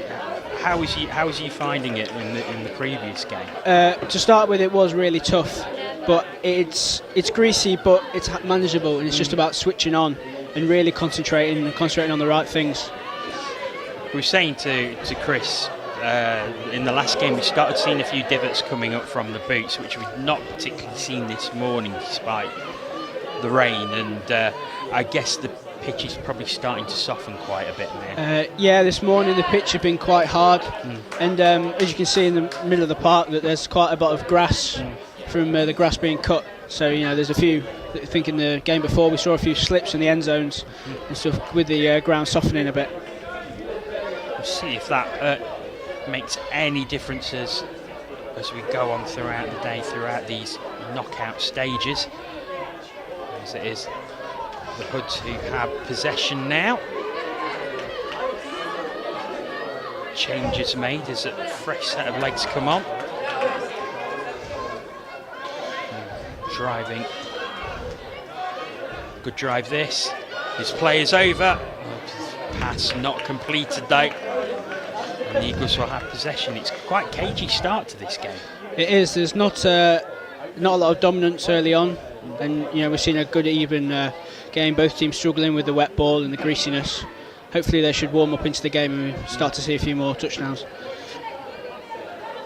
I think that another thing we're seeing, apart from a couple of games this morning, is defence is very much on top. Yeah, definitely. There's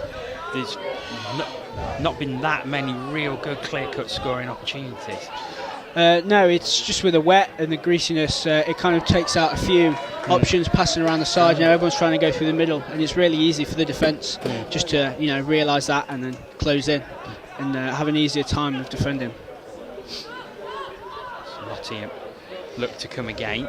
It's starting quite deep though, and in fact they have turned it over, and now an opportunity for the Eagles. They have a fresh set of 6 and they're in the Nottingham half.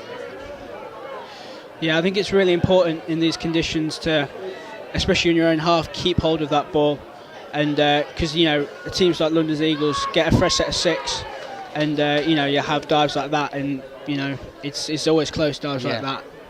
There was a touch on the way through.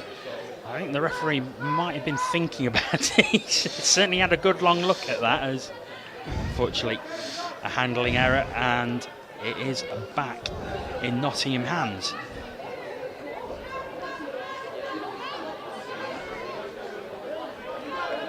Nottingham back over halfway. The whistle goes, and it is the Eagles who once again have possession. In fact, there is probably some discussion to take place. Eagles make some changes. I think that's also really important, making it, you know, taking the changes when you can, given the amount of handling errors there are. It's not clear cut as it is sometimes, you know, 6 touches back and forth, so you have to take your chances, and sometimes sides can be on for 3 or 4 sets at a time, and then teams can pounce on that tiredness. And that's the thing as well, because not only do you have to cope with 6 games in a day, which is quite a lot, but also with the ground getting heavier, that's going to have more of an effect on the legs as well. Yeah, it's just being tactical with your decisions and when you're going to change, and what you're going to do on the line and how you're going to get to the line, which Hood seems to be struggling with at the moment. We still await the first score as we are 6 minutes and 40 seconds into this first half. And there's been no real clear-cut opportunities just as No, yet, there hasn't really, and the only opportunities have come from handling errors in the team's own halves, really. We'll see what the Hoods can do here. There is a touch. Will Lupton looking to go through there. He's got the ball back again, but he's touched again, and that is a set of 6 used up, and the Eagles have possession.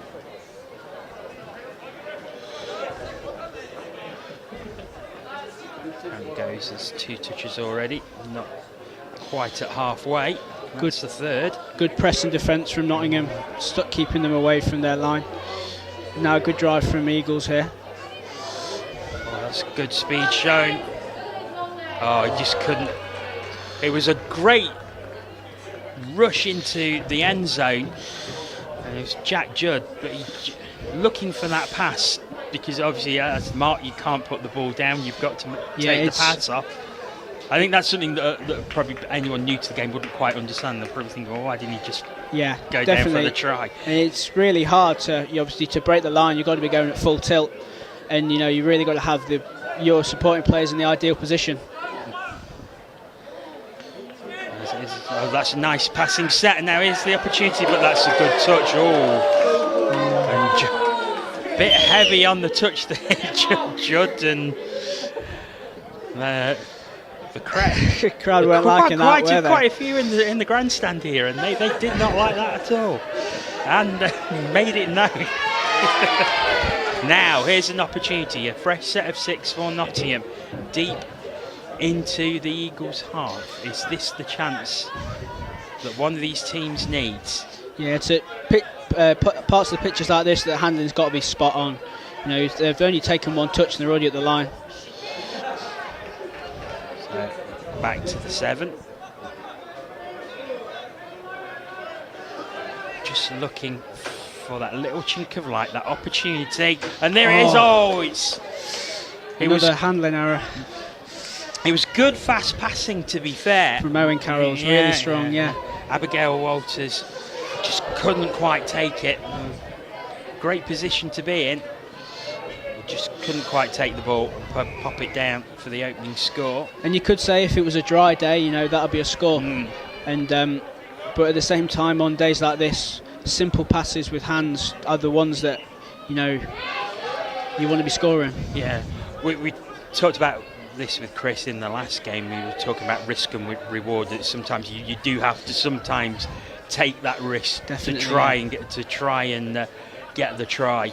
Some quick passing, hard passing, but again in these conditions it's not the easiest. Like you say, if it was dry, that probably would have been taken.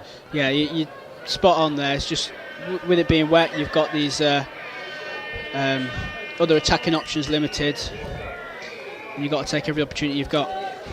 Well, that is the half-time heater, and we are scoreless at half-time. Just a reminder that if the scores are level at the end of the 20 minutes, then we will have extra time. Just to remind me, it is a set 5 minutes extra time, or is it like a sudden death first score? You know what? I'm not 100% sure, to be honest, because I've not been in many drop-offs since the rules have changed. But I am pretty sure it's like a sudden death thing. So first score, yeah. So very much like a golden goal or an ice hockey overtime. That's what I think it is. You get the ball down, you've won the game. Yeah, exactly that. So, what do you think is going to be said in the respective boxes at the moment? I think we're going to hear a lot about handling errors and keeping the mistakes down, because both teams are driving well but are getting restricted by the handling errors in important parts of the pitches. But on that, the D on the line has been really good. No one's been getting through, and only once have Eagles looked like scoring, and same with Hoods, only once in the corner. So I only recall just right at the end of the half. Exactly, I think that was the only time that there was another set of 6 deep in their own half. So And that was sort of a feature of your game previously, is that there was no sets, like extra sets of 6 in a sort of attacking position. Yeah, definitely.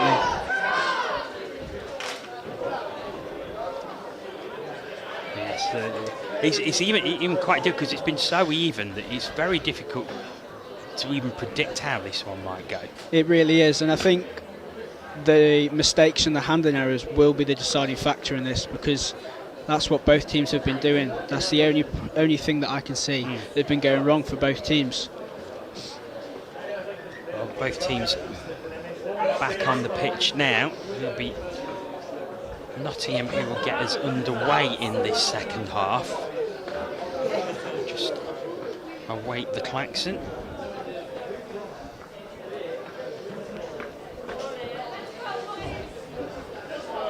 So both teams primed and ready.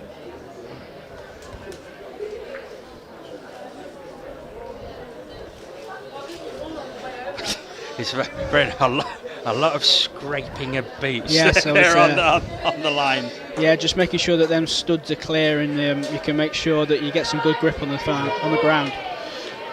Well, there is the klaxon, and we're underway with the second half. And this is I suppose a good opportunity for the Hoods, starting off on halfway. Oh, it's Abigail Walters who finds some great space on that left-hand side. Yeah, it's really good work from Will and Clark in the middle there to draw the defenders in, but it's just, ball not going to hand. And that gives the Eagles the opportunity to drive, but being held back in their own half at the moment. Again, very good high defence from Nottingham so far on this drive. Oh, and that's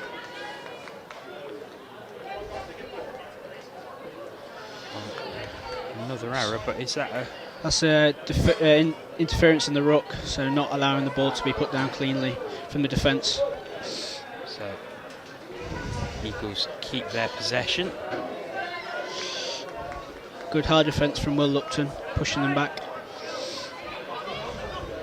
Again, another touch. And now this is the opportunity. There's a player over and it's down. I think that is the opening score. And it is. The Eagles take the lead. Yeah, that's a really good read from Tom Penasard, seeing that Clark Hobson just lost his footing and was able to exploit that and use the throw-on-2. Over on the left-hand side, down it went.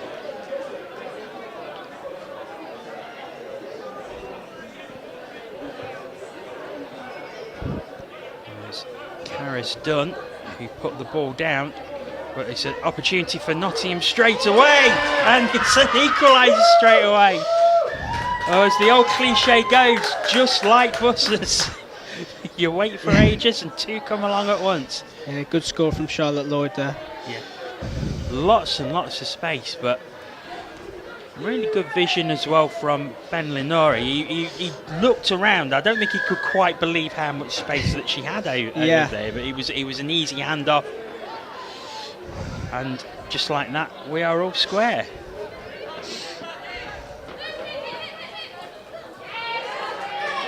It's quite a heavy touch, but nothing called as the Eagles keep going as they head towards the 7-metre line. Oh, another handling error, and that will put possession back in Nottingham hands. So look to build down the right-hand side. Changes coming from the box. Down it goes again.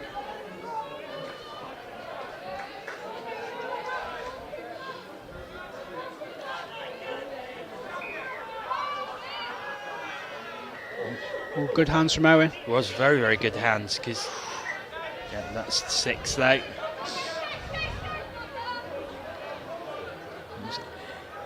I suppose that's the other thing with the handling errors, and we had a lot of talk about juggling early this morning, and how learning with juggling balls can help your hand-eye coordination. I think we saw it there with the quick handoff. Yeah, that's a really good piece of work by Owen there, trying to manipulate the space.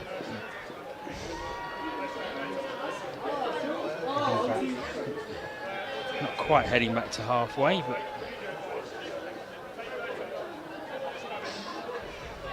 we are underway again. 6 minutes left to go in this second half, with the possibility of extra time. That's forward pass. I think that ball's just slipped out of his hands, you know, the grease getting to his hands a bit and falling down.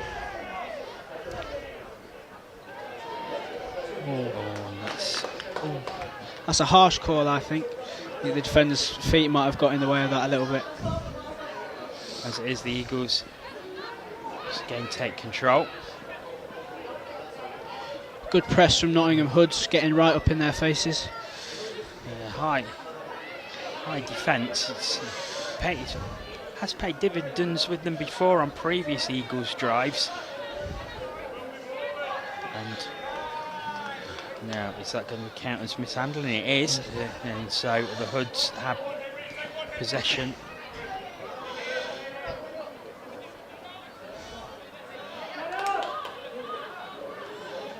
Seems to be a little bit of confusion there. They've sorted it out, probably at the expense of a touch or two. I wondered if that was forward. It wasn't given, but no. In the end, the handing error gives possession back to the London Eagles.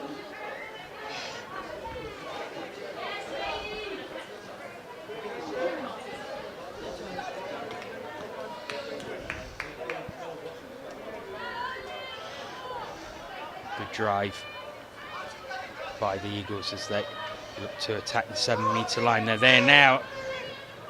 Got to look. Oh, that's very, very well played. And the pass back was to Kenzie McNaught, and she.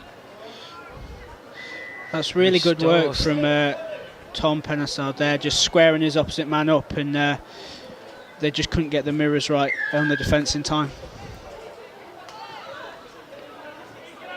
There's left to Kenzie McNaught to go over the try line, so the Eagles restore their lead. What can Nottingham do? 3.5 minutes remaining. They're at the 7-metre line. Of course, last time when the Eagles went ahead, Nottingham came straight back and equalised on the very next drive. And have they done it again? It looks like they have, yeah. Yes, they have. It's another try. Will Lupton diving through. Let's have a look at this one again. You see, he just very, very patient, puts the ball down, and then has the defence backing off and can't quite reach down as he slides through. Yeah, and we are all square again. Yeah, he's just taking his eyes off Will there, and that's one thing you don't want to do with Will Lupton. And he's just got under his feet. So, with less than 3 minutes remaining, all square, can one of these teams put themselves into the semi-final? Or will we have to have an extra time in order to sort out these two sides?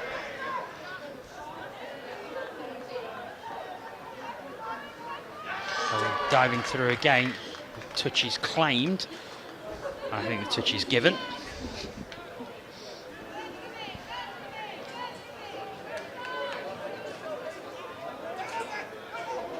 Dangerous position for the Eagles though, 7 metres out, and there's another slip. But there was a touch on the way through. That looked like it could have been nasty. Clark Hobson went down. Yeah, he's gone down in that place a few times, hasn't he, today? It was just the way he fell. It looked like his ankle had gone underneath him, but he jumped straight back up, so he's obviously fine. Obviously looked a lot worse than what it actually was. Fresh 6 for Hoods. Now this could be an advantage for Nottingham. fresh set of 6, 7 metres out. Can they muster something that will see them take the lead for the first time in this game? Sliding through again is Lupton. Don't think he's been successful this time though. It's an offside call given. So another set of 6 for Nottingham. So really good opportunities for the Hoods here. Goes out wide. Brilliant! Oh. It is taken. Or is it? Yes, it is. Been given. Really good pass from Will and a great take by Phoebe Simon.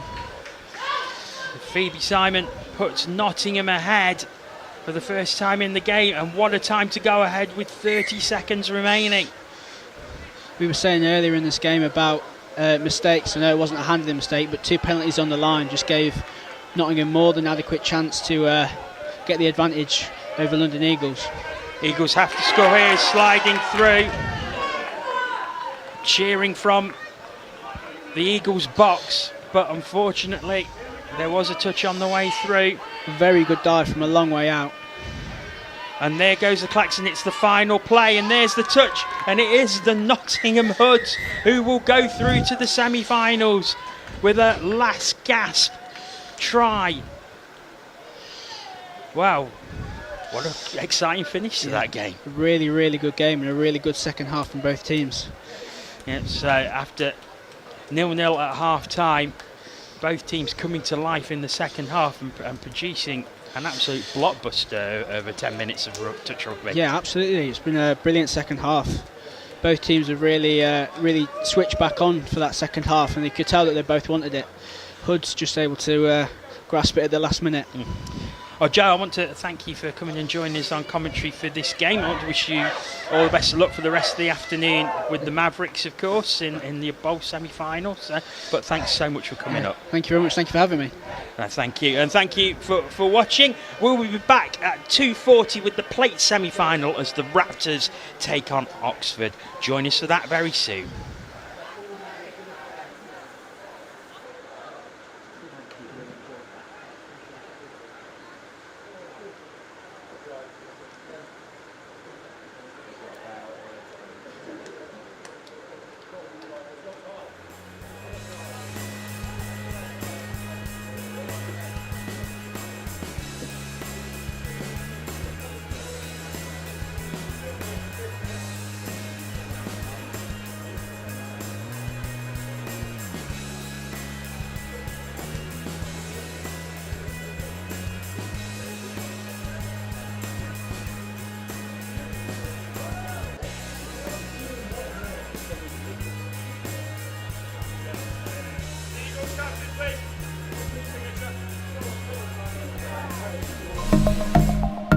Here at Pershall we've started a third age touch section, which folks that are retired or got limited fitness, they can come and play, and it's just been so popular, really popular.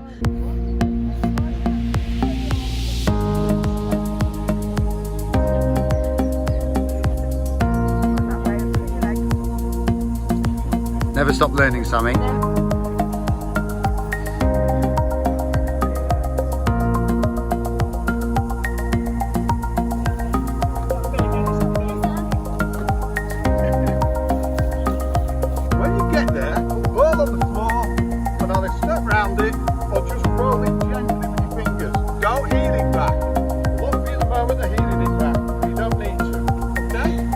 The idea is inclusivity. We want to make sure that anybody, no matter what the problems are, can play. So we've got ladies who've never played before, we've got people with medical ailments, we've got people who are not very mobile. We want to include them all. So we've tried to amend the rules, adjust the rules, to make it possible for everybody to play.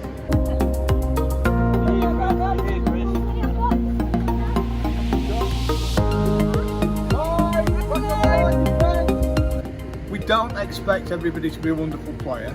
We just try to ref it to everybody's abilities.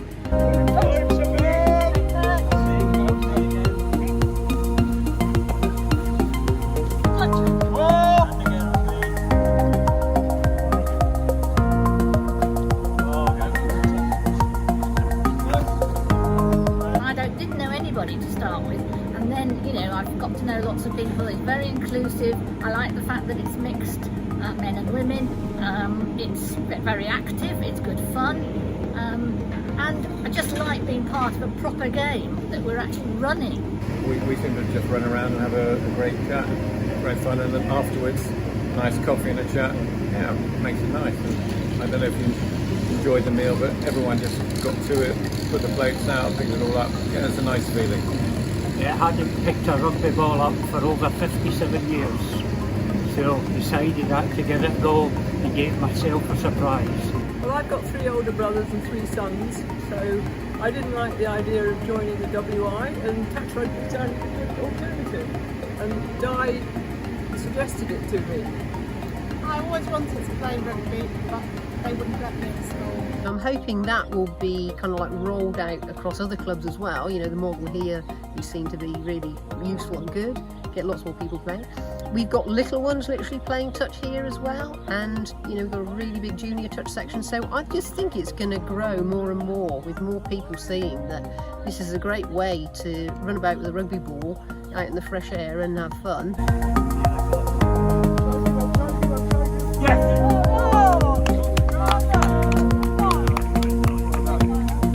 Great play, well done.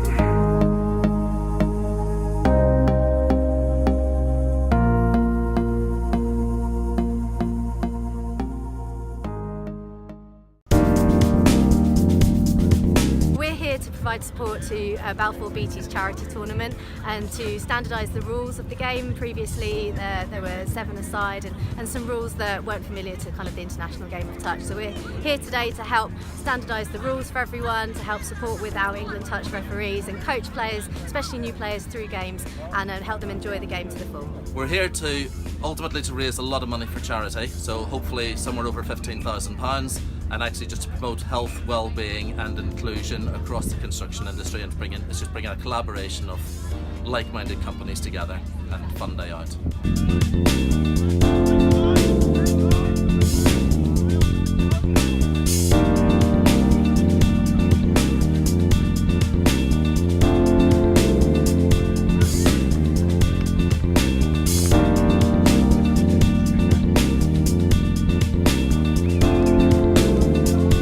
Rugby is a great sport. It's totally aligned to everything that we want in the tournament today. It's about the inclusion, it's about the health and well-being, ensuring people's well-being and fitness, and it's a game that can be enjoyed at all levels, no matter how good or poor you are. Yeah, it was really good. It's my first time playing touch today. The refs were really good, the team were really good, teaching everyone. We had a great time. Obviously, we just won the final, so very gassed. The sport was a lot quicker than I expected. I thought it might be a bit start-start, but it was super fast, super fun. I think it is good because everyone can get involved. It doesn't matter how big, how small, how slow, how fast. And yeah, it's a really good team sport. Really enjoyed it.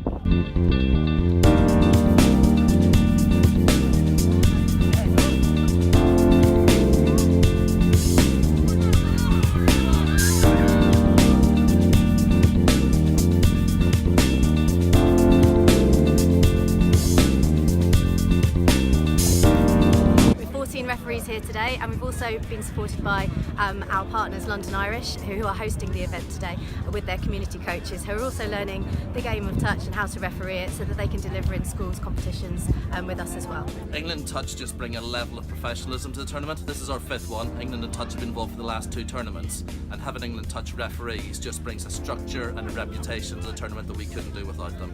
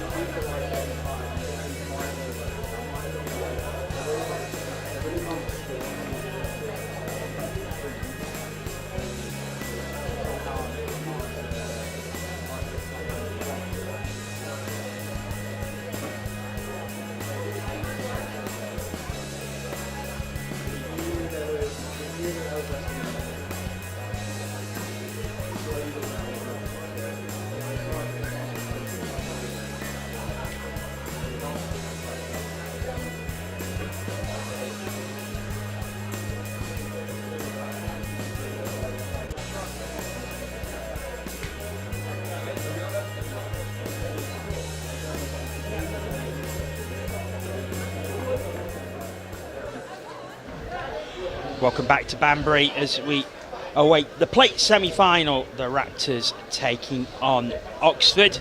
I'm delighted to say joining me on commentary is Dan Powell, who's just been part of the victorious Nottingham Hoods team. An excellent 3-2 victory against the London Eagles. Yeah, we're really happy to get that win. The Eagles are always very, very tough to beat. They're a team that defend really well, so we knew it was going to be a bit of a grind. Made it a little bit harder for ourselves than we wanted to, but we're really happy to get the win and move on to the semi-final. I think we were just talking there off air before we came on that scoring the winner 30 seconds to go is a very, very good time to score. Yeah, I mean, it's the way we planned it, eh? No, we knew coming onto the pitch at the end that we had just less than a minute, so we were very careful with the ball, tried to slow down as much as we can, get the platform that we wanted, and luckily for us, we got the score. So really happy to get the win. Let's take a look at this game that is before us now. It's the Raptors in white against Oxford in blue. Oxford, you played earlier, of course, with a 5-3 victory. They also lost 6-2 to the NQ Rebels and drew 4-4 with the Cambridge Bees. The Raptors come into this after 2 defeats, 3-1 to Wigan and 5-2 to Galaxy, but they did pick up a 6-3 victory over Revolution. So how do you see this one going as the klaxon goes?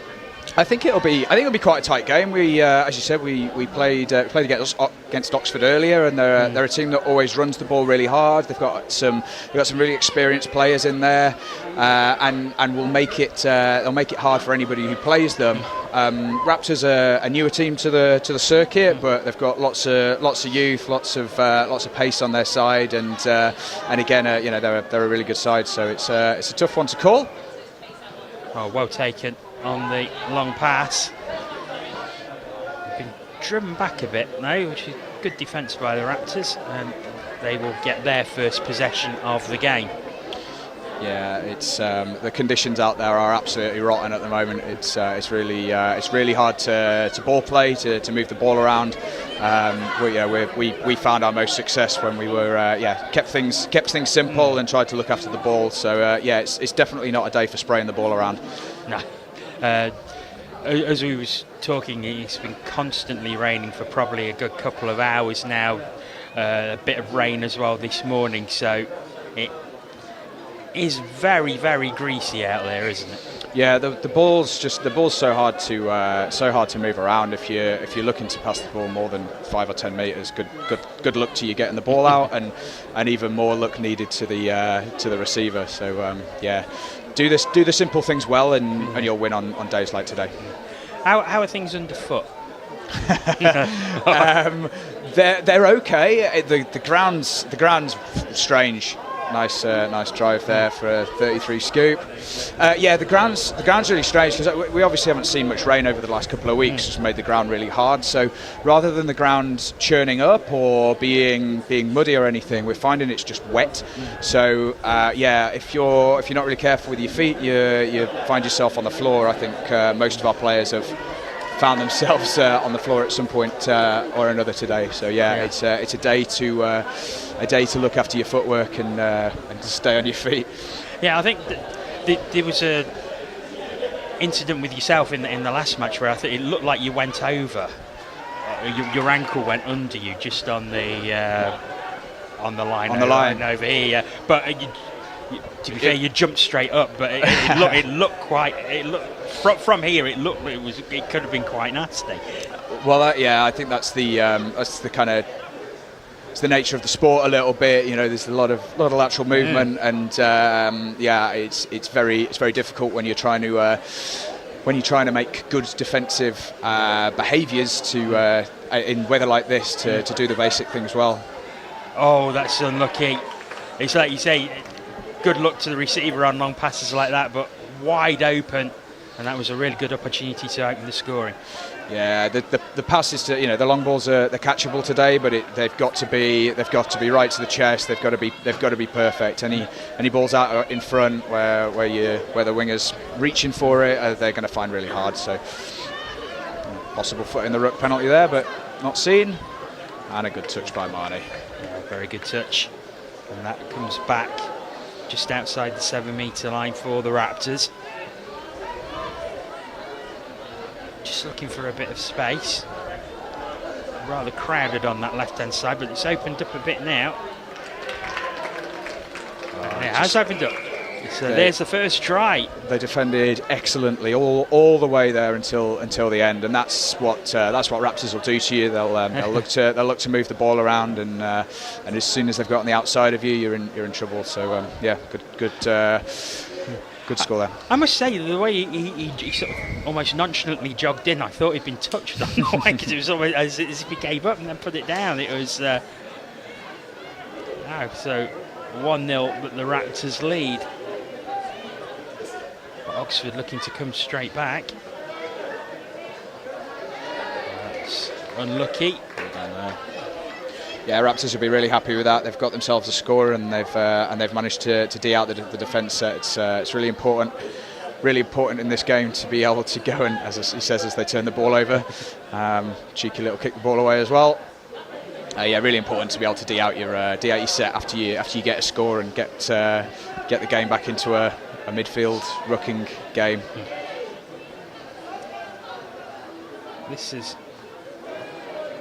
That's been quite open in the opening stages, to be fair. There's been chances on the wings.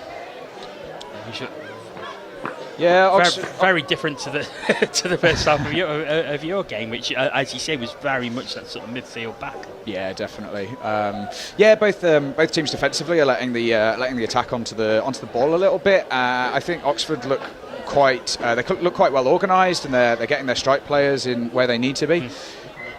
As he says, as they turn the ball over there, I think Oxford will be disappointed not to get more strikes at the line there. But yeah, they wasted a couple of touches trying to get fresh legs on the pitch, and it's Raptors who have possession again as they head towards the halfway line. Touch is made though. Does seem to be brightening up.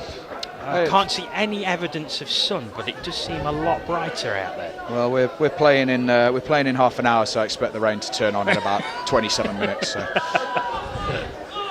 Over it comes. Oh, it's in between two players. Again, that's the danger from Raptors. They've picked the ball up there in a fairly innocuous position and created a relatively easy 3-on-2. I think Oxford need to stay switched on. Oxford with possession now, but they're very, very deep in their own half.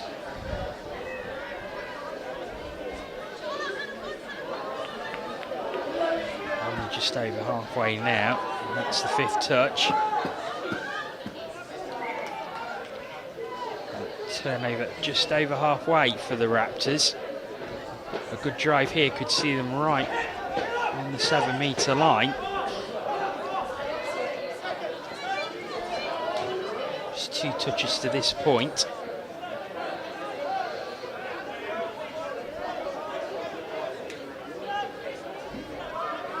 Just stalled as it goes central. Now at the 7-metre.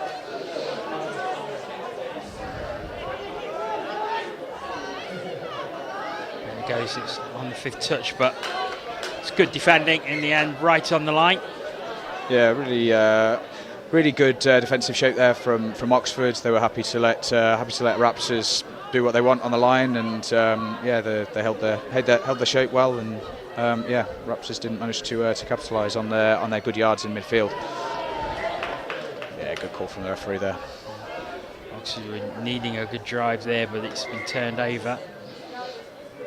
Yeah, it's been so just those little errors that are making a massive difference today. It's so hard to roll the ball.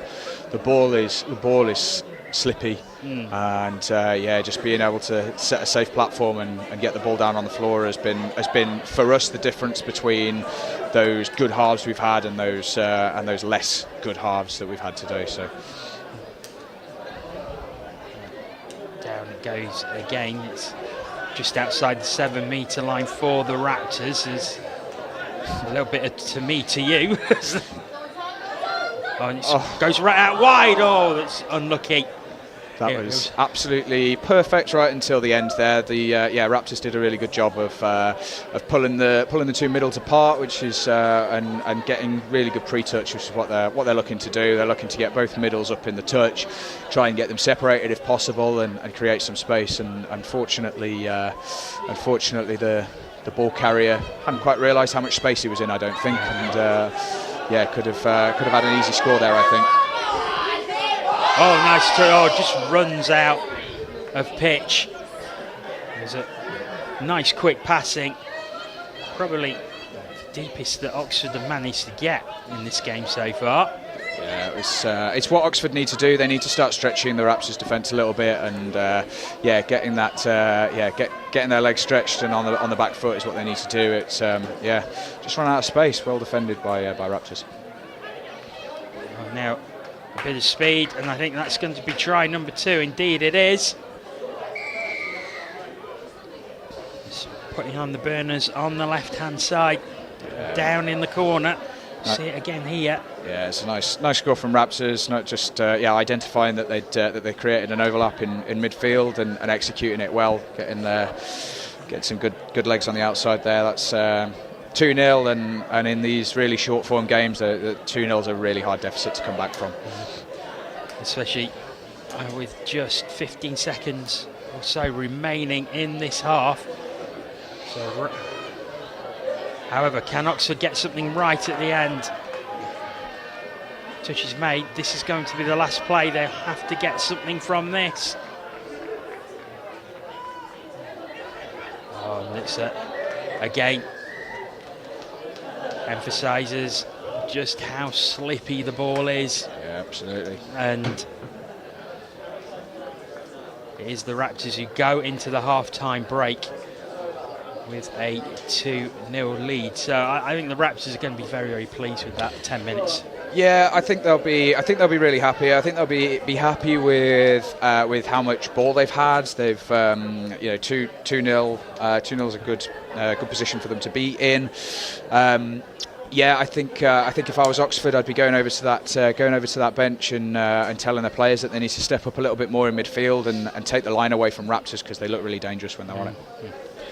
Yeah, it's you can see just by the body language and a lot of laughter in that Raptors group as they're just down below us at half time. They're certainly going to be the more relaxed team at the moment.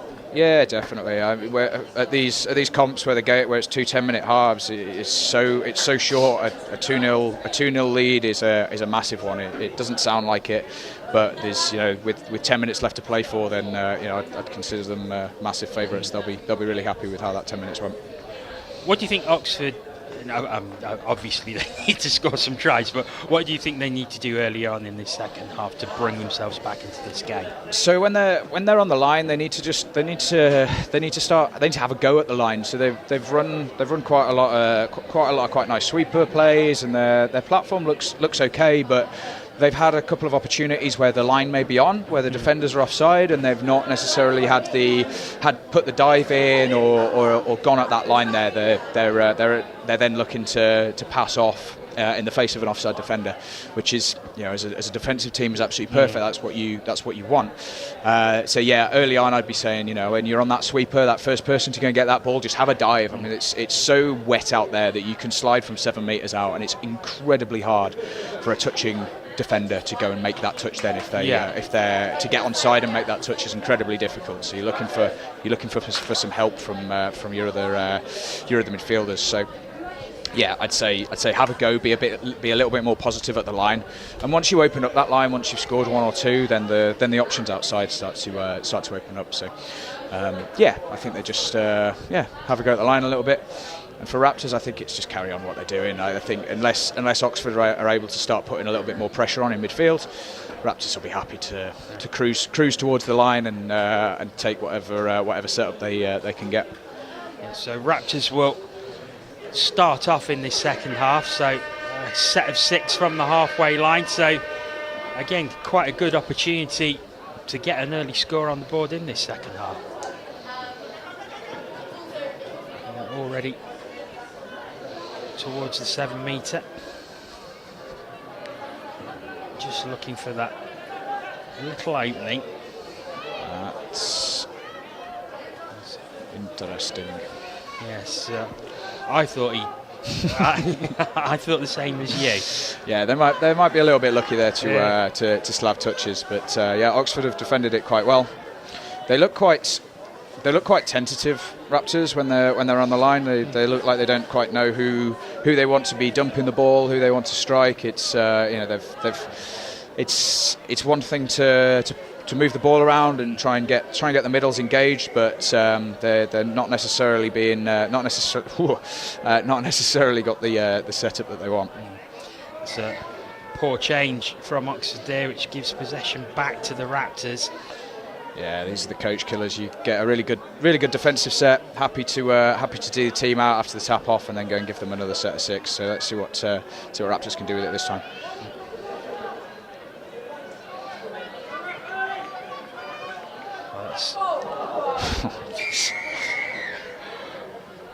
I'm not sure he was planning to play that off his knees, but that's how it ended up. Would have been spectacular if it had come off. It would have been, yeah. It was a nice little 32 platform, but yeah, not necessarily the right option in the end. Again, well defended from Oxford. Decent drive from Oxford. Yeah, this is much better yards and much better organisation in midfield here as we create a 3-on-2 on the outsides. That was a good. That was the best drive that Oxford have had, and they're unlucky there not to get a score. It's really well defended by Raptors.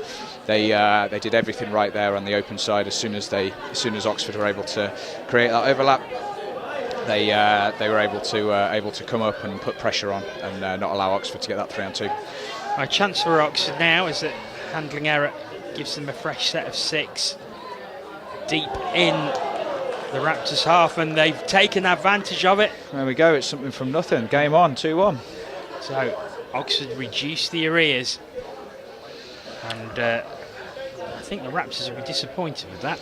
Yeah, certainly. I think you never want to give away a score like that when there's when on 0 touch, or when there's not been a touch. It's frustrating. It's especially when it's somebody just looking for a cheap one as it were. But they all count, don't they? So just want your defenders to be a little bit more positive there and get up and make that touch if they can. There's a good touch there. Yeah, really good touch from Manu there. Back out to the 7 metre with less than 7 minutes to go, but it's back in the balance again. That score by Oxford, and big chance for the Raptors. It's that long pass again, though. High risk in these conditions, but can bring high reward. Certainly, it was the option though, and it was there. So unlucky there, and let's see what Oxford can do. See if they can tie it up with a good drive here. Well, that score will certainly have given them a boost as well. So yeah, definitely.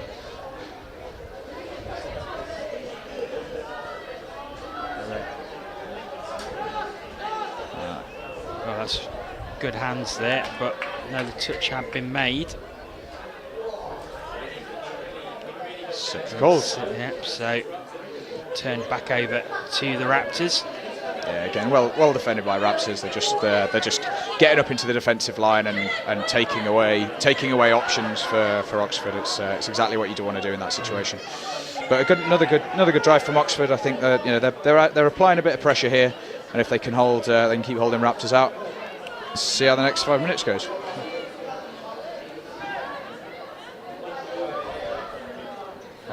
Raptors. Handling error gives it back to Oxford.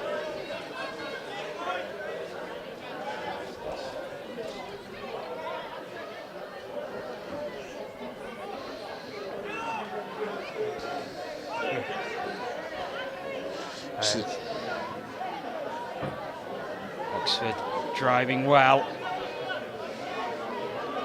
Yeah, really good yards here. They've got a really good chance here. He's going to get in goal. Let's see what we can do with it. Is he down? Yes. Or is there a touch? They're claiming a touch. No, they're giving the try. Score given. They are. So Oxford back on level terms. that was really good from Oxford. I think that's close, isn't it? But you know, you take them all, and that was really good from Oxford to get into the in-goal area. Raptors being very passive in defence, and Oxford got a really good mid dump there to create a scoring chance to get a half in play. Well, real game of two halves here. The Raptors having all the first half, Oxford having all this one so far, but the Raptors back on the attack. They're back to the 7-metre line, and they'll be stinging. Oh, nice. Good call from the referee there. That was loss of control, and rolled away from the mark. So Oxford heading towards halfway. After everything I said at half-time, it looks like Oxford are in the ascendancy now, aren't they? Yeah, very much so. They've really got themselves back into this game, and it's they're doing a really good job, and they're moving the ball around really nicely in midfield, and it's creating a bit of indecision from Raptors, which has just given them nice yards, and they've been able to get their strike players in a good position and where they want to be on the pitch. It's good from Oxford. Raptors have possession deep in their own half. There's 3 minutes and 15 seconds or so to go.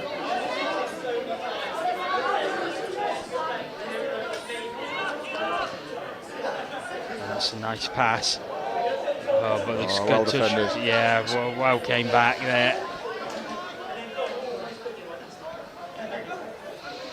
Just got to make sure that Oxford stay engaged here, stay tight, do everything they need to do on the line. Now here's the opportunity for the Raptors to dive in, claiming the touch. Really good touch there from the middle. Still there for the Raptors though. No, another touch, and that will turn it back over to Oxford. 2.5 minutes left, still all square, all to play for. This is better defence from Raptors here.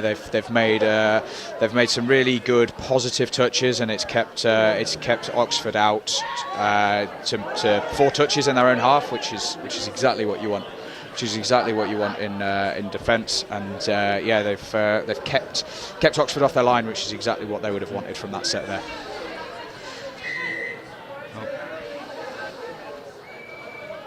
Hard touch call there. That'll be Raptors will be really happy with that. Fresh legs on, touches to play with, and let's see what they got. Time ticking down. Could be heading to the drop-off unless one of these teams can find something in this final 90 seconds. I really like the way that the Raptors move the ball up the pitch. They're not scared to move the ball along the line. They make really good yards by just looking to get on the outside of defenders, and it's been really effective in this game where Oxford are maybe happy to let them have that. Hold on, no, it's taken, and Raptors do get the try. Great score. A minute to go. Is that going to be the winner? Let's watch this one again. And it was that long pass, and finally the long pass comes off to the wing. Yeah, it's a great pass off of what looks like a 32. But yeah, really good, sympathetic pass out to the winger, and who was in all the space, and that's what you need to do. Good score. Now, as we're into the final minute, you have to say Oxford really probably have to score from this drive. Is he going to give this? Yes, he's given it, so. And they have scored. Yeah, it never looked like the link made it back on side there. That's a really good. It's a really good response there from Oxford. They went away from the grain with a little, counties play there. That was really nice. Yeah, down he goes. Just kept control as well. So Raptors again. As the Hoof goes, they have to score off this drive, or we will be going to the extra 5 minutes. There's a touch, so we will have extra time in this game. Excellent. That's what you come here for. 2 minutes. 2 minutes of touch, 4v4. Exciting stuff. So 4v4, 2 minutes. Is it a sudden death as well? So the rules changed a year or two ago now. So it used to be sudden death, but it would be 5v5, and then it would go down to 4v4, then 3v3. So the rules have changed ever so slightly now. You get 2 minutes, and it's 4v4, 2 girls, 2 boys, and you play through those 2 minutes. And if there's a result at that point, then you have your result. But after that 2 minutes, it then goes down to 3v3. A minimum of 1 girl on the pitch at any time, and then it's sudden death at that point. So the aim was to make the game a little bit fairer, because when you see games go to sudden death, it means that you may not get a possession. But there's still definitely a tactical advantage to be gained from going first here, especially if you're able to get a couple of penalties and wind down the clock a little bit. So 2 minutes of extra time, 4-on-4, a lot of space out there. Lots of space between those middles there. It's given. No, it's a penalty. It's going to be, it's going to come back. The non-touching middle made the touch, but the touching middle was given offside there. Nice quickie play there from Raptors. As you see, 4v4. It's just there we go. Yeah. The pitch is a lot bigger when there's 4v4, and it opens the game up and becomes a much faster type game. But it was a good score. Let's see what Oxford have got in response. They just got just over a minute. See there, the space just opened up. Yeah, the middles need to stay tighter there. So the middle who's not made that touch just got to get tighter before the touch is made, and hold that space in between. Otherwise, it's easy to score, as we just saw. So Oxford sweeper play here. Is he going to have a go on the outside? Oh, all away, and game on. There we are. There is the equaliser. Oxford comes straight back, but I suppose it can get a bit like a game of basketball now, where it's end to end, and with so much space out there, if you can find the right pass, you just, as we've seen with both tries. Well, it certainly can, but I mean, as you see on the clock, it's 1:30 gone. So this will almost certainly be the last set before we go down to 3-on-3, unless Raptors are able to get a score. There we go. Are they going to allow them to? So what we'll do? That'll be taken as a roll ball, but we're now down to 3v3. So Raptors will keep their remaining 4 touches or whatever they have, and the next score will win the game. You've got to say it is stacked heavily in Raptors' favour at the moment. They'll certainly fancy their chances. I think there was a touch there, wasn't there? Yeah, that was probably the smart move. It did look like the far side player was in a bit of space there, but good to look after the ball. Ball down. Now, is it given? Yes. Yeah, that's going to be the game, I think. Yes, it is. And it is Raptors who take it. 5-4. Let's watch this one again. Just a nice quick play. Yeah, the middle's just got caught up in that touch a little bit, not got his hips right, and been beaten to the outside by the ball carrier.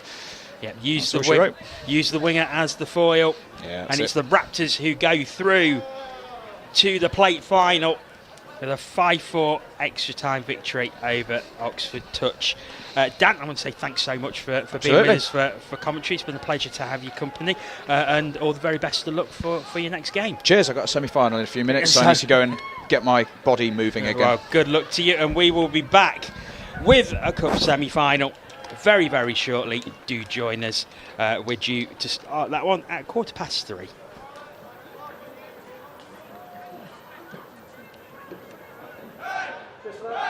Thank you. No, enjoyed that. Right, cool. Cheers.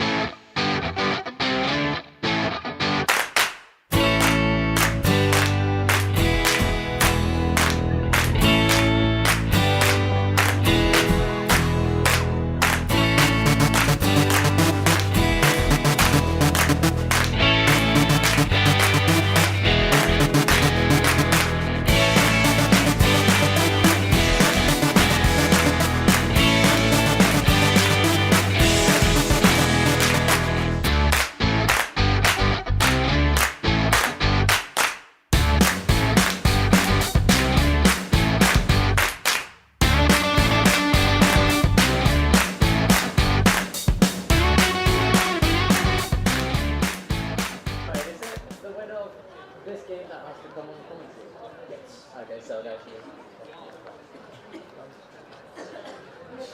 Yeah, got a couple. Right, so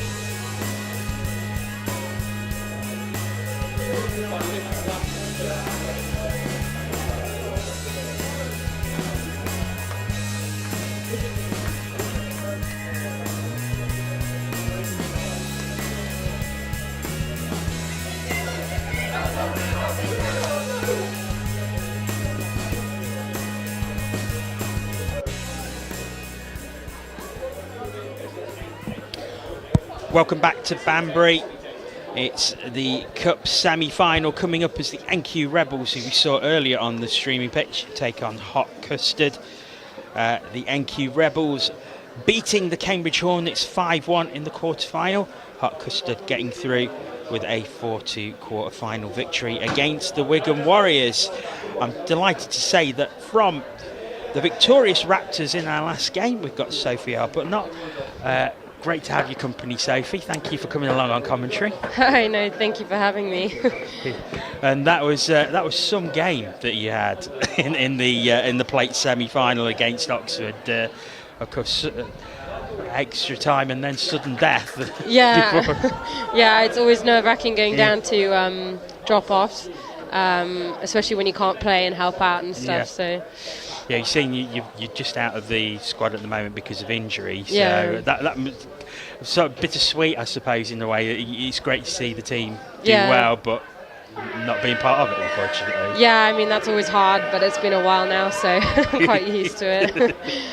Well, this one is underway. This should be a great match as it's Hot Custard who get us underway. And they're very close to the try line straight away. Great touch there from Carly Wynn. Down in the corner. Is that going to be given? Yes, it is. It's a very, very early try for Hot Custard. The NQ Rebels with less than 30 seconds to go. Gone, sorry, not to go. It's been a long day. Yeah, really good try down in the corner, but good handling as well.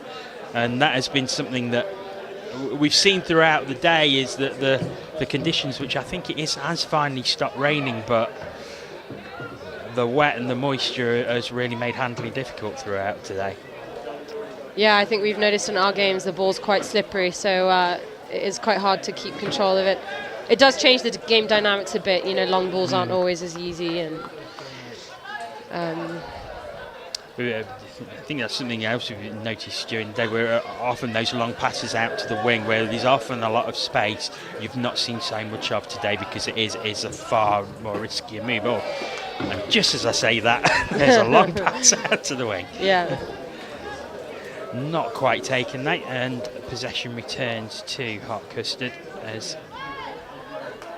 but they're starting a drive very deep into their own half.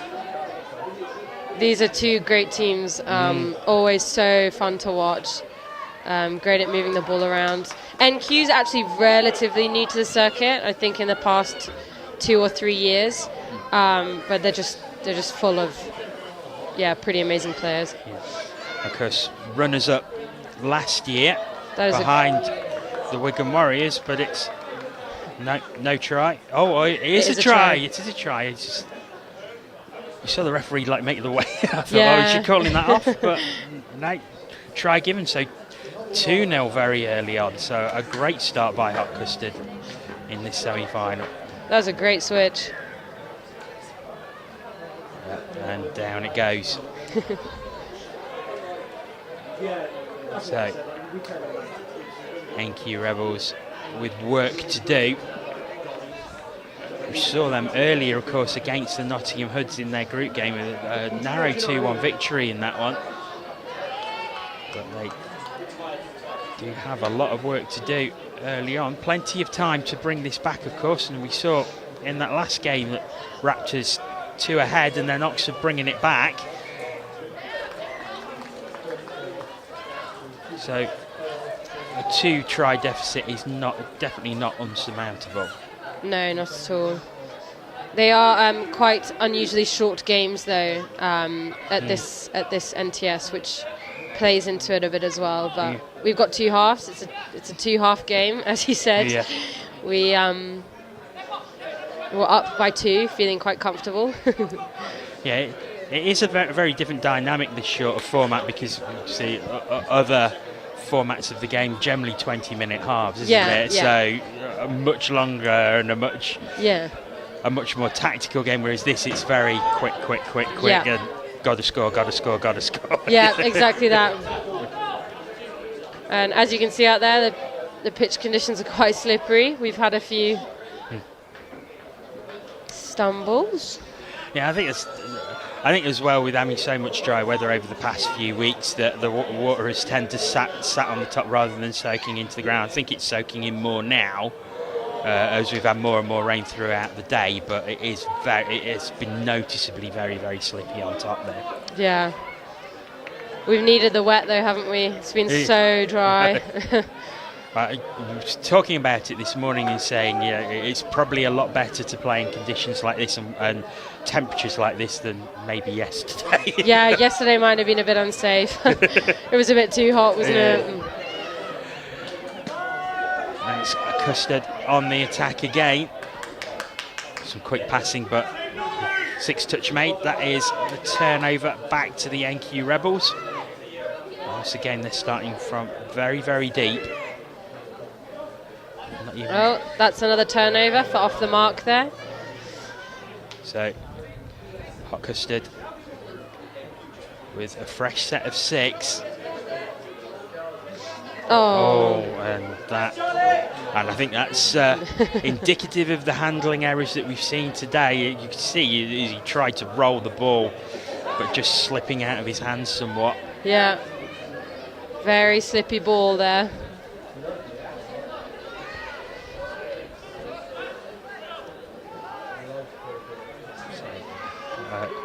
bit of a let-off for the Rebels there, and actually got quite deep on this drive.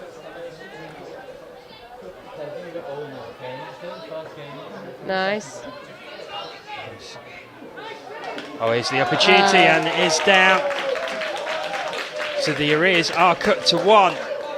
Really nice try in the corner. Great hands from Nikki Wise on the wing there.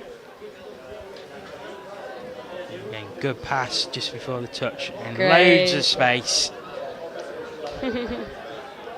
But a really good team effort there. And that'll give them a bit of confidence as well. Yeah, 2-1, you definitely need that going into half-time. Although we are still 6 minutes in. Only 6 minutes in. Oh, that is a fantastic dive. There was a touch on the way through, but great play by Hot Custard. How long are the half-times for this? 3 minutes. Okay. So...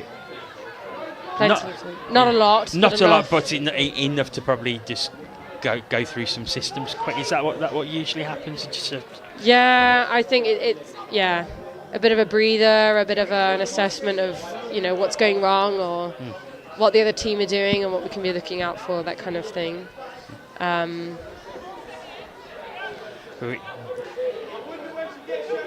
think we have seen earlier today where there's been some very, very tight games, like scoreless games at half time, and then suddenly they've burst into life in the second half. Yeah, as teams have changed things up. Yeah, they've definitely had some reassessment at half time. Then maybe that's a great scoop. That is a great dive. I think that might be Adam Brimlow from NQ that scored it, but I could be wrong. They're just having a little chat. Oh, no, it's not given. No. Penalty to Hot Custard,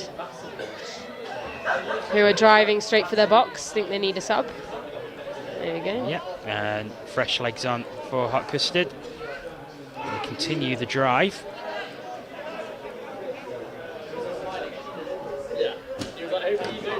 Good drive in there at the 7 metre. Opportunity. Needs someone. Oh, that's in the end good defence, but he just couldn't find anyone open in the end zone just to pass back to. Although that was a certain score. Yeah, great touch there by Josh from NQ. And NQ is straight back to driving. And so over the halfway. Oh.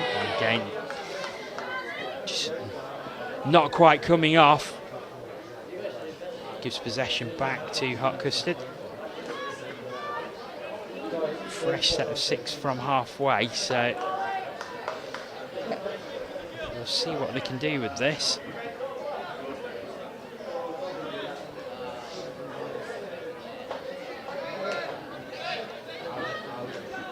Just slowed up a little. Yeah. We'll look to go now. Oh, great. Nice switch. We'll go out. Now there's a little bit of room. Now that was a really good recovery. Fantastic touch there from NQ. And almost a great 2-on-1 from Hot Custard. Yeah, it was such a lot of space, it looked like the try was inevitable, but it was great defensive play, great speed as well shown across the line to get the touch in. Yeah. Just a great read, wasn't it? So 20 seconds left in this first half. I think we've got an injury there for NQ. Hopefully nothing too bad. Oh, great drive. Oh, another slip right in the centre. Oh, great play. They're keeping this alive. Oh, but not now. Football.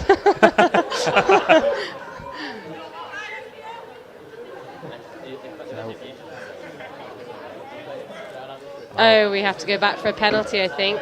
Not sure. So this will be the last play of the half.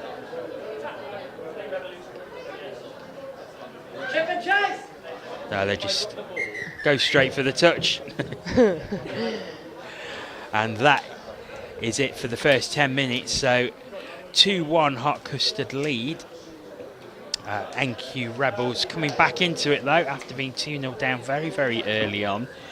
And that'll give them some confidence going into the second half. Yeah, I mean, I would definitely say that, yeah, it's good to have one on the score sheet. 2-0's a bit harder to come back from, obviously.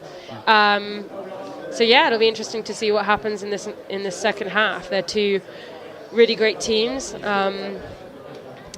Yeah, always an interesting game.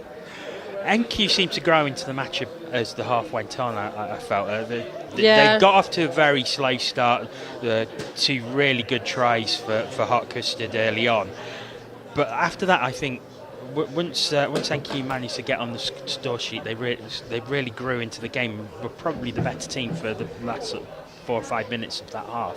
Yeah, I'd say, you know, as we were saying before, we're quite used to playing longer games in the NTS series we've had so far, and so sometimes it is, you know, the first few minutes of a game are really trying to get into it and trying to get your groove back for each game. And I think, yeah, transitioning into these NTSs now for the mixed series where the games are much shorter, you can't really afford to make any small mistakes anymore because there's much less time to kind of make back the ground. Yeah. So yeah, all to play for, I think, still, definitely. Yeah, so just 10 minutes remaining, and a lot of chat. There you can see a lot of impassioned chat down on the NQ Rebels bench there. Yeah, it'll be interesting to see if this goes into drop-offs as well, because it's obviously a game that requires a result, and the winner will be playing the winner of Nottingham versus Galaxy, I believe. Yes, that's playing over on pitch 2. Currently on pitch 2, yeah. Not quite sure of the score in that one. This is where we need some nice scoreboards. You do, don't you? Definitely. I mean, we do get the results rather quick, thanks to the wonders of the internet, but yeah, unfortunately we can't give you live scores. No, I mean, no. We'll have them for you in 10 minutes. But yes, we will have the finals after this. The bowl final will be taking place after this match, then the plate final, and we'll finish off with the cup final at 5 o'clock. Again, which one of these two teams will be there at 5 o'clock against either Galaxy or Nottingham, who are playing on pitch 2 at this moment. Oh, Rebels straight through. What a start. It was a great attack there from NQ. We're 2-2 now. 2-2. Level playing field. So where Custard had the great start with a try in 30 seconds in the first half, NQ do exactly the same in the second half, and that brings us all level. So 2-2. They've managed to come back from that 2-try deficit, and I think they hold the upper hand at the minute. They certainly seem to be playing the better at the moment, but hold that thought as Custard go through. Great there read is a touch. Yeah. So,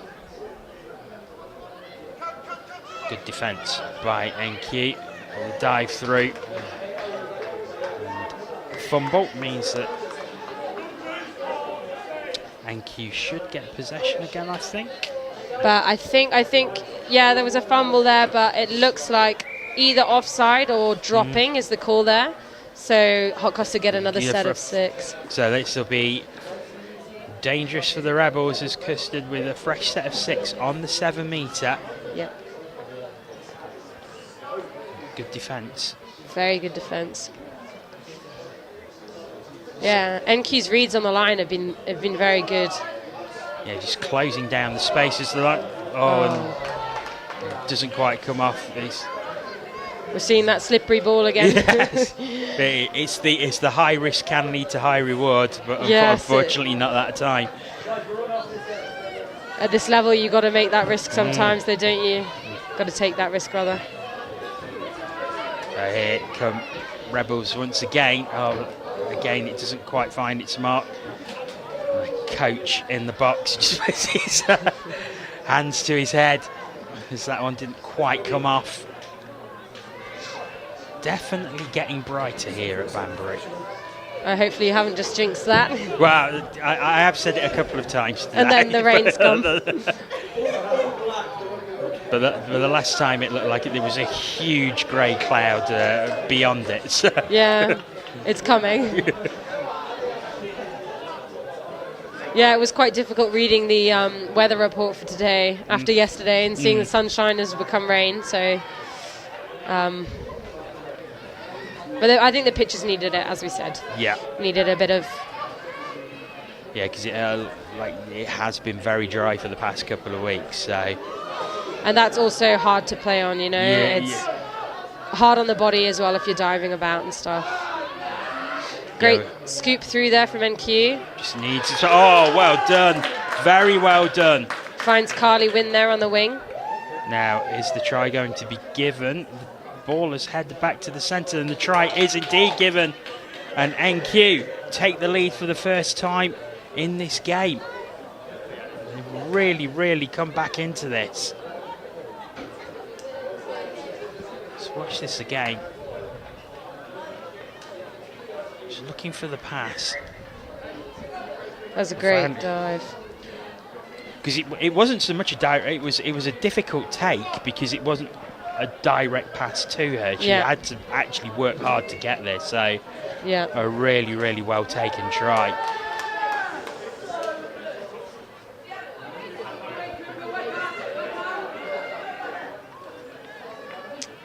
So now Hot Custard are behind, so it'll be we got another set of 6, I think, either for dropping or offside. I missed the ref's signal there, but that's another opportunity for Hot Custard to attack the line. So let's see if anything comes of it. I think there is a touch. Judging by the reaction from the Rebels box in front of us. Yep.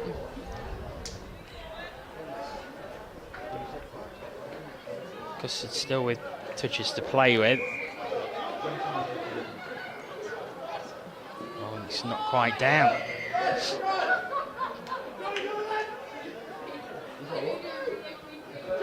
I couldn't even tell you what happened there. No, I just. Sorry, just tripped.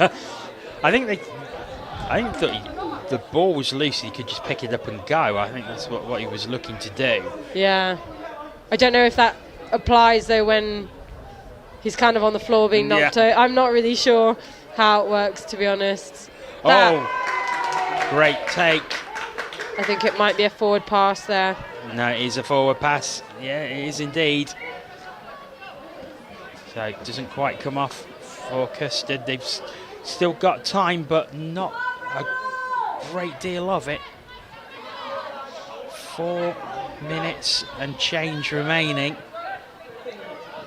And you fancy if Rebels can manage to get another try here, then it's going to be very, very difficult to pull back in the time that is remaining. I think he's taken out a defender in the process, but he's up, it's fine. I'm not sure what that turnover was for. But whatever it's for. It's Hot Custards again. Back over halfway. So another good drive by Custard. Great momentum. Very good momentum. So it'll be interesting to see what comes of it.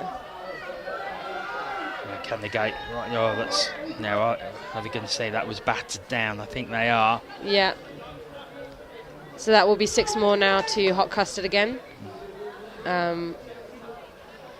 You've got to fancy they will take advantage. This is, I think, the 3rd time this half they've had a fresh set of 6 on the 7-metre line. Yeah.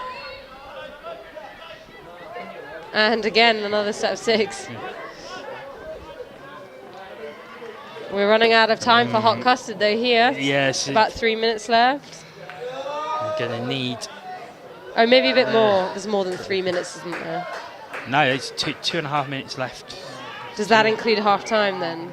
No, so it's Oh, I see. yes, it's 10 minutes, so yes, it comes off at half time. I see. So we have got 2.5 left. Another penalty there for Hot Custard. So another fresh set of 6. Yep. Still on the 7-metre line. The NQ defence holding strong.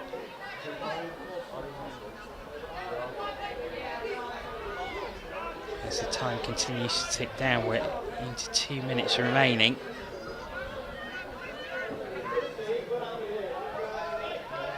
Oh, now there's the space. No. So I think what happened there was Carly Wynn made a great touch there just before she managed to get that off, which is why it wasn't a try. But Hot Custard have the ball back for some penalty. I don't know what that penalty is. And now there's a handling error, and not a great time to do it, as NQ Rebels will retake possession, and they're not going to rush, you don't think, here? No. That was an unfortunate time to drop the ball. Oh. As was that. Yes. But you know, always awful to be the one that makes those mistakes, isn't it? We've all been there, so. So, is this the opportunity for Hot Custard once again? They keep getting them. But as yet, still have not managed to find a way through in this second half. Might do now. Oh, no, there's the interception. And I think this is going to seal it for the NQ Rebels. All the way down. Waits, puts it down. 4-2. And NQ Rebels are going to go through to the cup final. What an interception. What a run. And what a way to seal your place in the cup final. Was away, no one chasing.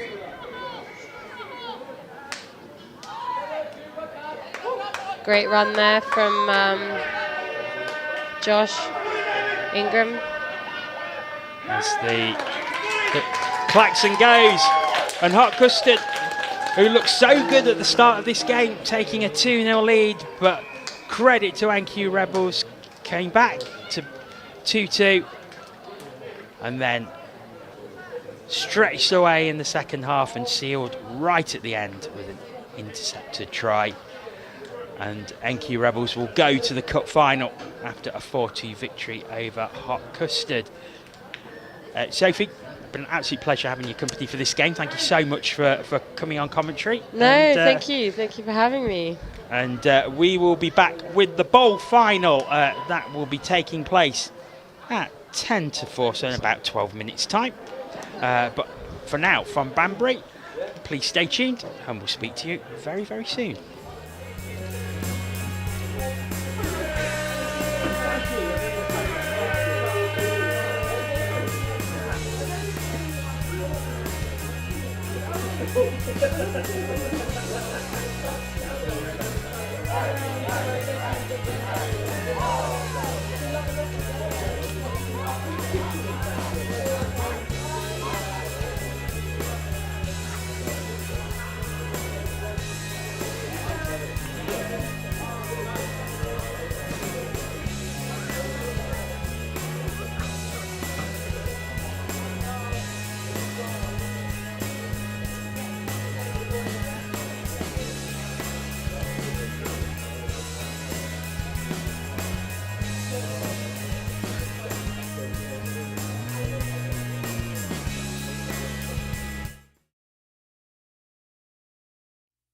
First of all, you've got to be incredibly passionate about the sport and put a lot of time and effort in to raise awareness and create enthusiasm and a buzz around your touch club. Number two, it has to be fun. you get one chance to make a first impression, and when people come, they've got to feel that they're having a good time and it's all inclusive. And the third thing now I would say is you've always got to be promoting, and you've definitely got to look at social media. We are exploring Facebook ads, and we're promoting like mad all the time. Get as many people involved as possible, give them the opportunity to play and give them the opportunity to enjoy it. We started out and it was just all about having fun to begin with, and once been playing for a year or so, that's when we really decided to take things on to the next level. I think it's just having patience. It's not going to come overnight. If you can keep your senior players engaged, as well as constantly looking to develop and introduce new players, because you're always going to get players who leave for one reason or another. Having that conveyor belt of talent to come through is really helpful. You just got to work hard, and it will pay off in time.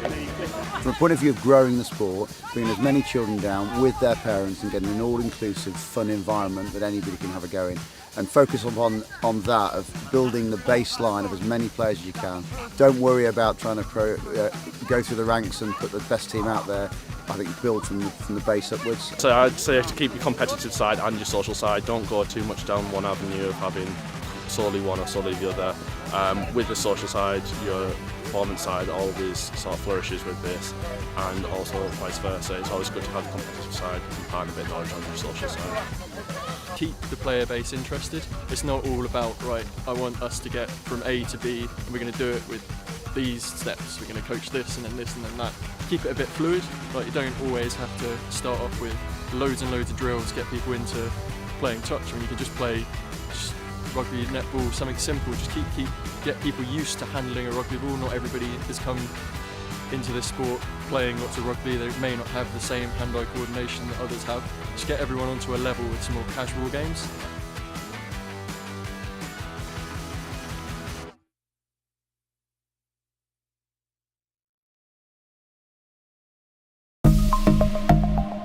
Here at Pershall, we've started a third age touch section, which folks that are retired or got limited fitness, they can come and play, and it's just been so popular, really popular.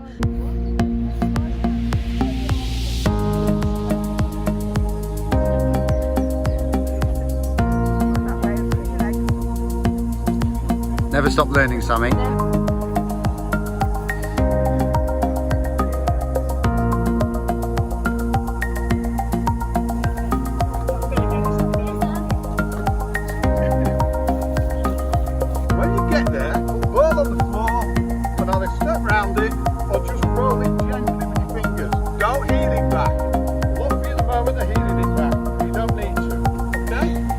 The idea is inclusivity. We want to make sure that anybody, no matter what the problems are, can play. So we've got ladies who've never played before, we've got people with medical ailments, we've got people who are not very mobile. We want to include them all. So we've tried to amend the rules, adjust the rules, to make it possible for everybody to play.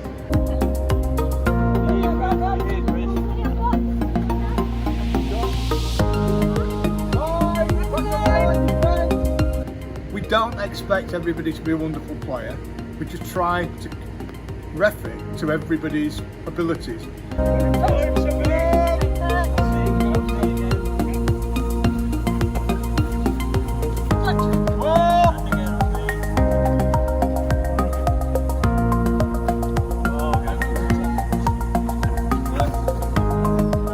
Didn't know anybody to start with, and then I've got to know lots of people. It's very inclusive. I like the fact that it's mixed, men and women. It's very active, it's good fun, and I just like being part of a proper game that we're actually running. We seem to just run around and have a great chat, great fun, and then afterwards nice coffee and a chat, makes it nice. And I don't know if you enjoyed the meal, but everyone just got to it, put the plates out, picked it all up. Yeah, it's a nice feeling. I hadn't picked a rugby ball up for over 57 years, so decided that to give it a go and gave myself a surprise. Well, I've got 3 older brothers and 3 sons, so I didn't like the idea of joining the WI, and touch rugby sounded a good alternative, and Di suggested it to me. I always wanted to play rugby, but they wouldn't let me in school. I'm hoping that will be kind of like rolled out across other clubs as well. You know, the model here you seem to be really useful and good. Get lots more people playing. We've got little ones literally playing touch here as well, and you know, we've got a really big junior touch section. So I just think it's going to grow more and more with more people seeing that this is a great way to run about with a rugby ball out in the fresh air and have fun.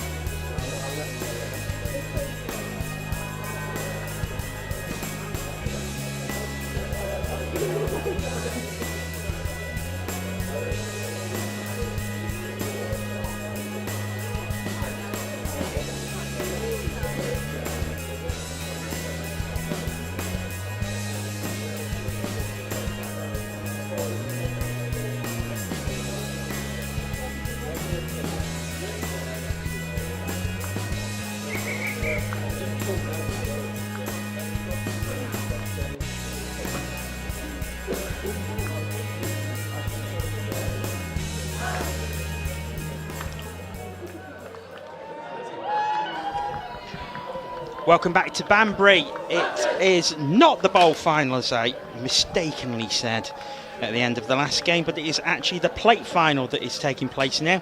It's the Raptors against Revolution. Raptors, who we saw beat Oxford 6-5 in overtime. Revolution coming through their semi-final, beating Crewe and Nantwich 3-2. So Raptors against Revolution. I'm delighted to say, from the victorious NQ Rebels, who we've just seen entertainers in a fabulous game against Hot Custard. We've got two co-commentators, I'm delighted to say. So it's Carly Wynn and Georgie McCavanagh. Great to have you along. Thank you so much. Nice to be here. Yeah. First time commentating, so both of us. That's why we do it together. Yeah, all right. Go easy on us, please. You know a lot more than what I do, so that's This will be fun. In all seriousness, I could quickly talk about your game, because early on, Hot Custard 2-0 ahead looked. Yeah, in 5 minutes. Yeah, it looked very, very good, and then you somehow found something from somewhere and put in a great team performance to take that 4-2. Yeah, I think we were just not awake for the first 5 minutes, and then found our stride and realised what we needed to do, and went and got it done. I mean, Custard was putting you under some extreme pressure in that last 5 minutes. There are lots of fresh sets of 6 on the 7 metre line as well, and you managed to come through it, and what a way to seal it with that intercepted try. Yeah, it was really good. Always good to end on an intercept. Especially when you're not the one who has to run with it. Well, we are underway with this one, and it is Raptors straight on the attack, and is that a score? What a start for the Raptors in this plate final. Straight over. It was a 32 short, and the runner scored on their middle short side, so great score. So see from the replay there, just almost as if he was going to do the fake, and yeah, I think then he straightened him up and kicked back out and beat him short side. It's good footwork, and a good finish. So we'll see if Revolution can come back. It's the first time we've seen Revolution on the streaming pitch today. Of course, Raptors just 2 games ago were on here. Driving hard. I think there is a touch.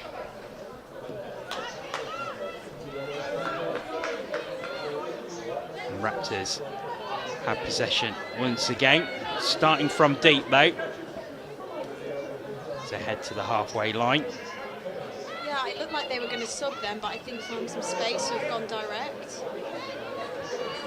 Probably hoping they score here, because another defence is a lot on the legs. And there is. Yeah, I think that link probably just needed to chop that hole a bit more. Then the pass was probably on. So you're expecting them to come for the change in this drive back, would you say? Yeah, they looked like they were going to sub. They sort of came to the box to play back the open side, which maybe just opened it up a little more. Maybe that's what their plan was all along.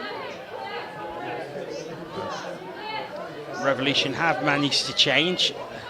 And yeah, they've got the fresh legs on, wanting to score here to level it up nice and early. so this goes out to the right-hand side. Touch is claimed. And I think a touch has been given. There's consultation. It'll be interesting to see that on the replay, I think. Yeah, so they might have just said the arms were in motion before the touch was made. So let's have a look. I think it depends. I think if you're the defender, you want the touch. If they're attacking, you say balls away. It's not a great angle for us on the live stream, is it? Well, trust the refs. They know what they're doing. Yeah, and they, to be fair to them, they are a lot closer than what we are. It's also easy to sit when you see the replays and it should have been this, but they only get one go at it. Yeah. That's a great hold. That's a good release from that thing.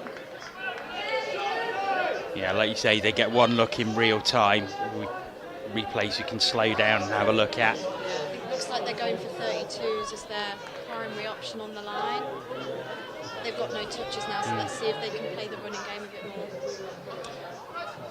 Just for anyone watching here who's probably not seen the game before, can you just explain what 32s means? So a 32 would be a middle and a link, so the middle, so obviously the two players in the middles, Yep. and the links are the two players outside of the middles. Yeah. So a middle would go down on their middle, and their link would be their half. Right. And that is a 32. So this is, they're going for the 32 there. Oh, way out wide. Just well taken, but the touch is made.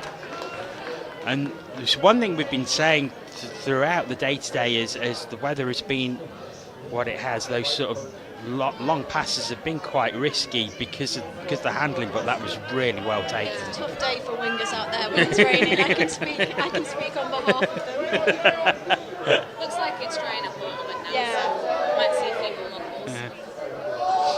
Oh, that's a nice pass.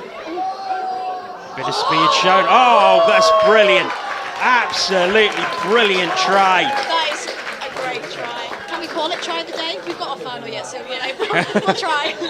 It's certainly up there with one of the tries of the day, and That dummy was so good. Yeah. That's great. That was lovely. and these That's really good heads-up play there. other touch players in the grandstand, and you could hear from the applause how much they appreciated that try. Banbury Banbury is quite a good venue, I think, because you do get the grandstand. So there, as you get to the knockouts, you get sort of more people as they finish there. Yeah. They sort of sit in, cheer in the atmosphere. It's a really good one, I think, when the time you get to the Yeah, really great venue. You've got the grandstand, you've got lots of open space, some very well kept fields as well, it has to be said. Yeah, so credit to all the ground staff here. Consider it's raining, the grass isn't. The only slippy bit is where the cuttings are sort of off the pitch, but on the pitch is pretty good, I would say. They've done a really good job. Here come Revolution, 2-1 down.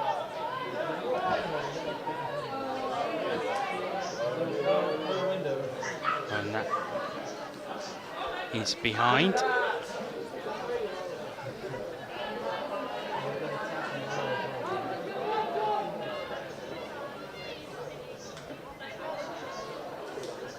Looks like they're going for, subset here, get some more legs on, I think. Looking to level up the score, probably want to send some fresh legs on and hopefully drive down the middle of Raptors. That's good, D. Yeah, pushing quite high. Stopping the drive in its tracks, and there's the turnover. Yeah, I think the 5th touch was made, I think, between the halfway and the 10, which is a great press from Revolution. They'll be really pleased with that. But I think that was a touch on the back, just unlucky there, just slightly over the mark. the turnover does give Revolution the opportunity from their own halfway line. With a fresh set of 6. Runs into a bit of a cul-de-sac there. Yeah, they just sort of want to, I think, get down there. When you've got a fresh set of 6, you sort of want to get to the line as quickly as possible. They started, I think, the tap on the 10, and they took 2 more touches on the 10, so really need to get down to the line and make the most of the touches they've got. Setting up for a sweeper. So now goes wide, but no, it was, I think that was forward as well. Obviously not 100% from this angle, but That was a forward pass, so Rafa's just given it. It might have been better just giving the sweeper there. They've picked up a few times now, so I think the defence are expecting it. Yeah, they're releasing really well as well, so when that half picks up, they're sort of all going effectively man on. Probably should look to give the short side option first. this Raptors coming That's again. great Oh, defence. but and the handling error gives a fresh set of 6 to Revolution. Once again on the halfway line. I think the last score that Raptors had was when they came on and sort of flew out onto the far side. So I think it was number 66 did really well there to get up in the space and sort of kill that option and force the turnover. So that's how you learn in this game, I think, isn't it? You make the mistake and you try not to do it again. Well, with into the final 2 minutes of the half, it's a narrow 2-1 lead for the Raptors. Revolution will not get back with passes like that, and that gives. They're getting up there, Revolution. Yeah. So I think they'd be pleased with that. They are getting to the line. Probably just need to try and finish the sets off. I think there's a few sets now where they've probably wasted the ball on touch 3 and 4.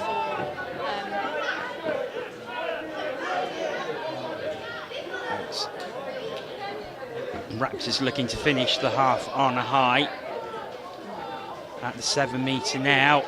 Good speed shown. Needs an outlet pass and just doesn't quite come off. She actually did a really good job there when someone picks up and they go through on sort of the dead ball zone. You don't really want to cross that line because you bring your other player with you and sort of take away the space. She sort of held really well on the line, just unfortunately she couldn't finish it, but really good job other than that.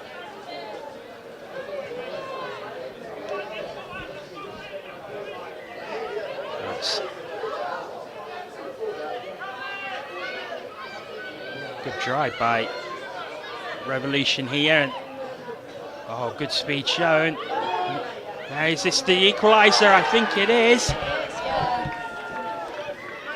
It is given, and with less than 30 seconds to go in the half. That just shows what happens when you get momentum on that transition. It's a really good stuff.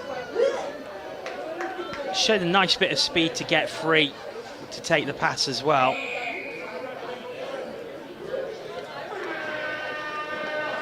goes the hooter for half-time. And the touch means the drive comes to an end. So, all square after 10 minutes. Raptors making a really great start, but Revolution coming back well. And like you say, probably the try of the day so far. Yeah. That I've seen so far, definitely. Really good, shaping up to be a good game, this. Yeah, and I think it's been a feature of all the knockout matches we've had. 1-0, 3-2, 6-5 in extra time. Your own game, which was 4-2, but only that final try in the last few seconds. So, and that everything has been very, very close at half time. So, and this is no exception. Yeah, I think the conditions have a lot to play. I don't know if you agree. In our games, there's probably more errors than you typically see in a lot of the games because the ball's slippy, the ground's wet. So I think it's just about looking after getting that ball down safely and using all your sets of six. As we've seen a few times from both teams over here, they're getting down to the line but sort of killing it on 3 and 4, not giving themselves the time to sort of play with those extra touches they get into the line. Hopefully it means a good second half. Yeah. And I think that's been a feature. Pretty much everyone else who's been on commentary as well have said how tricky it is out there because the ball's slippy, the ground's slippy. It's not as easy to handle as what it would be if the conditions were dry, of course, and then you've got to worry about what's underfoot as well. So. Yeah, it definitely changes your game plan a lot because some teams that pick up and will hit long, it's just not on as much. I think it's the catching from the winger, but also getting the power behind the pass when it's slippy is a lot more difficult. So there's definitely adjustments I think we've had to make during the games and before our games, and it is touch wood drying up now, so hopefully it stays for our game. Yes, because you've got obviously this game, you've got another game. So, how is that for you? Would you prefer to sort of get straight on with it, or is it nice to have a bit of a break before you go into the final? Obviously, it's the same for both teams in the final, but. It doesn't really bother me. I would prefer fewer games that are longer if we're going to but the breaks, you just get used to it. The lunchtime break, I think, is the hardest. Because it's nice because you obviously need to eat, but you definitely get the coldness then, and that warm up straight after lunch is probably the hardest. I think probably most people would agree. But second half underway. So we're into 10 minutes, and then the possibility of extra time if it remains all square as it is now. I would like to see a drop off. That is a great recovery. It's a really hard job to do there, the play they did, sort of an open side quickie for that middle to recover, because he was sort of tucking under his other middle to get out and protect like that. He did a really, really good job. That gives possession back to the Raptors. They're starting very deep though. So, I think they should be subbing here. looks like that is what is happening. I think they did really well to recover from that. Like a bit of confusion as who was to be the half, and I think just a loss of control. I think from the half. Well, that is going to give Revolution a really good opportunity. The set of 6 starting in the attacking half.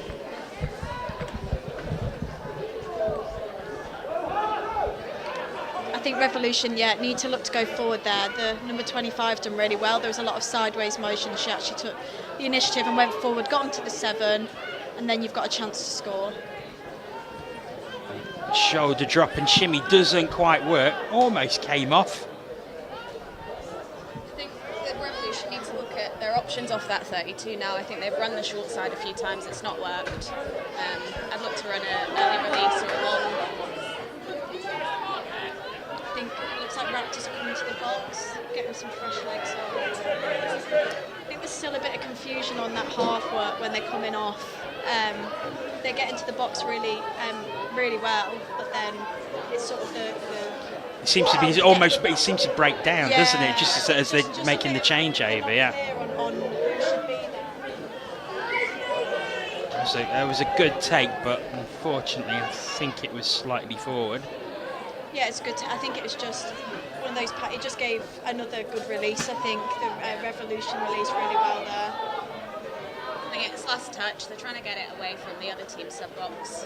May as well give it a go. shot. Yeah. Do you think that's a really good job? 5th touch is on the halfway line there, so Raptors have really done a good job. Yeah, and they've done really well, to be honest, to kill that ball there, because 5th was on the halfway, so to make another 20 metres. You can't really complain when your 5th touch is on halfway. Yeah. Heads up touch. Looks like they're going to possibly go through again. It did look like they was working towards that right-hand side to look for the overlap, but Raptors look really dangerous when they're transitioning on. It looks like they're sending their male link far side, and it's sort of matching up with the Revolution's girl link and just beating them for pace a little bit at the moment. it's Revolution in possession, but again, they're starting quite deep. 13.5 minutes gone in the game.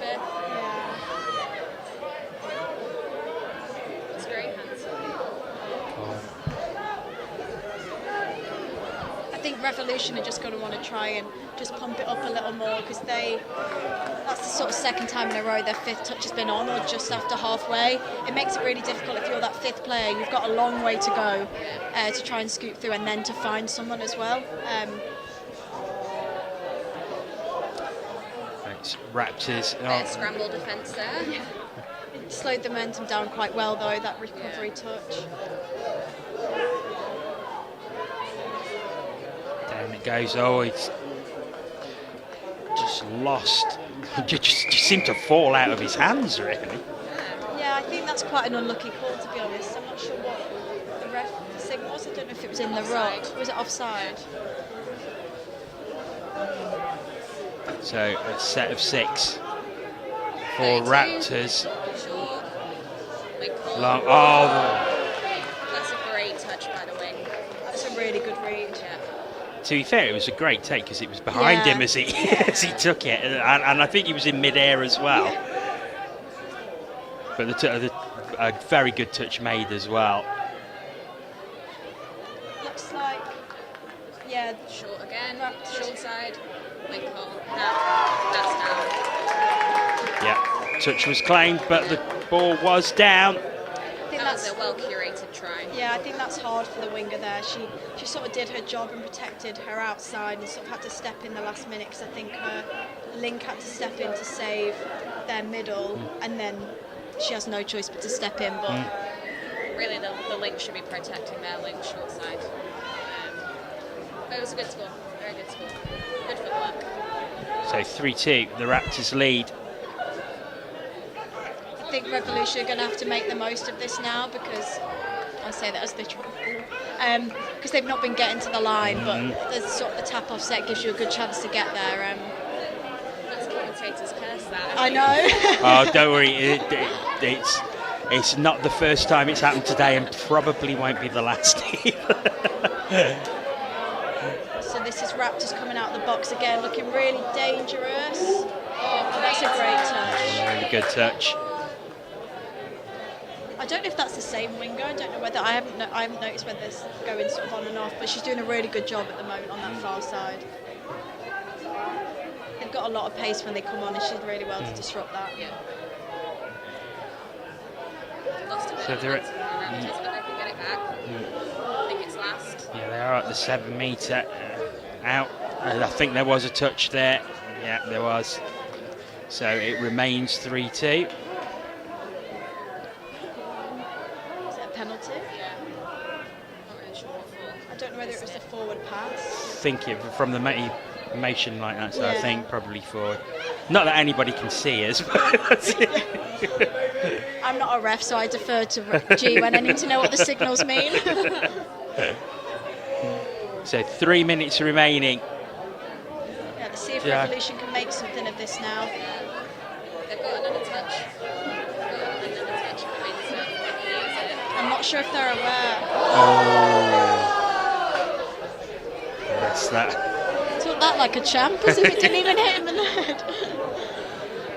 But I think with the reaction from everyone around us, I what think we all felt that. Yeah. We were sort of saying before, the grandstand's great to have, but not so much when you make a mistake, because they can be very critical.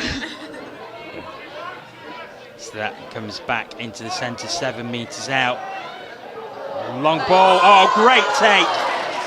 And that should probably seal it for the Raptors with 2 minutes to go. That was a great toss. That was an open side quickie. Hit wing. There's not much you can do about that. No, the link does a really good job to sort of try and get up, but just a bit late, and then that wing is on. But she still had a lot to do when that ball was thrown. It was a great take and finish. I think indicative as well of, like you said, the drier conditions that now probably we're seeing a lot more of these long passes attempted. Oh, that's a great dummy. Yeah. It was a great dummy. He definitely sold him the first time. Just unlucky, because if they could have got straight back, that would have made a very, very interesting last 90 seconds or so. I know that Raptors have obviously attacked really well as they're coming on and even on the line, but I do think their defence in the midfield has probably really won this game for them.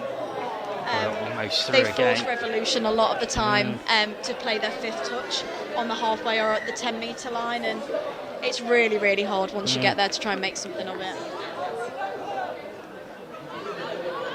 I think from an attacking point of view as well, I think Raptors have been far more fluent in this game than what Revolution have.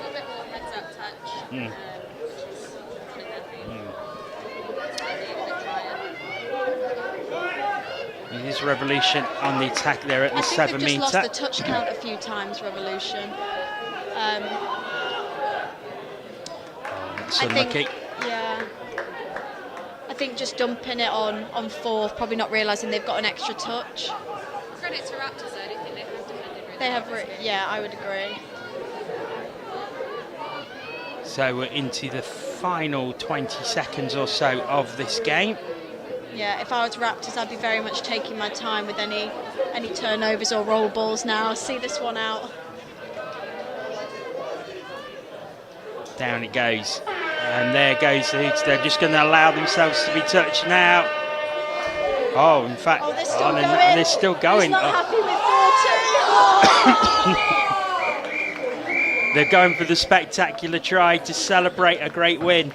Congratulations to the Raptors. They are the plate winners in this first round of the NTS Elite Series. Ladies, thank you so much for joining me for a commentary. It's been great having you on, and really, really good fun. So thank you so much for coming on. Thank you for having us. And we will be back very, very shortly at 4:25 with the bowl final as the Cheltenham Tigers take on PFT. Do join us for that very soon. We will be back very, very shortly.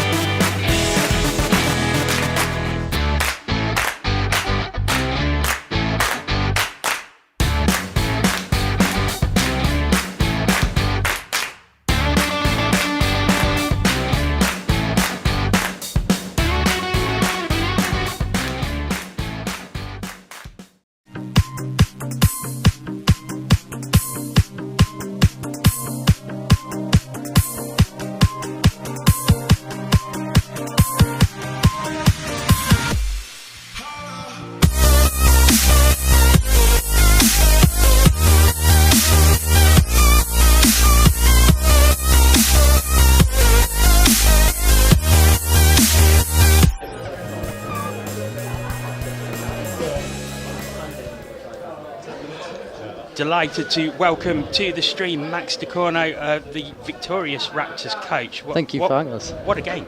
Yeah, honestly, like, it's been great to finish the day on such a high. I think, like, we had a slow start to the day, and each game we've set to build up on a certain points, and we start to see, like, everything coming together in this final game, so it was, like, really nice to watch. And after such a close semi-final where you had to go to the drop-off and then to 3-on-3, I mean, so you worked so hard to get to the final, then to pull on a performance like that, 4-2 victory, you must have been delighted. Yeah, I think, like, the players obviously having had a drop off in the semi-final, very much in the mindset when it's level at half-time, guys, we don't want that again, so, like, let's make sure we get our unforced errors sorted. And I think in the toss, Revolution as well said they had a drop up in the semi-final, so both teams are like, okay, half-time, let's switch on, we don't want, like, a repeat in the final now. One thing we were saying in the commentary during that game is how much more fluent you seem to look in attack compared to Revolution. Revolution scored a great try, it has to be said, but when you was attacking, you just seemed far more confident going forward, and you seem to be getting into those sort of deep areas. Yeah, for us it was mainly like the focus this entire comp. We said, like, we have to keep moving forward and keep getting the momentum, and we figured out, like, we are generally fine ball in hand.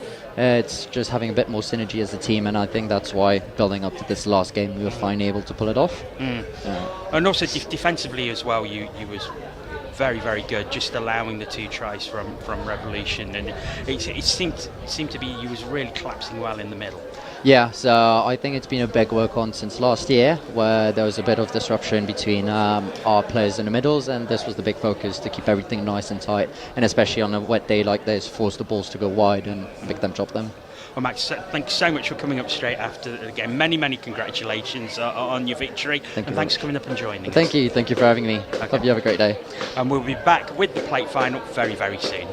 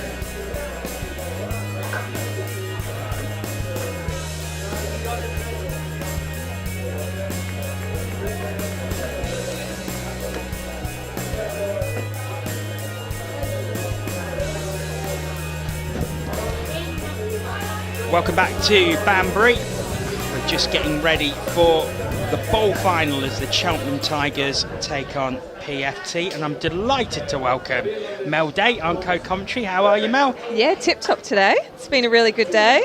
I'm repping today, so it's nice to get in the commentary box and mix it up a little bit.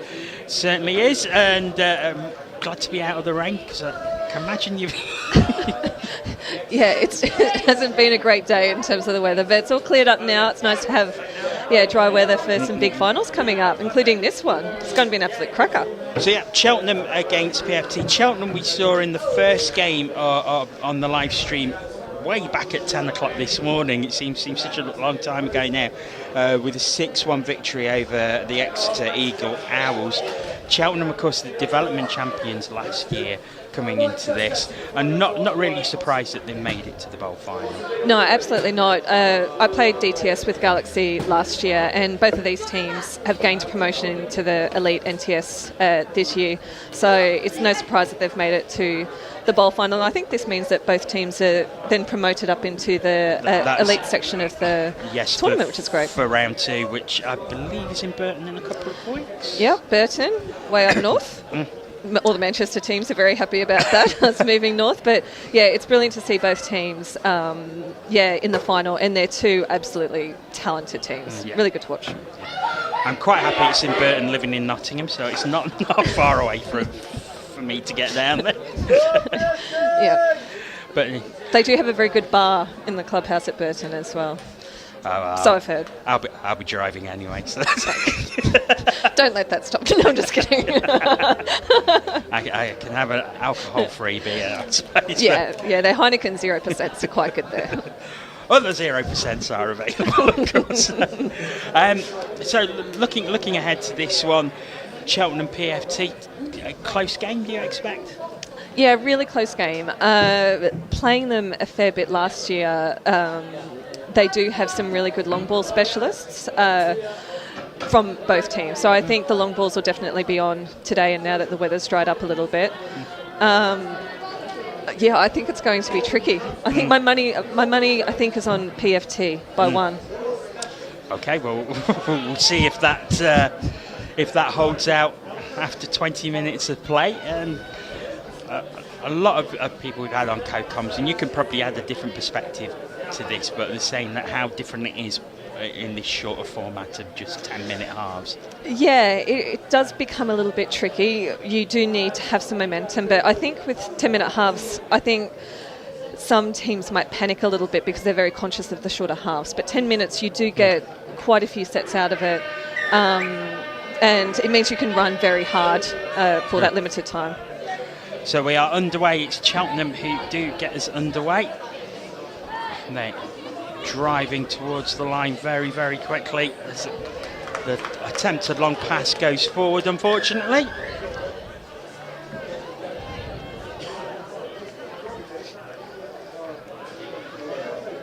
And it gives PFT the chance for their first drive of the game, but starting very, very deep. Yep, good D there by Cheltenham to make both of those touches. Oh, they've got some great girls here. That was a great drive by the number 14 in there. Yeah, and still with possession, down it goes, and now maybe an opportunity to a long pass out, and is that down in time? I suspect this might be a touch pass. Yeah, it looked like that you didn't quite get that ball away before he was touched. So here we go, Cheltenham on the response, and 2 touches, 10 metres short of halfway. So Cheltenham not quite at the halfway line yet.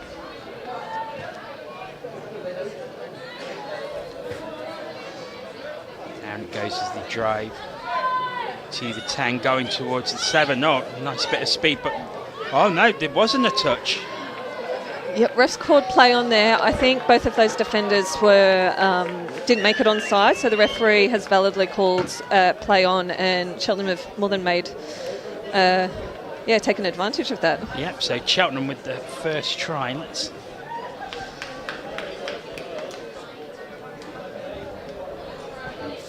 nicely found in space. I like the word thrown away back to the middle. Yeah, that's a try. Yeah, absolutely strong start. Normally you try and do that when you're trying to convince the referee that you've scored. Ping it back nice and early. So, PFT, strong drive from halfway. As they start again, they'll be looking to get back on level terms straight away and may get an opportunity now. Really good dump on the 7. These teams are going to be trying to get that ball right on the 7 to maximise the defence moving back to the scoreline. PFT did it brilliantly there, and great long ball out there, and great pass and great score. So they do get parity straight away. The first drive after going behind from halfway. Great long pass out to the wing, and really well taken as well.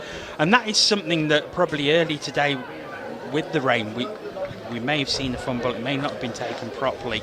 And we did see that quite a lot earlier on, but now it's drying up and they're taking advantage of the bettering conditions. Yeah, the play has largely stuck through the middle of the field in the wet, but we can start to see the long balls come into play or straight through the middle, as Cheltenham have just demonstrated. What a great score. Right, 3 drives, 3 tries, 2-1 the Tigers lead now, and what a start to the final. Great drive. When we talk about these shorter games, I mean, 3 minutes on the clock and 3 scores, they do bring a certain intensity to the game, because you can run very hard. You know it's only 10 minutes, and I think both teams are demonstrating that now. Great drive by the number 9 there. And I know they played, I think there'll be the 6th game for both teams today, but it's the fact that shorter format it does allow them to probably go a little bit harder than they may do. Yeah, absolutely. You know there's only 10 minutes, so you can run very hard. And it looks like there was no touch by the defender, so a voluntary roll ball penalty for Cheltenham. So they'll be coming off their 7-metre lines and trying to drive very hard here. And it looks like they're going towards their sub box. This is only touch 2.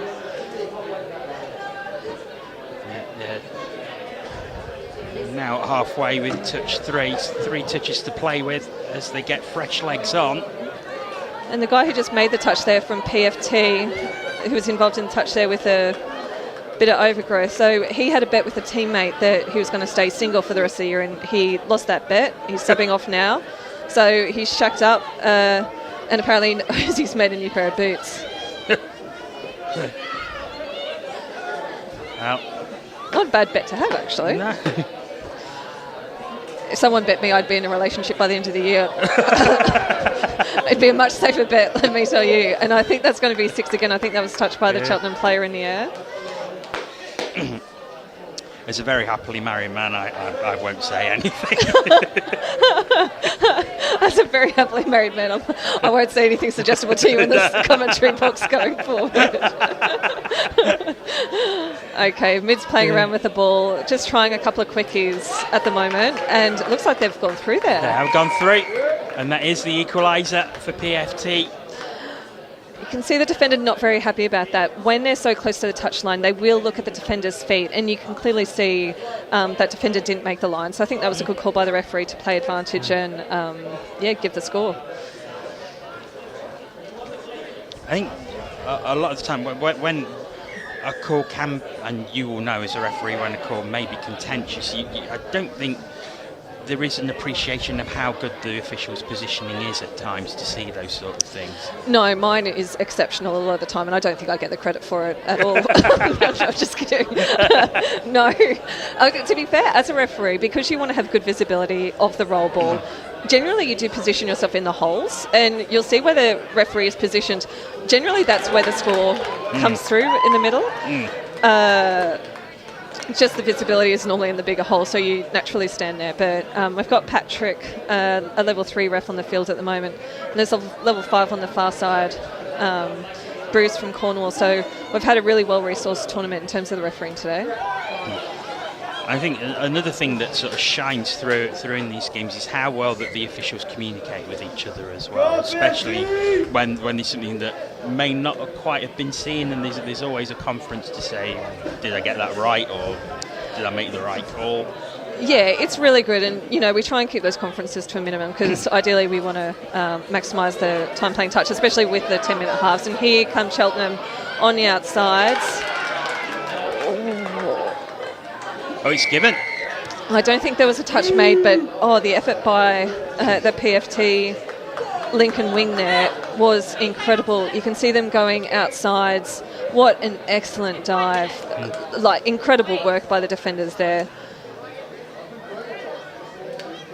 The try is given, and Tigers take the lead in what has been a very close half. No side either able to get away, and when the Tigers have scored, PFT have come right back, and will they come right back again now as they head towards the 7-metre line? Okay, we've got a pick up there from half, and then a long ball out to the wing. Oh, great take, great try. And they do come straight back. Great finish here by the 77. You can see she's stayed wide and she's running onto that ball when she catches it, and a great put down there. A really, really good take. So 2 minutes to go in this half. We're all square at 3, and this has been the whole afternoon. As every game has been, I think, virtually every game has been at level pegging at half time. It's incredible how close they've been. Yeah, it's been awesome. Like, England Touch have just changed the structure slightly to have different tiers of competition, and I think the close scores have reflected what a good choice that's been. That teams are playing. Oh, here we go on the outside. Looks like touch was in first. So teams are generally playing against very equal opposition. So it means really tight games, and as we're seeing in this, both teams picking up from where they took off last year in a really tight battle in the final. Yeah, it is very, very tight, as you would expect in the final as well, I suppose. They both battled through 5 games to get here. So these are, at this level... what a ball. At this level, the best 2 teams of the day. But it's Cheltenham who go into the lead again. What a half we've had. Oh, these passes are just incredible. And you can see how flat these passes are from both teams. You can see just a bullet straight across. Once again, great take by that winger there, catching it in her hands and allowing her to put it straight down. 4-3, Cheltenham. This has been an absolute cracker.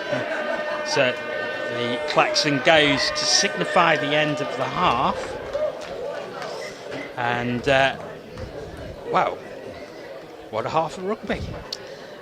Yeah, really good, and really good standard of touch for the ball final. There haven't been many errors in terms of the midfield. Both teams are completing their sets of 6, and their attacks have just been incredible. Long balls, scores through the middle. What a cracking game. I'm glad I'm up in the commentary box for it. Much happier you're up here than down there reffing. Well, I'm reffing the next game after this, so all right, hopefully it's as good as this one. Yeah, the cup final coming up. That will be after this game. But yeah, what do you think PFT will be saying down there? I mean, they haven't really done a lot wrong. It's just the Cheltenham Tigers do have an awful lot of quality within their team. Yeah, I think they'll be feeling confident, PFT. Like, we can see them in a huddle now. None of the heads are down. They sound really positive. It's just kind of going to be those small percentage improvements. With long balls in mixed touch, usually there is an overlap, so there's not a lot that you can do, but you can just stay really tight. Links can talk to their wings and give them confidence to really push for those chase outs and things like that. But I mean, they are playing really well, and I think their female players, the number 9 and the number 14, have been really good for PFT. Number 9 in particular, her runs from through the midfield have been gotten them a lot of extra yards and being able to set up a platform for them to score. teams heading back onto the field, ready for the second half. And 10 minutes left. So PFT start behind, but each time they've gone behind, they have got back on level terms very, very quickly. I mean, we had a very late try in that first half, so a chance as PFT do start this half. So a set of 6 from the halfway line. I might stick with my bet of Cheltenham by 1. It's not looking too bad at the moment, is it? Any thoughts from you? Do you want to make it interesting? I am a betting man, but... Well, I'm a betting woman. This could be dangerous. There could be a 0% Heineken writing on it for you if you're smart. I will say that the best team will win. There we go. I'll do a complete cop-out. I mean, hopefully we get to drop-off territory after a few minutes. We have seen it once today in the plate semi-final. Raptors and Oxford. Raptors going on to win the plate final, of course, but that got down to 3-on-3. Sudden death before that was decided. So it looked a crack. I was watching it from the dead ball line. And it looked like a great drop-off. Ooh, here we go, PFT, long ball to the wing, and once again... And they've come straight back. Well, this... it's interesting, and we saw it earlier today, where one of the games, and I can't quite recall which one, they've all been so close, but it was very ding-dong, like one team going ahead, another team coming back. Once the other team sort of then went ahead for the first time, they managed to pull ahead further, and it was very interesting to see that sort of dynamic. And I wonder if PFT did manage to sort of take the lead for the first time, whether then they would be able to take that momentum and take it further ahead, whereas Cheltenham haven't quite managed to pull away, even though they've been taking the lead. No, it's a really good point, because psychologically, if you're just constantly catching up, if you do get that one ahead, it can change your mindset. And touched on the line there. This is after a penalty that they got for an offside, so they're still very early in their touch count. They do have a lot of touches up their sleeves.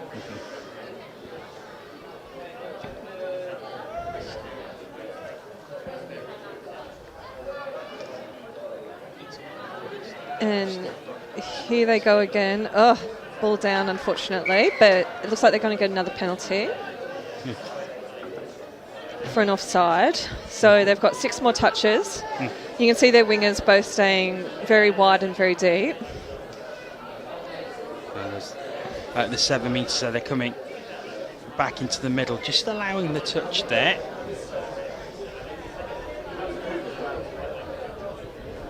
And the referee just having a touch to the player. They don't want any more penalties here, because I think that's 2 on the line now, and I think an additional one will have a player excluded. You've got to give it to the wingers of both teams today. I don't think any of them have put a ball down. Just really clean takes and really clean put downs. Oh, that's unlucky. And as I say that, but to be fair to the winger, that was a very, very difficult ball over her head. Just a little bit too much on that one. Commentator's curse. It's real, isn't it? It is definitely real. I commentate on ice hockey quite a lot, and that happens to me all the time. In fact, it's probably happened to me 3 or 4 times a day as well. So. Okay, PFT centralising the ball here. They're going to try and narrow this defence, and unfortunately just an error in that play the ball there, just loss of control. Tried to get away with it, nice bit of acting just to keep on running, but didn't fool the referee, unfortunately. So 13 minutes gone, 7 minutes left, it's all square at 4-4. Definitely an arm wrestle this game. Yeah, I think there's a very strong possibility this could go to the drop-off, as Cheltenham, good touch, just on the ankle, I think. Yeah, it almost looked like the 3-on-2 was almost on there, but I think this has been almost the longest that we've had without a score this game. Both teams really knuckling down, and we can see PFT driving towards their box. Great drive by the PFT link there, the number 14. Great strike dump by PFT, and they're off. Oh, he was down. Yes, I think that's going to be given. Yes, it is. And PFT do take the lead for the first time in the match. Oh, we'll see whether they stretch it out like you predicted. Wow. Watch the replay here. Great run by Half for the number 7. He can't score, so he needed a support player. There was zero room, zero space on that side of the field. So awesome work by the support player to create an opportunity. I think he may have slipped as well, because he was on the ground when he took the pass. So yeah. Cheltenham looking to come right back. 7 metres out.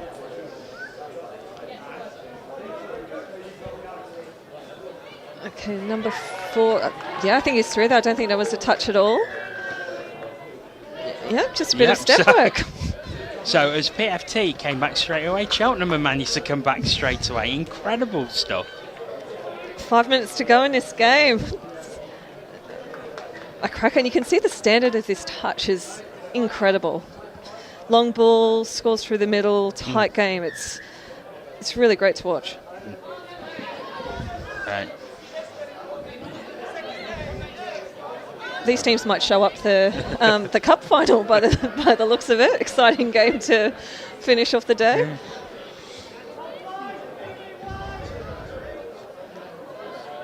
And here go PFT on the far side. Not a lot of space. That was 5th touch, so they want to see whether they can create something here, and they've gone the short side and nothing on there. So it's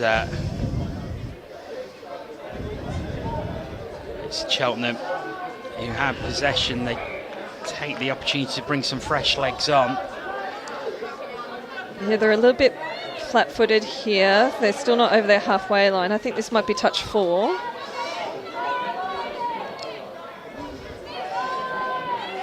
And 5th taking off from Half. Ball away. I think hands is on here.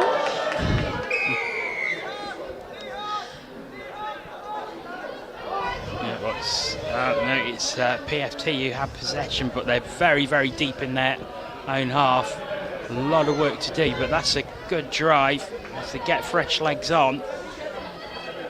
Oh, excellent drives. They do seem to have that confidence again, really striking back hard. And strong touch by the Cheltenham player there, and player was half court, so they'll be coming off their 7 metres, and they really want to make some quick grounds here to try and get a strike dump and get this score back that they're down by.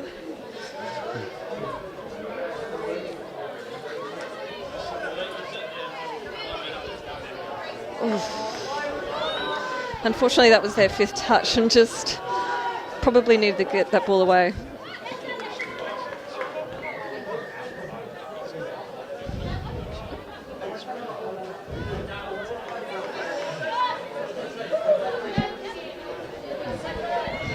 And PFT are in great field position here. I think this is only 2nd touch. And they're well into the Cheltenham half. Cheltenham will really need to keep them out here with not long on the clock now. Oh, and it's not...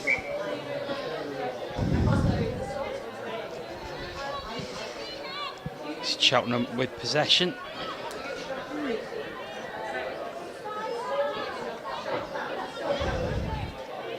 Oh, great hands by the link there coming on. That could have easily gone down there. So they're at halfway. How many touches have they got in reserve? This is going to be 5th touch now, so they need a strong strike dump, which the number 70 has provided. They've gotten the ball out, but nothing on this side. They really need to create something. They don't have a lot of time left on the clock. Great step by the 11. Oh, that's a great touch. Is it going to get down? I think they are. Yes, it's been given. 6-5. And there can't be long left now.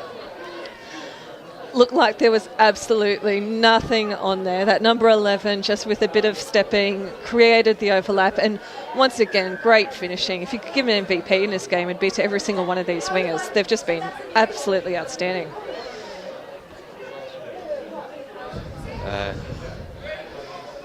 PFT. Oh, and are they down? I think they are. It's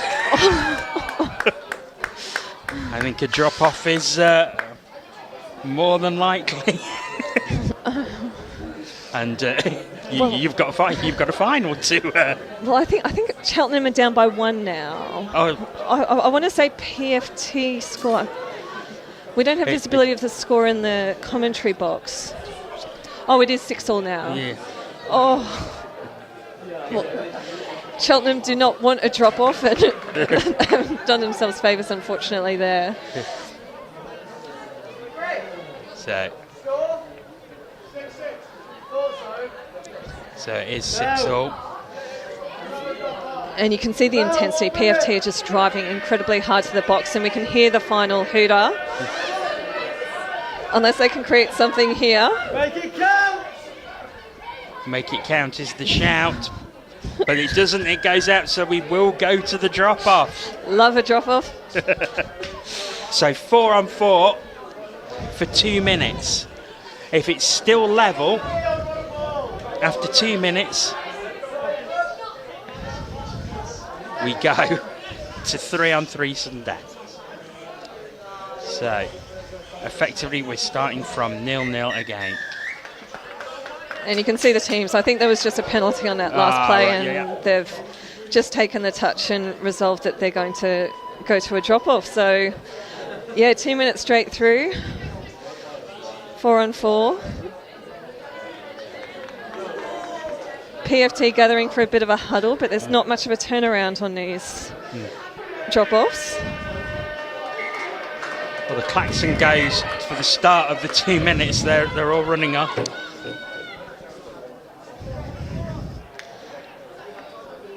It's always nerve-wracking. I always feel bad for the players who are there for a drop-off. Unfortunately, the quality of my touch has never justified me taking a drop-off position. I think that's a very good thing. Well, it's PFT who start. Oh, what is it? Now, was he in? Yes, he was. I think PFT take the advantage. Obviously, a lot of space out there, so. An incredible chase by the 52 for Cheltenham. She's got some legs on her in terms of her speed. Unlucky, she made the swipe, and I don't think she was far away from making that touch. But the advantage of having a quick touchdown for Cheltenham is that there's plenty of time for them to respond. So, out onto the left-hand side. Still there for Cheltenham. Oh. Did he get it down before the touch? Yes, he did. 7-all. I think we're going to go to 3-on-3. Yeah, good call by the referee then. It's tough, those calls, when there's literally split seconds in it, but it did look like the ball was down. So here we go, PFT to try and get another one back. PFT. Touch taken as they drive towards the 7-metre line, just slowed up a little now. Back in this space over on this left-hand side. Is there enough room? Yes, there is. And it's one of those things with mixed touch. It's creating that mismatch with the men and the women. And I think that might win it for them. Yeah, that's it. And the Cheltenham Tigers are runners-up as PFT celebrate. But both teams will head to the elite section for the next round. But what a final we have just witnessed. It was an awesome final, and it's going to be really interesting to see these teams compete in the top tier of the elite competition, just to see what they can do in that competition. But I've got to go referee the next game on this field, which I think is Hoods versus Enki Rebels. It's Enki Rebels. It should be a cracker. Which we, if you was around at 12:30 this afternoon, you will have seen that pool match. That's now the final. Mel, thank you so much for coming on. Cheers, It's a pleasure, thanks for having me, Pleasure as to have always. you. Pleasure to have your company as ever. So All right. thank you so much for coming along. We'll try and set up a drop-off for you. Yeah, thank you. So yes, we will be back very, very shortly. The cup final. It is the NQ Rebels against the Nottingham Hoods. Please stay tuned for that. That is due to start at 5 o'clock.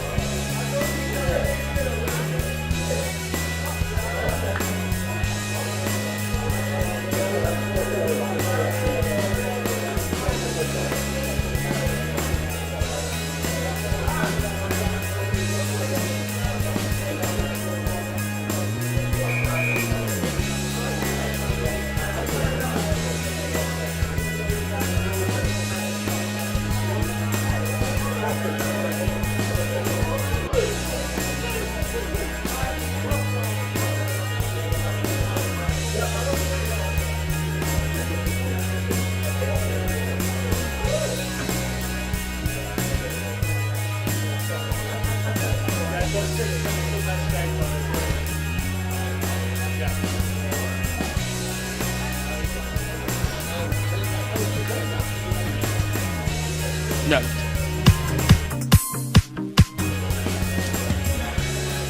Joe Devine, captain of PFT. What a game! Oh, it was really tough. We came up against them in the pools and they just pipped us by one. So we really, really wanted this to get it in the final. But yeah, they pushed us all the way. It was made us work for it. Doesn't get any closer than going to the drop-off, does it? Yeah, no, I don't think we played in a drop-off before. So always exciting, but a lot of running. Of course, Cheltenham Tigers as well, development champions last season. They come into this probably as favourites, so that's a great result for you. Yeah, we never met them in the development last year, and we were always on the other half, and we always got knocked out by Galaxy. So it was good to come up against them and really test ourselves and show what we can do. Yeah, and of course now you get promoted to the top 16 for the next round in Burton. So how do you feel about that? Really excited. That was our goal, to come in and get into the Cup and the Plate.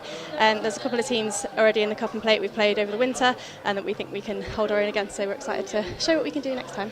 Oh, Jay, thanks for coming up so soon after the final. Many, many congratulations on your win, and go and celebrate. Thank you. Thank you very much. Thank you. And we'll be back with the Cup final very, very soon.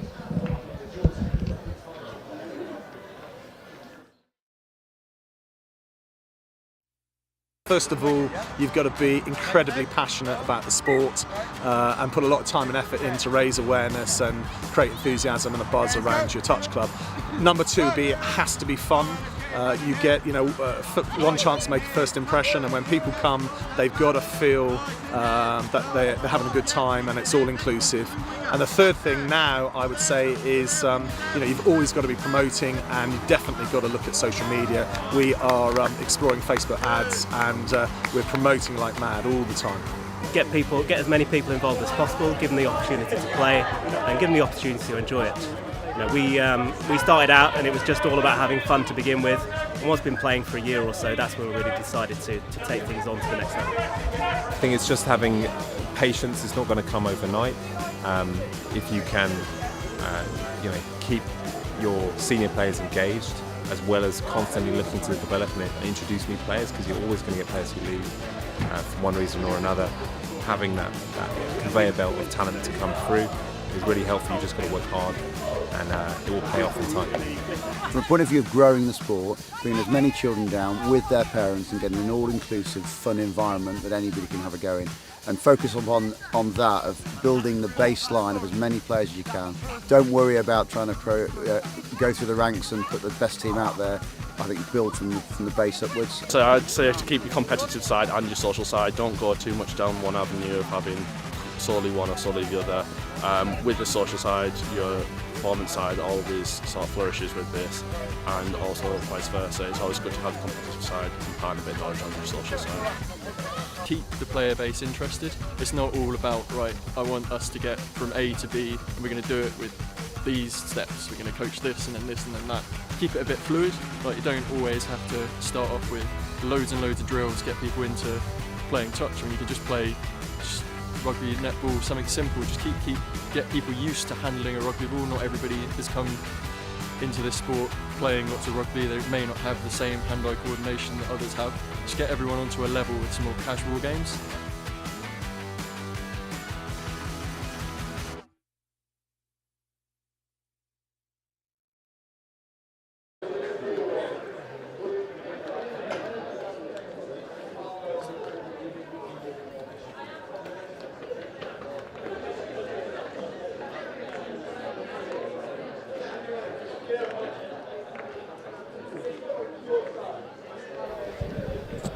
Welcome back to Banbury.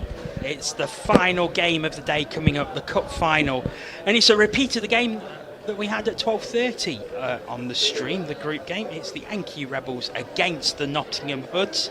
The Rebels taking that group game by 2 tries to 1. I'm delighted to say Chris Simon is with me once again for the final. And Chris, it was a close group game, and I'm not expecting any different in the final. Yeah, absolutely. I watched it from the bottom end down on pitch 1. It was really close, could have gone either way. But I think most of the cup games have gone that way. You've seen 1 or 2 scores in a lot of them, and that tends to happen in 10 minutes each way touch. It can be really close, and you want to stay in the game, and it can go one end to the other. So this promises to be a cracking game.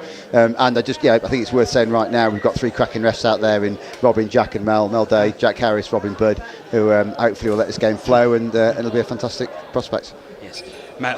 I think Mel was getting quite worried because she was on co-commentary for the last game. It goes to a drop up, and she's like, "I'm refereeing the final." Mel's great. She'll be playing tomorrow for Galaxy tomorrow, refereeing today, and we'll also always put the headphones on if she's asked to. So really good. Yes, it was nice to commentate with Mel once again, as it is to commentate with yourself. Thanks, Joe. Thanks. So we are about to get underway. It's Nottingham Hoods in the white and green who will get us underway. The NQ Rebels in the burgundy and black strip. They will be playing from right to left on your screens, and the Hoods from left to right as they get underway. So we've had some extremely close games this afternoon in the knockout stages. Will this follow that trend? It was almost the perfect start for the Hoods. As probably shouldn't say there. Emily Simon, the eldest, just slightly over in the pass. Probably wanted to hold depth a little bit further there. It's the Yankee Rebels who have possession now. Nottingham have played NQ, I think 5 or 6 times this season in different men's and women's, and also in the mixed series over the winter. And you'll find that they've gone very well. They've gone well there. And it is NQ who open the scoring. Very well worked out to the right-hand side, and as the conditions have got drier, those longer passes have been coming into play far more.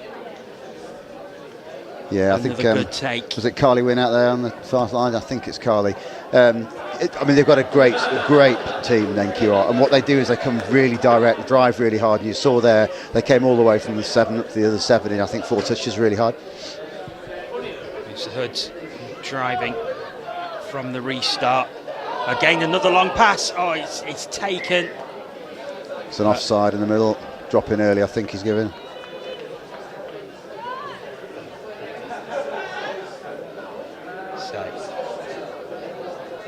Hood start again.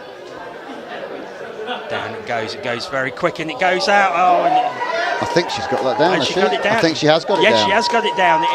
It is the No. no. Lost control. Control.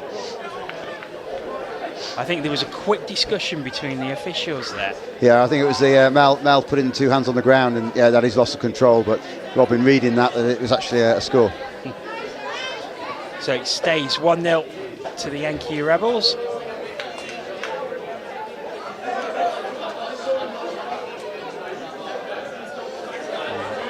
And that's a forward pass there. But again, you just look how quickly they've moved the ball from that far corner over to the box and back over again. I think in 3 touches. The last one is a forward pass.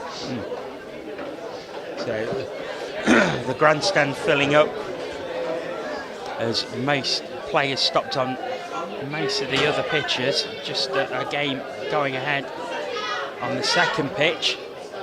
So we've got quite the crowd in for this game. It is. It's good. And that's, we like coming here to Banbury. It is a nice setup. Have the stand like this, looking out into the main pitch is good.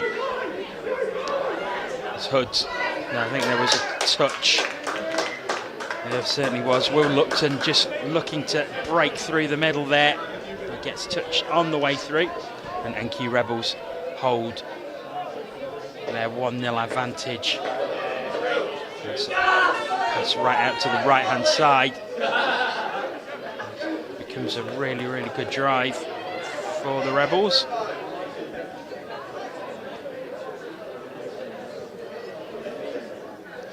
And I do know a bit the Nottingham setup, where they put pressure on that first and second touch. They put pressure in the middles, and then Q have realised that they've played against them earlier in the day, and they've moved the ball away from their box quite hard over to Carly on the wing and gained a lot of territory.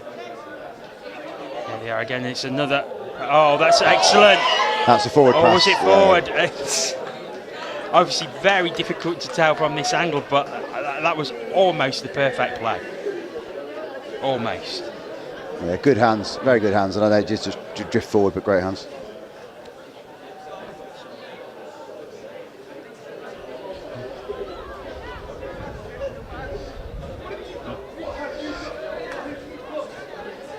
And 4 minutes gone.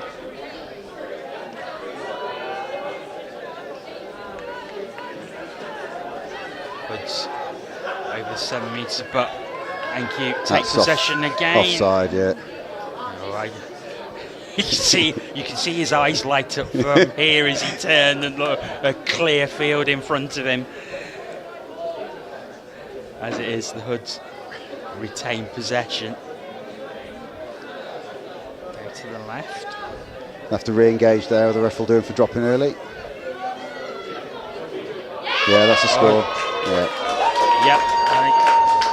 Aaron Carroll there. Yep. Jack Harris points to the ground, and that is the equaliser.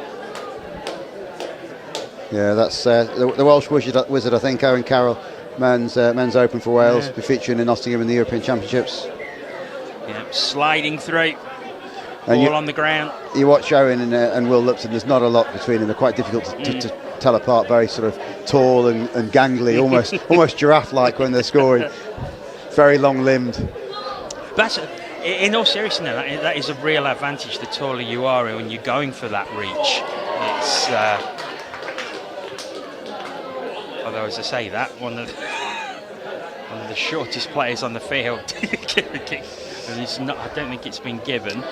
Unfortunately, that's the winger's gone down. It's Phoebe's gone down. I do know that one as well. Daniel Evans taking it. It was a good touch, actually. Claimed the touch straight away.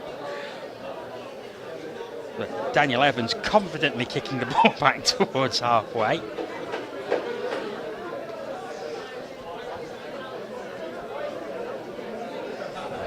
Well, they've given the touch though, yeah. So it's.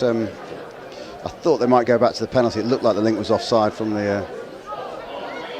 The reverse passing on the way. That's the score this time. Yep. And NQ retake the lead 2-1. Yeah, and I think deserved that. Yeah, a couple of chances there. Brought the defence in both times, and unlucky not to score first time, and a good score at the end. So NQ lead 2-1. As Nottingham look to get back on level terms.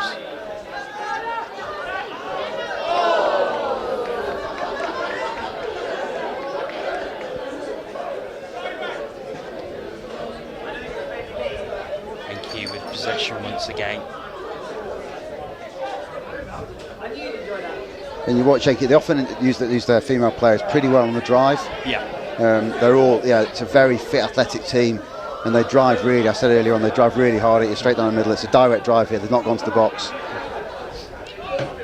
So they've used the wings very well in this first half as well.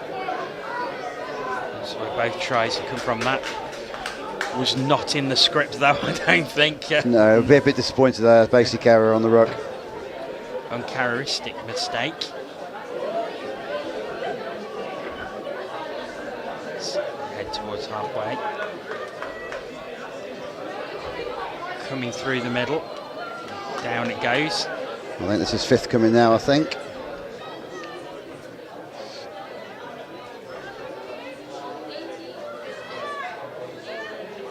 There is the space on there it is. Down.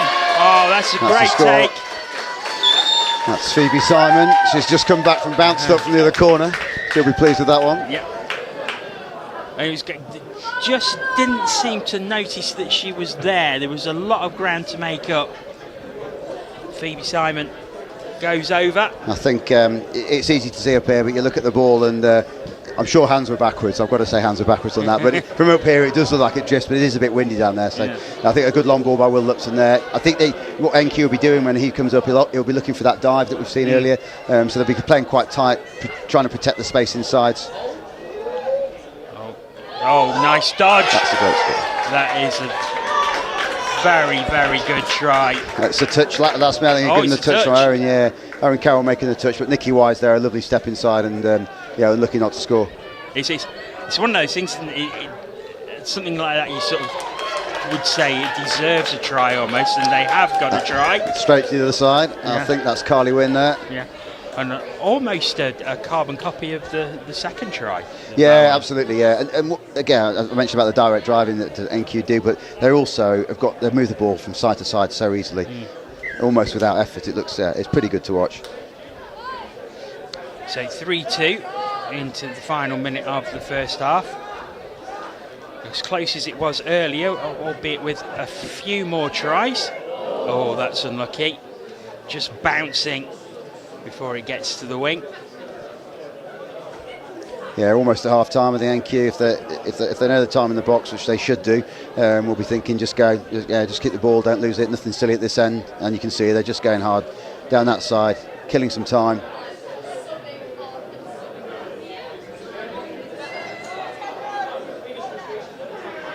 And there is the klaxon that brings to an end the first 10 minutes, so 10 minutes remaining and the possibility of extra time, which we've seen a couple of times today.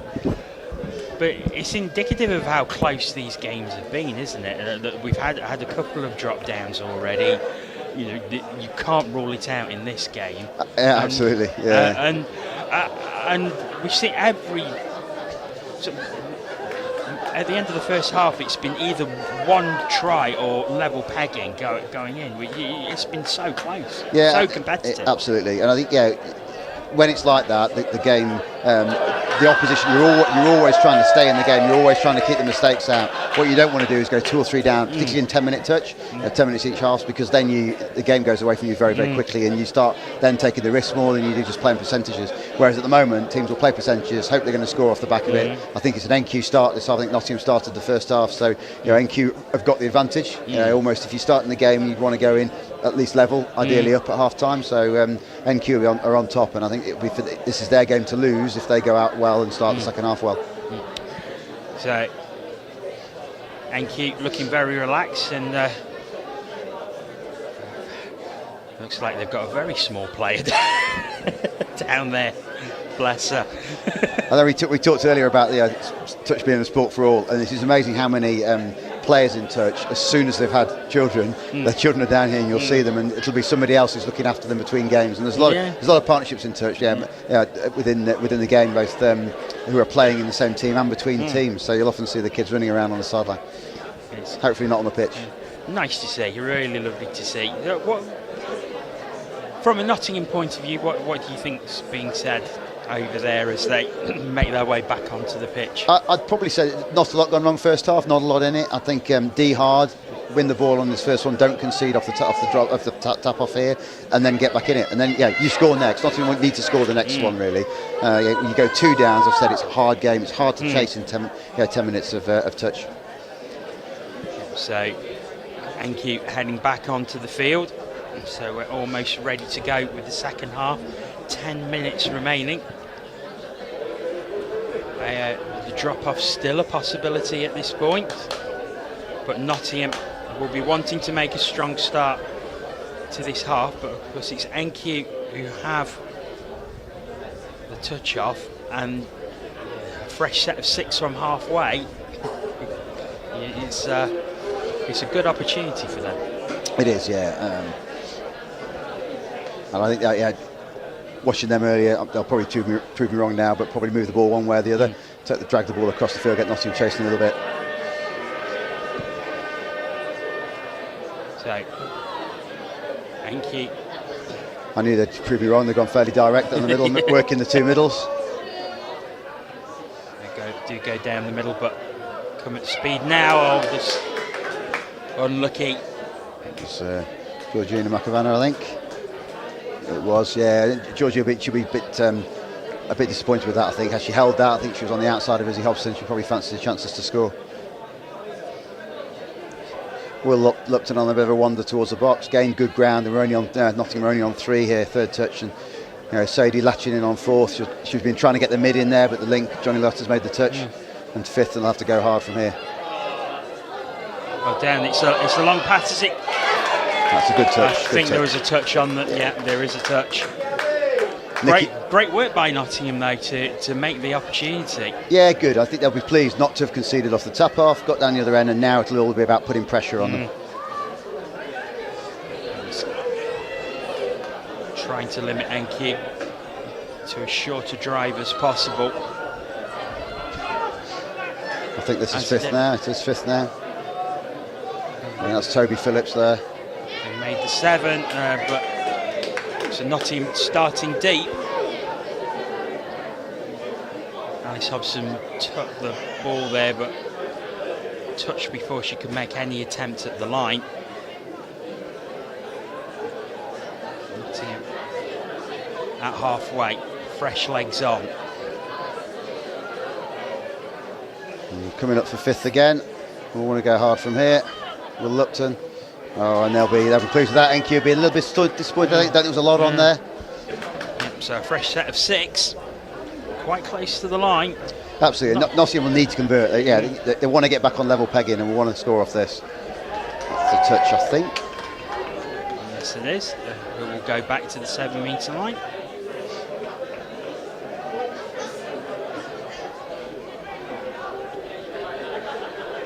Down again. Goes out wide or just a little too high.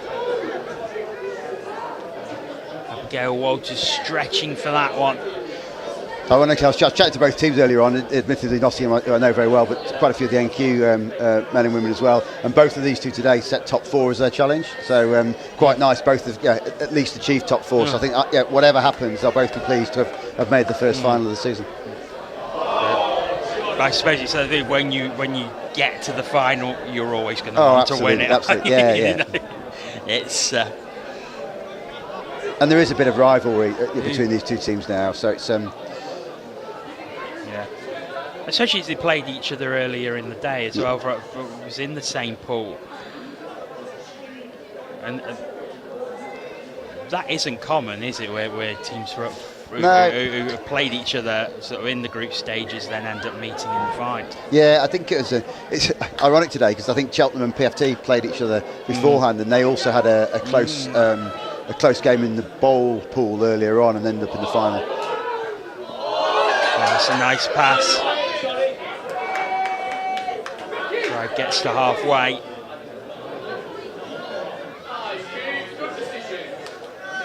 Down it goes.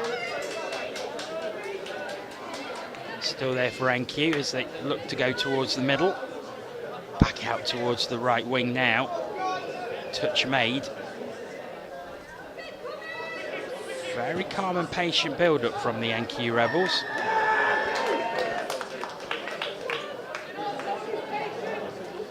Offside, I think short of the line there, or was he? I think either short of the line or goal given for dropping early. I'm not sure which one it was. Sliding in, touch given by Jack Harris.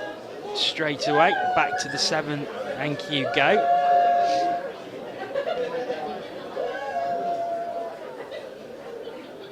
I think they're probably just checking which one of them was on or offside. Giving them offside, giving the link offside, and that call was from Mel Day as the sideline ref there has called Isabel Hobson link offside. It's a good score. Out to the wide. Good score. That's a good score. Oh, he's given the touch there. And again, yeah, they're much better sighted than we are up here. But yeah, at the face of it there, you think she's scoring. Great touch by Abby Walters down there. I think there was definitely a touch on the leg. I guess the question is, was the ball down before absolutely. The touch came in? And it is, the whole game of touch is such narrow margins, and sometimes you feel everything's going against you, that's the score. And sometimes you feel that, it all goes for you. Toby Phillips, I think it is there. Yeah, so that is... So Toby drafted in late. He was a late replacement for Ben Gwinter, who pulled out with Aldens last week, I understand. So Ben... So you can recognise Toby with his... I think it was Toby that scored with his one-legged underskin. Very stylish. As I said, I think Nottingham will be. They might score from this. Oh, just not quite taken. And it's like you say, 2 down, 5 minutes to go. They're going to have to take risks now. Yeah, absolutely. You're chasing the game, and it becomes really difficult then. And keep all about game management for them from this point, but if they can get another score, it will pretty much seal it for them, you feel, at this point. Although they won't get it like that. It's a chance for Nottingham to build again. They are starting very deep in their own half though.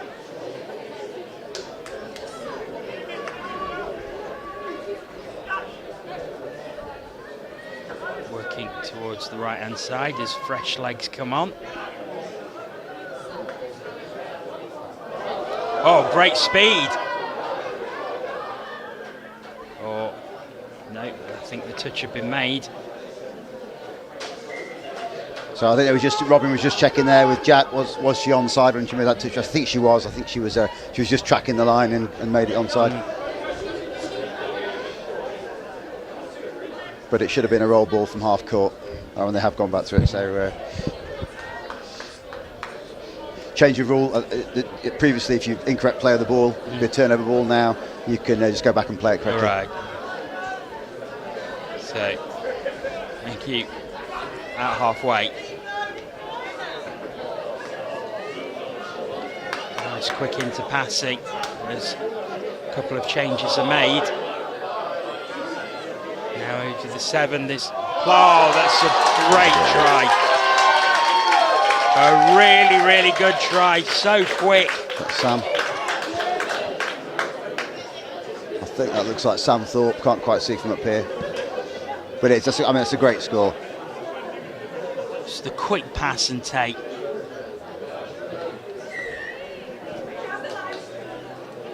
A superb try. And at 5-2 with 2 minutes 20 seconds to go, you have to say the NQ Rebels are probably going to win the cup final. Yeah, you'd think so from here.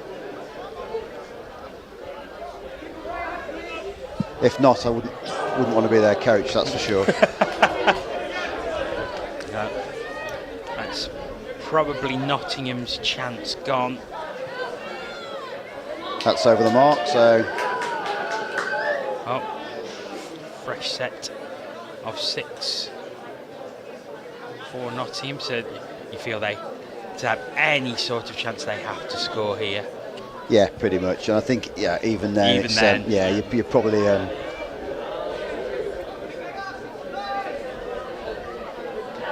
There's a score. It is given, yeah. So at 3-5, but with 1 minute and 15 seconds or so left, it's going to take something of a miracle.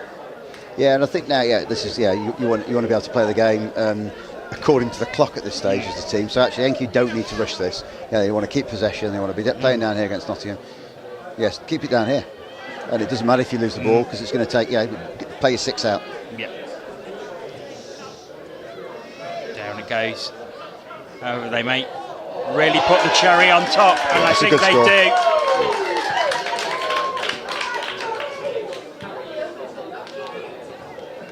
So a great score. I think that's Samuel Thorpe there, actually.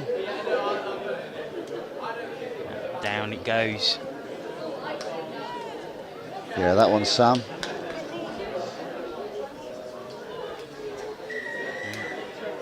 A dual national with Canadian heritage as well. Nottingham just looking for a consolation now at this stage. Touch is made. So this will be the final play. NQ have won the cup final in round 1 of the National Touch Series, but there is a consolation for Nottingham. Yeah, so good score to finish by Abby Walters. Long ball from, I think, Will Lupton. Yeah, nice. I mean, good game. And to be honest, I think NQ deserved that. They were on top of most of that game. The 6-4 victory. But both teams putting on a really good game. And when you consider it's a long day, it's their 6th game of the day. Both teams really did give everything there. Yeah, absolutely. I think a good final, fitting into a really good first day of our mixed series for this summer, and we've got 5 more days to come with tomorrow's development series. And again, just to say, I think a well played final. Both teams thoroughly deserved to be in this final. NQ came out on top and deserved the win. I think just a well done to 3 referees as well, who made it a really good spectacle. Well, stay tuned because I think we will look to get a bit of post-match reaction as well. Chris down on the pitch, just trying to drag someone up for a very, very quick interview. And we'll see if Chris can get anyone. But NQ Rebels are celebrating with their, looks like their youngest fan down there. It's very nice to see. NQ, a relatively new team, sort of established just pre-COVID, then came through COVID, entered the competitions last year, won the women's, men's competition. Men's and women's, they did well last year. They backed up that title this year, and I think whether they won the mix last year, but certainly they're right at the top of the game. And this whole season this year, the series, I think, is going to be really tough. And there's probably any one of 6 to 8 teams that can be in this final and can take it on the day. Yeah. Of course, NQ runners up last season overall, and they won round 3 in 2021.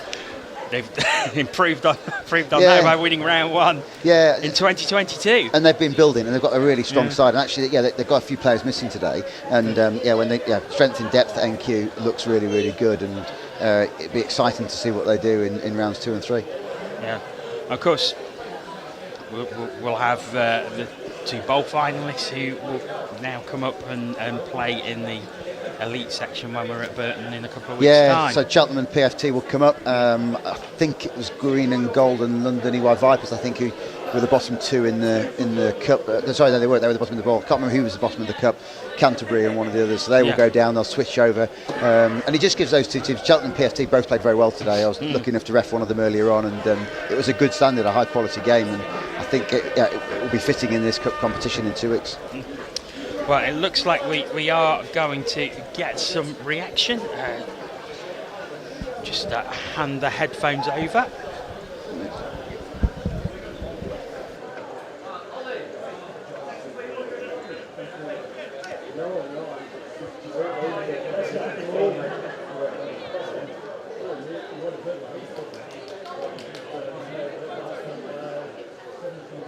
Thank you. Well, we will have got some reaction from the NQ Rebels. Josh Ingram joins me as the highlights play out. That was a very, very good victory. Yeah, really high quality. Nottingham were fantastic, led by Will Lupton, who's up and coming star of England touch. So, and bolstered by Clark Hobson, who's always a pleasure to play against. But he's an England touch incumbent, so fantastic quality from them. But we just got over them in that game. We just didn't quite have the depth to compete with us. So yeah, great from them. 6-4. It was a very, very different game to the one that you played against them earlier today. Yeah. The conditions are a lot better now. So I mean, the rain's just started again, but luckily it was quite dry for that game. So a bit higher quality, some better long balls. So yeah, fantastic game altogether. Yeah, and you come straight in, first round, winning the cup. I mean, that must be a real confidence booster for the team, especially coming in as runners-up last season. Mm-hmm. You won round 3, of course, last season, so it's great momentum to take on to Burton in a couple of weeks. Yeah, we had a tough start to last season, but we learnt from that and started strong this season. So yeah, it's a great place to start from. And we had a couple of our key players go down recently, and one just in the first warm-up. So it was a tough day, but everyone pulled together and we managed to get into a good rhythm. So yeah, good day. Well, Josh, I can see you missing out on the celebration, Yeah. so I will let you go. Thank you so much for coming up for post-match reaction so That's all right. quickly, and many congratulations Thank you on very your much. victory. Thank you very much. Thank you. Cheers. Well, that is it for today as Josh goes to rejoin his team and celebrate. Thank you so much for joining us today. It's been a pleasure to have your company. If you've been here since 10 o'clock, well done. Some great touch rugby on offer, especially in the knockout stages. 3 absolutely wonderful finals. And we'll do it all again tomorrow with the NTS Development Day. Join us for that. That starts at 10 o'clock. But for now, from Banbury, it's a very good evening.